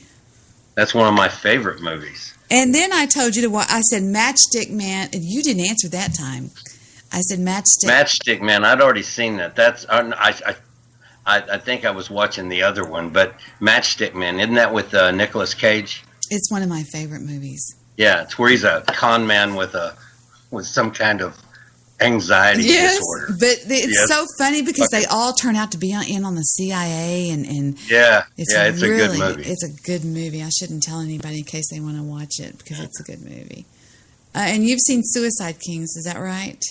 Oh yeah, that's like a class. That's right up. Suicide Kings is right up there with Reservoir Dogs. Yeah, that's a good one too. Yeah. And now I even like War Dogs. I think that's pretty good. War Dogs. That's a really good movie, and I really like Jonah Hill in that. And I called it a long time ago. When I first saw Jonah Hill, I saw Jonah Hill in the first time I really saw him was in Knocked Up. And he played a very small role, but the role he played, I was like, who is this guy? And I remember saying to the people that I was with, I said, this kid, you mark my words, is going to go far. I guarantee you. Because when he was when he was on screen, when he was on Knocked Up, like I said, it was a very small role, but the role that he played, you could tell. The reason I can tell is when they just blow everybody off the set but himself. And anytime he was on, he didn't have a very big role. And then when he did Take Me to the Greek, I knew that he had gone over the hill. the first time I saw him was it really, I mean, or I guess paid attention to him, was in the baseball movie. Son of a bitch! It was about the manager for Oakland. Moneyball. Yeah, that's Moneyball. one of my distant cousins. Really? Yes, he really is. Yeah. Wow. He's related to one of my uncles. I think he is great. I'm not talking about just Jonah Hill. I'm talking about what's his name? Mike Bean? That the movie was about. Yeah, his name is Mike Bean. Is it Mike Bean? Yes. Yeah. Uh-huh. Mm-hmm. Yeah, we have a lot of baseball players in the well, he was a manager though, right? I hear them talk. I hear the guys talking about him sometimes when we're at around relatives that are, my extended family as they call it, But yeah. Well, I'm glad you called in. It's good to hear from you. Oh, sure. Funny. I just thought something went wrong, and I thought I refuse. If there's something I can apologize for, no, it's all good. I listen. If two people can't have a disagreement in here or on anywhere, and if somebody wants to get mad and try to rub somebody's nose in it or something like that, then this is all wrong for everybody. Well, what is that supposed to mean? See, I always think something means something different with you. No. I have to read something. I just think it's stupid that I do that. How dumb is that? Yeah. Well. Yeah. I don't know, but you know what I'm saying. It's all good. We ought to be able to. Everybody ought to be able to disagree. I got real quick before I go. I want to tell you something. What? I saw some fucking reality show. I don't even know why I stopped on it, from Australia. I swear to God, the Australian people are the most polite people to each other even when they're upset with each other. I saw that. They are so polite, it's almost sickening. Where is that? I saw that. What was that? I don't even remember now, but I just cannot believe people can be this civilized. I saw that too, and I thought, yeah, and they're in the outback. I mean, this is a prison. Yeah. Used to be, yeah, exactly. Yeah, they did. I mean, the Queen would say, off the boat, off over there in Australia. She didn't want these prisoners, so she took them to this island called Australia, and she dumped them off. They showed her, didn't they? Yeah, they made a beautiful place right now. I mean, it's a very beautiful place. But yeah, I of course, now I love the Australian accent. I think it's very sexy on gentlemen. On women, it bothers me for some reason, but on men, I think it's beautiful. But on women, they sound almost manly. Yeah, but you cannot beat an Australian man's accent. It's just I'm sure. I mean, it melts my butter. It just always has. And one of these guys, there's a guy that followed me for years and years and years, Sonny, on this podcast, and I mean literally years. And he was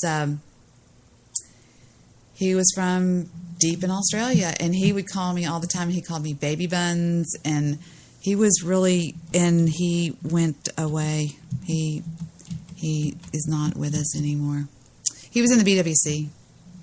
Wow. Yeah, his name was. He had all these different names, but he was really neat, and he had the most delicious accent from Australia. He would, and he would call me all the time. He called one time and did a poem, I will not go quietly into that gentle night or whatever it's called. Rage raised against the dying of Yeah. He had it memorized and stuff. It was pretty good when he did that. And, I just, I've been to Australia, I think 3 or 4 times, but really, I've got some friends there, and I really like it there. To me, it's like you take the United States and back up. I'm talking about just in general, you get this feeling of 25 years ago here. It's dangerous, the beaches, though. It's got lots of sharks. Yeah, and they've got some fucking jellyfish that you can't, you don't want to fuck with them. Yeah, I've heard all about that too, but especially I've heard about the sharks. And I would want to be at the beach because now he lived on the water. He had a condominium. He had a beautiful condominium. He had a lot of money. He was from money. and wanted to. He said he wanted to build a house out on the outback to retire, and he was going to build me a house too. We're going to live in separate houses because he said that he couldn't live with me, but he wanted me to be at his beck and call 24 hours a day. I mean, he really tried to get me to come over there. He says, we can put Stephen in college over here and all this crazy stuff. Didn't want Heather to come because he didn't really care for Heather. But he was just very blunt and open and out about it. It was funny, and I really miss him a lot. But he knew Stabby pretty well. He hung out in the chat room a lot with Stabby. He trolled the shit out of me in the chat. He would say, Debbie's crazy and Debbie's this and Debbie's that. But I knew he didn't mean it because I knew how he was in real life. Yeah. I knew the real him. And he was definitely from the heart of Australia. He was, I don't want to tell you where he was from, but he was from a certain area that, anyway, yeah, it was pretty good. I liked him. The people I know are from Adelaide. Yeah. And they're into the, not like the reality shows of gold mining, but they're in that big corporate gold mining shit up there. So. What was that? I saw that. I know what you're talking about because I ran across that too, and I thought, what is this? It was like some thing that was it on the internet or was it on the television, on cable? Talking about, I think it was on. I think they've showed it on television. I've seen that too, but I don't remember what it was. But I was thinking that's weird. They talk like they're Australian, but they're not. I mean, I guess they are. What is it? Yeah. You know what reality show makes me just puke is the Kardashians. Oh, you know what? I swear to God, I've only ever seen one complete episode of that show. I don't see how anybody can watch that over Stephen 5 can't minutes. watch it. Stephen can't even hear it. It just makes him want to Yeah. It just makes him want to throw up. He hates it because they are so. And Kim's. Oh, I'm sorry. Go ahead. They're so phony. Oh, I know. And Kim's worth what, $100 million herself. And her mother pimps them out so bad. She's horrible. Oh, she makes Heidi Fleiss look tame. I mean, she's even got those little ones, the little 17-year-olds posing, getting them boob jobs and nose jobs, and got them doing, work on your Pinterest or your whatever you call it. Put pictures this way, and it's just horrible. She really is. She's pimping those kids. I saw an interview with her and. Something they asked her. They said, "So what is your? You may have seen this. What is your talent?" And she goes, and he said, "You're worth $100 million. What is your talent?" And she goes, "Well, it takes a certain amount of talent to make that kind of money, I think, or manage that kind of money." And I thought that was all she could say for herself. Yeah, and all she did was she put out a video a sex video that her daughter did. The sex video is everywhere; you can see it anywhere. And she had it. She put it on blast and made her, and started the offers just started rolling in because she was hanging out with Paris Hilton, and Paris Hilton was coming off that stupid reality show that she did with that young girl. Oh, yeah. The one that was from the Commodores, the father was Lionel Richie, her name. Lionel, yeah. And what was her name? Nicole Richie. They did that little thing called whatever. It was cute. I liked it. And do you remember the reality show with the big fat blonde that offed herself because her kid died? What was her name? No. Smith, Sarah. What did I say? What was her name? She was a Playboy bunny at one time. She was a big boofoo, kind of a big. Oh, yeah. Oh God. She would. Yeah, she's the one that married that 90-year-old man. Yeah. What was her name? They did a reality. Nicole. No, it wasn't Nicole Simpson. It was Nicole. Was it Nicole? No, I don't even know. Big blonde gal, big boobs. She was a dancer in Texas, and then she got hooked up and started doing some. But she other did stuff. She did so. It was so cute what she did in that show. She had a son. What was her name? Do y'all know? It says both Paris and Kim's porns are pretty forgettable. Anna Nicole says Jewish producer. Anna Nicole Smith. That's it. Yeah, but they took Anna Nicole Smith. Anna Nicole Smith did a cute reality show where she was so cute in it. Here's John Brand's voice before I get off of this. I found it. I'm out of my. It's me, Baby Buns. What's going on? This is a phone conversation that he aired to get back at me for airing a phone conversation that between us that I aired, and it was pretty bad what he aired. But anyway, Anna Nicole Smith. What was the name of that show she did that was so cute? And she would whine all the time, and she would be like, I don't have a clue. I know that there was some show, but I'd never watched it. And remember the one that the Anna Nicole Smith show, season 1, episode 1, house hunting. Listen to some of this, guys. There's 3 things people seem to think about me. They think I'm rich. I'm not rich. I'm gonna be rich. They think I'm a gold digger, and they think that I'm fat. And she just has these dogs and her little boy, and there was something innocent and sweet about it. And when she offed herself, it really broke my heart. I thought she was very sad, but it's called the Anna Nicole Show, and it went season 1, season 2, season whatever, but it was really sad.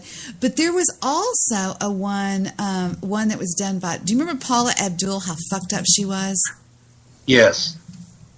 Man, she was like on so much drugs. She did a reality show called Something, where she was on drugs.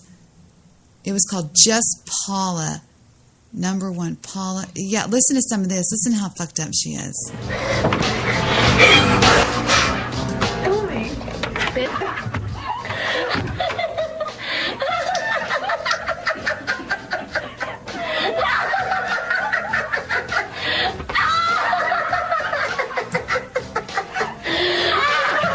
And everybody hated her. All of her assistants hated her guts. Because she was she was such a bitch. And there's a part in this one where she gets upset when she gets a text message right here. What? The most hideous experience for me to go through. How horrible and shit. I can't believe what I'm reading right now. She was so messed up on drugs. I mean, it was just Was this show though after she got caught fucking the guy on American Idol or whatever it was? She got thrown out of it. This is one she did. Listen to this. This is part of her show that she did. It's called this interview that she did. Listen how wasted she was. She was And welcome back, everyone. wasted. American Idol kicks off season number. Good morning, everyone. How are you? We're doing great, thank you. Well, right off the bat, what do Idol fans have to look forward to this season, and what are you looking forward to seeing? Well, is that what it is? I was wondering, what is that? I mean, she just talks like this insane person. She does it the whole interview. Yeah. And that was her show. And I thought, I cannot believe. In fact, I wrote a letter to the producer of that show. If you think I'm lying, you don't know me. And I said, I think that it is shameful what you're doing to this girl. This girl is obviously seriously messed up on drugs, and you're allowing her to make a fool out of herself because you're making bank off of it. And I did. I wrote a letter, and I guess he got an email. And I thought it was horrible. Now she started off as like a cheerleader, right? Yeah, she was a cheerleader for somebody in Los Angeles or something. And she went on to be an amazing choreographer. She choreographed almost every single thing that Janet Jackson did. She was the choreographer. Wow. And she did she had a lot of cute songs herself, but she got off onto some Somas and Xanax and Vicodin and pain pills, and she was really messed up bad on this show. The whole show is about, it was filmed during the time of her addiction. And, she'd been thrown off of American Idol or whatever. Is it American Idol? Anyway. No, it was American Idol, I think. She was like screwing some guy on there, right? That was a contestant. It was, I thought it was Simon Cowell. No. Jewish producer will know. Yeah, I'm certain she was messing with some kid. You know what? Stabby just named the show for tonight. Listen to The Sonny Putin Conspiracy by The Real Debbie Daly. That's funny. Jewish producer. What was going on with? Do you know what Paula Abdul was doing? She was a nutsoid. Hey, JP, I'm certain that she got, in some way they caught her messing with one of the contestants on American Idol. I'm sure of that. God, Apocalypse is so mean to JP. They are horrible. Yeah. Stabby says, JP called in with Hollywood gossip. Apocalypse says, this is JP level goofery. Welcome to gosh. Daily TMZ. No, it's just, she was humping my leg, says Jewish producer. No, she was, I thought she was screwing Simon Cowell or something. If she was screwing him, he's the one that owned the show. She's very pretty, I'll tell you that. I don't know if she still looks pretty, but she's pretty. But she was really messed up on that show. Yeah. That was sad to watch. She would just do these crazy things with I remember that. I remember something, though. They interviewed her, though. Somebody interviewed her, and they played it probably on TMZ or somebody like that. But they interviewed her, and she was like just spouting off shit, just in every direction, but whatever they were asking about. Exactly. She was insane. It was like nuts. And she just, people are saying she's a drunk and she's this and she's drugged up, and it's sad. Like they say in the comments, I was embarrassed for her too, and she was just out of her mind. Well, yeah, I don't know about. What do you think about Jennifer Lopez?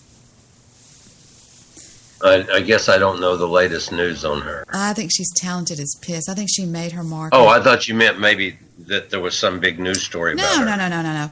I think she's really talented. I think she's sexy, beautiful, talented. She keeps her shit clean. She doesn't get into drama in Los Angeles. She's got somebody steering her in the right direction, and she's made some excellent movies. Some excellent. I agree. She became Selena. I mean, she really did. She took on that role and just nailed it. But she's done some more. Go ahead. She's done some better things than that too. But go ahead. But now, she used to go a long time ago with Sean, whatever his name is, Puff Daddy, right? I think that's how she made it onto the scene. Made it into where she was. And she was in when he was in trouble for all of those weapons. If I'm not mistaken, I'm pretty sure that she almost got into a world of shit over that. And he took the fall for it. She was in the car. Okay. She was in the car when he got in trouble, and they could have very easily charged her with... Right, okay. Yeah, right. And he said, no, she knew nothing about this, and I'm sure she did.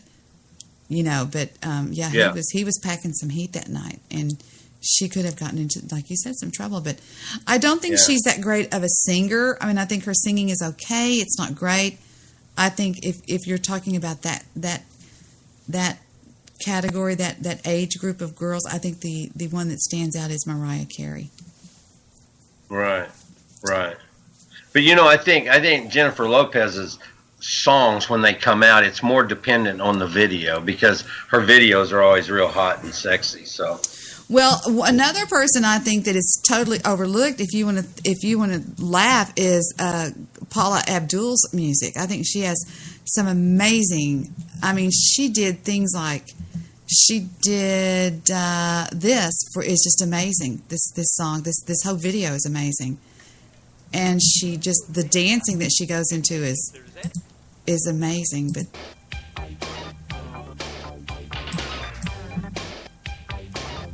The dancing she does is crazy. She's so good. She's a cold heart. And she did this one straight up. She did this one.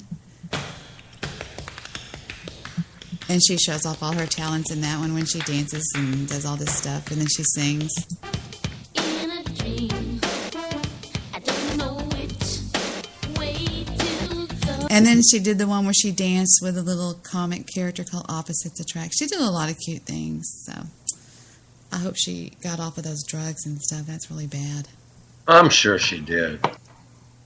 I say I'm sure she did. Why would I say that? I don't know. Call her tomorrow and make sure she's okay. Yeah, sure. Okay, I'll check right on her. I'm All glad right. you Well, look, I'm called going to in. get out of here because, honey, I'm really having a hard time talking. Well, go ahead and go. I'm glad you called in to show everybody that you're not an asshole. All right. No worries. Okay? All right, Sonny. Bye. See you later. Good night.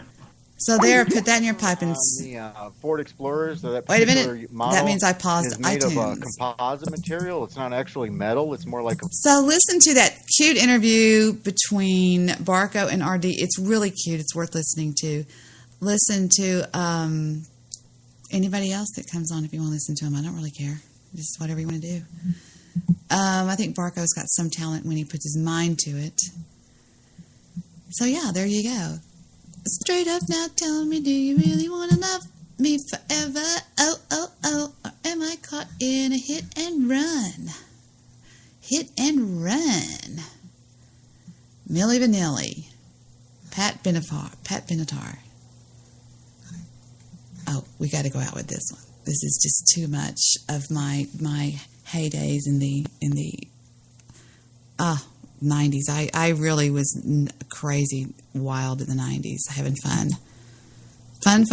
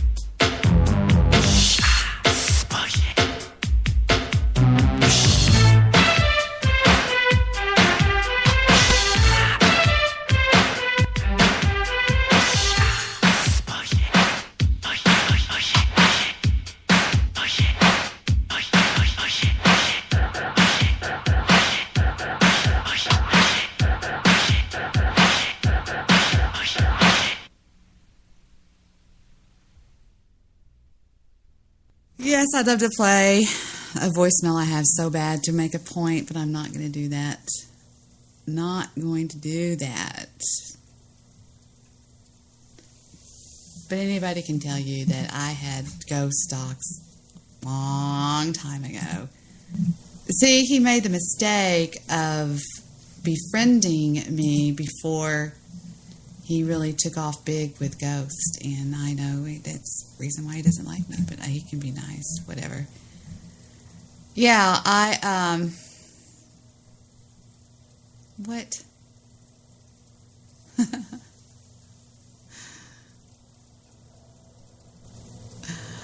I'm reading the chat room now. Yeah, she was pretty hot. Y'all were laughing at Lester. Jennifer Lopez likes Coke. Why are y'all talking about Coke so much? Y'all are crazy. Not Paula Abdullah the Butcher. Tia Tequila. I didn't have Tia Tequila in my chat room. That was one of JP's sock accounts. JP, did you hear Mr. Midnight Movie on my show the other night? Please listen to it. It's really cool. It's good to talk to him. I'm fixing to go off the air, I think. Let me go check. Am I off the air? This is weird. I don't have much time left. How about that? That's good. I'll play some drops, then I'll get out of here, and I'll let you guys have it. What is this? It's called 11445566. What is this?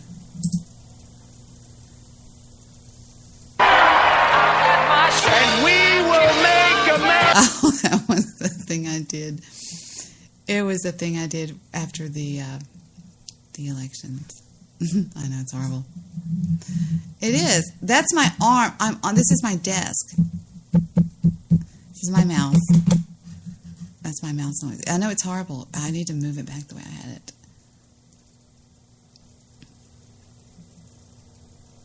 I really do. So that's it. I'll get out of here and do something else. Got in a tournament today.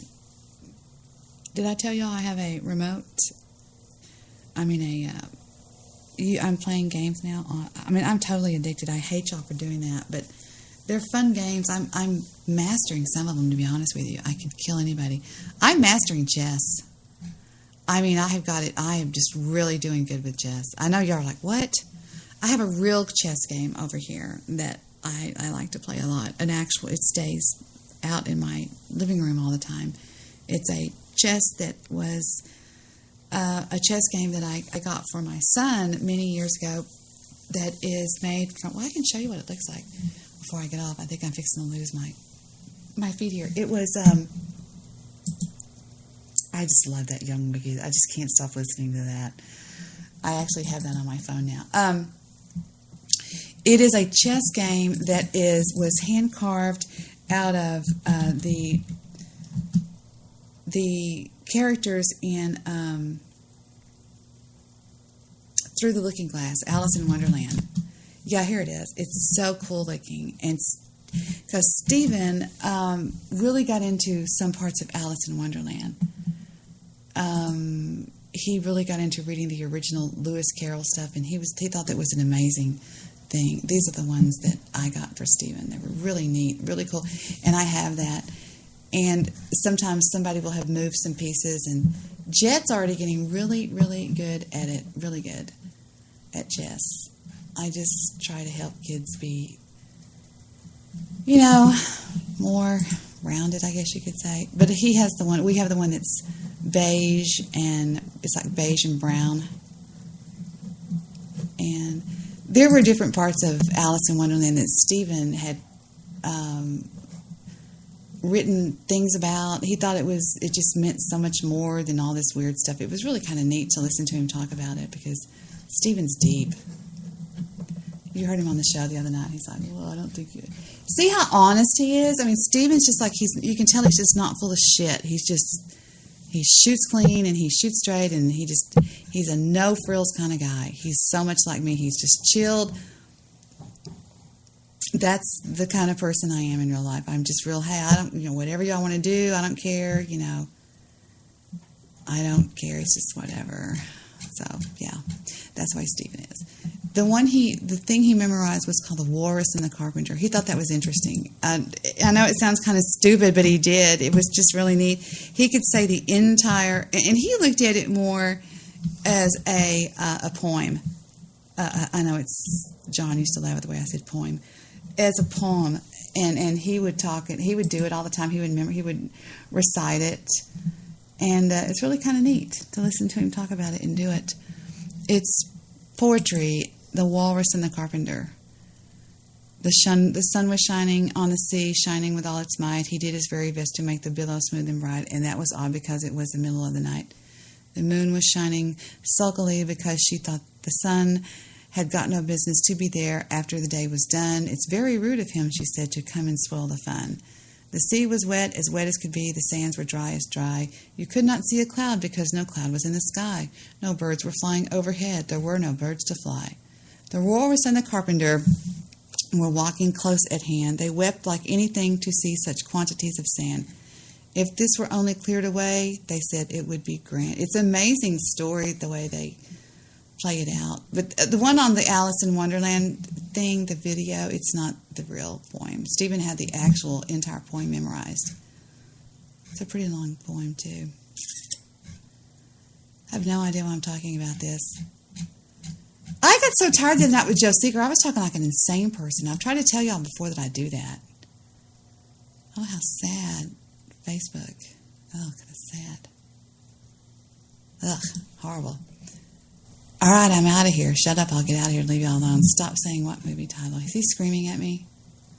I'm not going Bobby Fischer. Shut up. What do you mean? Here, Gunner. Stabby screams at me. I scream at JP, and JP screams at Stabby. Yeah, y'all all hate each other. It's so cute. It's fun to watch. Yeah, it is a poem. Well, how would you say poem? Let's see how this lady says it. Poem. I've always said poem for some reason. I don't know why. Poem. Bum, ba-dum, bum, bum, ba-da, ba-da-da-da. How do you say that? Poem. What? Poem. Poem. Poem. It's poem. It is. I just have to hear this song again before I get off the air. I know, I hate it. I can't. It'll make y'all so mad. So we'll hear one about all you guys in the chat room, and we'll get out of here, all right? Hey, yeah, I wanna shoot, baby, shoot. Oh. Hey there. I always say this to Heather. I go, not you, the bow-legged one. She always laughs. It's not that one, it's this one. Yeah, yeah, yeah. Alright. Come on, y'all. Yeah. Talk to me. Yeah. What a man, what a man, what a man, what a mighty good man. What a mighty, mighty good man. What a man, what a man, what a man, what a mighty good man. Alright. Say it again now. What a man, what a man, what a man, what a mighty good man. Yes, he is. What a man, what a man, what a man, what a mighty good man. I want to take a minute or two and give much respect to the man that's made a difference in my world. And although most men are hoes, he flows down low, cause I never heard about him with another girl. But I don't sweat it because it's just pathetic to let it get me involved in that he said, she said crowd. I know there ain't nobody perfect. I give props to those who deserve it, and believe me, y'all, he's worth it. So here's to the future, cause we got Through the past, I finally found somebody that can make me laugh. You're so crazy. I think I wanna have your baby.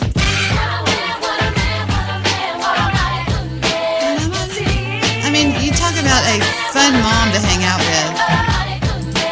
Mighty, mighty good man. I really was. I was the kind of mom that was like, let's go roll somebody's house or do something.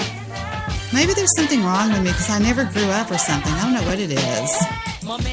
Like Barry and his Boy Scout faith. A body like Arnold with a Denzel face. He's smart like a doctor with a real good rep. And when he comes home, he's relaxed with pep. He's always got a gift for me every time I see him. A lot of snot nose exclaims couldn't be. He never ran a corny line once on me yet. So I gave him stuff that he'd never forget. He keeps me on cloud nine, just like the chimps. He's not a fake wannabe, trying to be a pimp. He dresses like a dapper dawn, waiting to original man of my dreams. Man says he loves me, never says he loves me not. Touch me in the right spot. The other guys I've had, they try to play all that Mac shit, but every time they try to say that's not it. But this bed, he's got me coming down and make it smooth like that reminds me of Joey. 7-Eleven. Choosing. With him I never losing, and he knows that my name is not Susan. He always has a heavy conversation for the mind, which means a lot to me, cause good men are hard to find.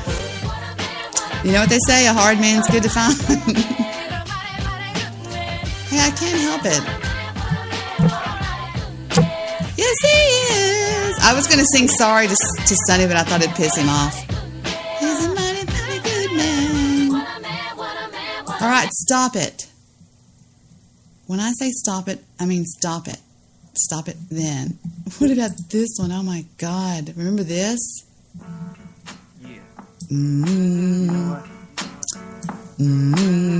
I bet I know this one. Boink, boink, boink. Hey,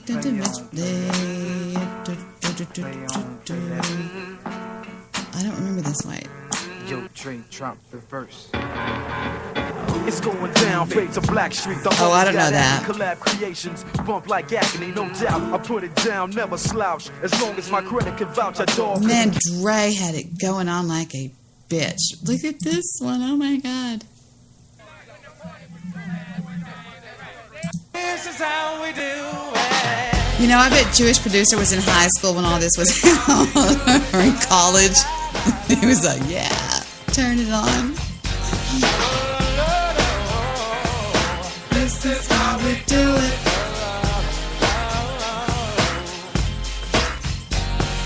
This is how we do it.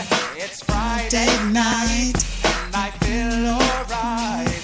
The party's here on the west side. So I reach for my 40. Okay, I have a good song. It just hit me. This is dedicated to the one I love that's now not with us anymore. He used to love this song. Please be, yeah, this song. He used to send me this all the time. It was so sweet. I just remember this so much with him when we were friends.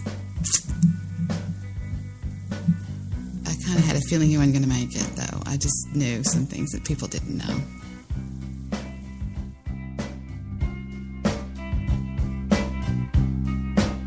This is it. Last call for alcohol. This is it. When you were before, couldn't look you in the eye. You're just like an angel. Your skin makes me cry. You float like a feather in a beautiful world. I wish I was special. You're so very special. But I'm a creep. I'm a widow. What the hell am I doing here? I don't belong here. I don't care for much. I wanna have control. I want a perfect body. I want a perfect soul. I want you to notice when I'm not around. You're so very special.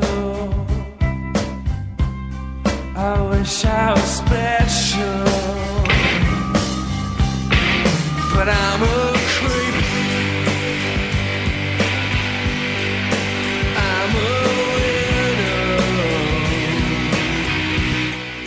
What is this for you, Apocalypse? What, middle school? When you used to get your ass kicked? Nah, I'm joking. No, I'm not.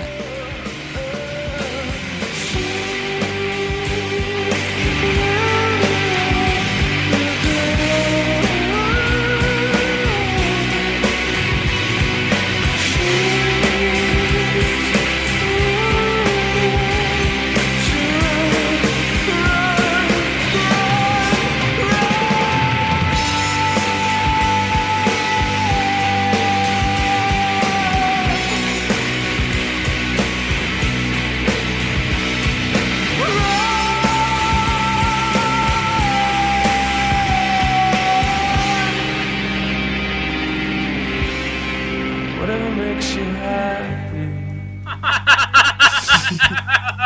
Whatever you want. So very special. Juice Bruiser goes, he's fucking retarded. But I'm a creep. I'm a widow. What the hell am I doing here? I don't belong here. I don't belong here.